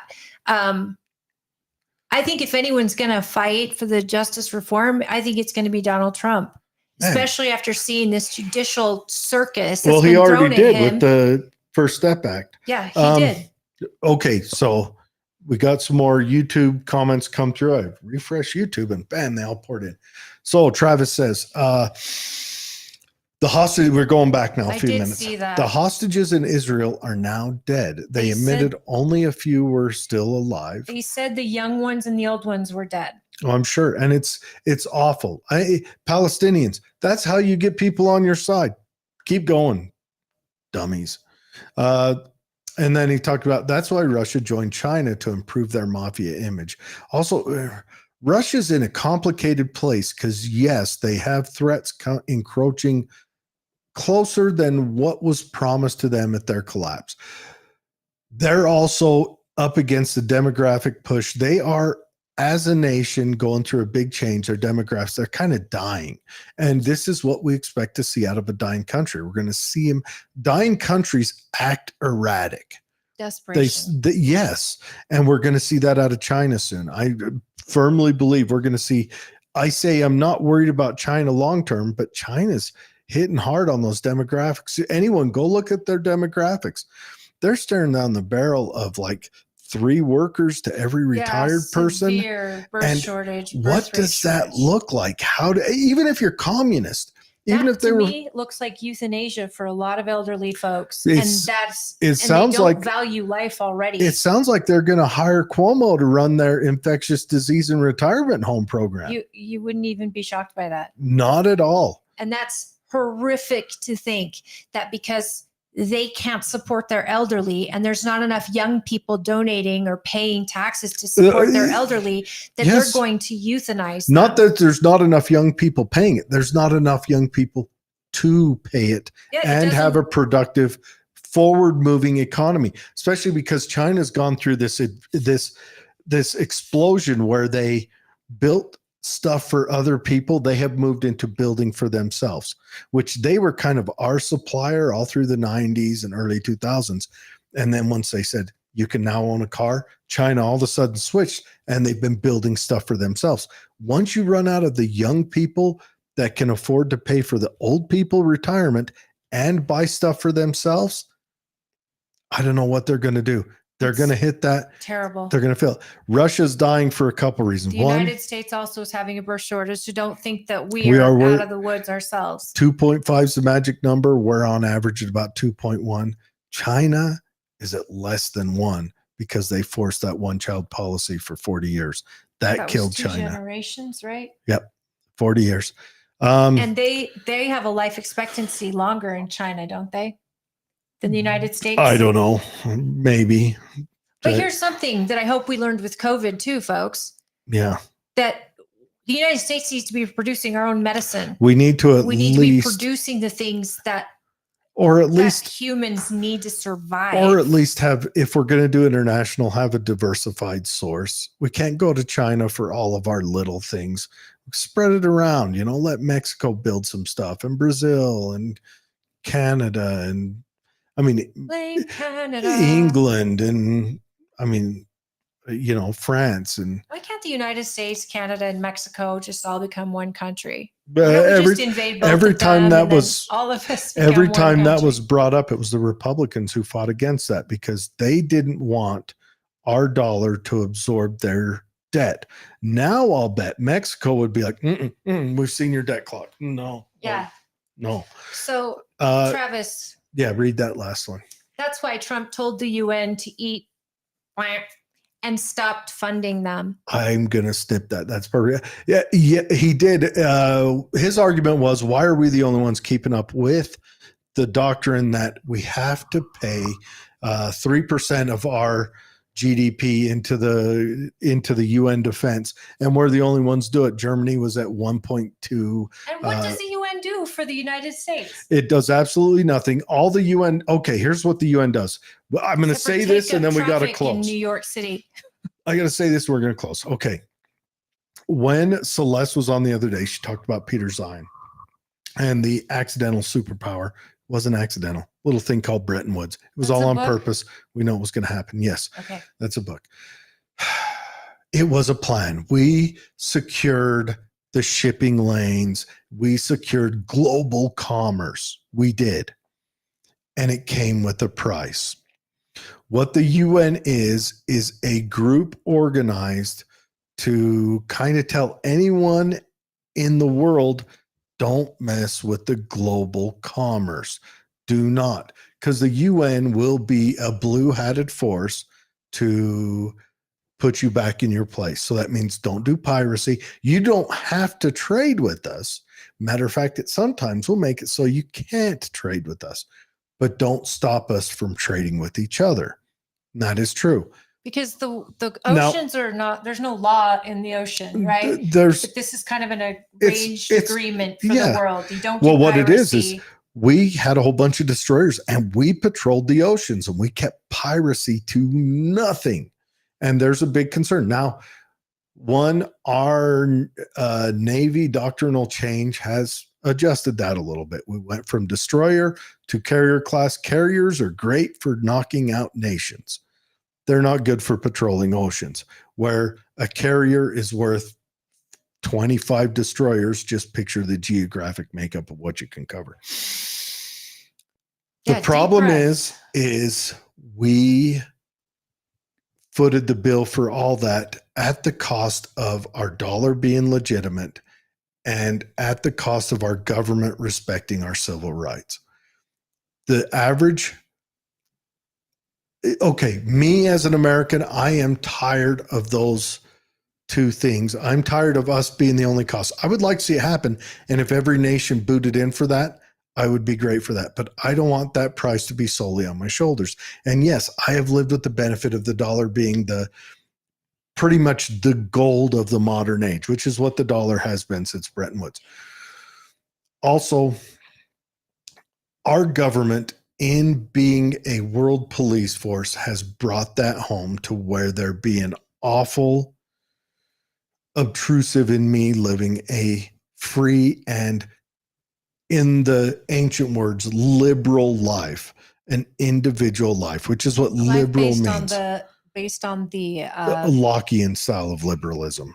Well, just the basic Declaration of Independence and Bill of Rights. And they've been abusive on that. And so that's why I think that's our argument. And I think we would be fine if we could correct the negative sides of being the world police. I think every American or U.S. citizen, and probably even most of the world, would be happy with us being that. Now, yes, Putin is a bad guy. He is essentially a mafia dictator. Xi Jinping is a bad guy. He's surrounded himself with sycophants. He's not taking advice, and he's operating on the world stage because us making it free like that allowed China to grow. We gave them all the tools to grow, but he wants to be in charge because he's power mad. Zelensky? Zelensky, no. Zelensky's our puppet. Now, the religious states that don't like that don't like it that their religion isn't in control, which that isn't universal, and it swaps back and forth, and we have kind of a blurry view of that. Those guys also do it. And then you've got just this ultra poor collapsed countries like Somalia. You hear about the Somali pirates. It's because that's a collapsed nation and everyone's trying to survive. Somalia, they had a president that played both sides. They played Italy for some capitalist side while they were playing Russia for some socialist side. This is the longest diatribe. Yeah, and that's why Somalia failed, and why Somalia. But look at Africa. I mean, they're getting purchased up by China.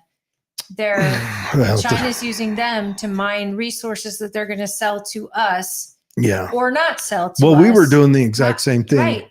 Right. So why?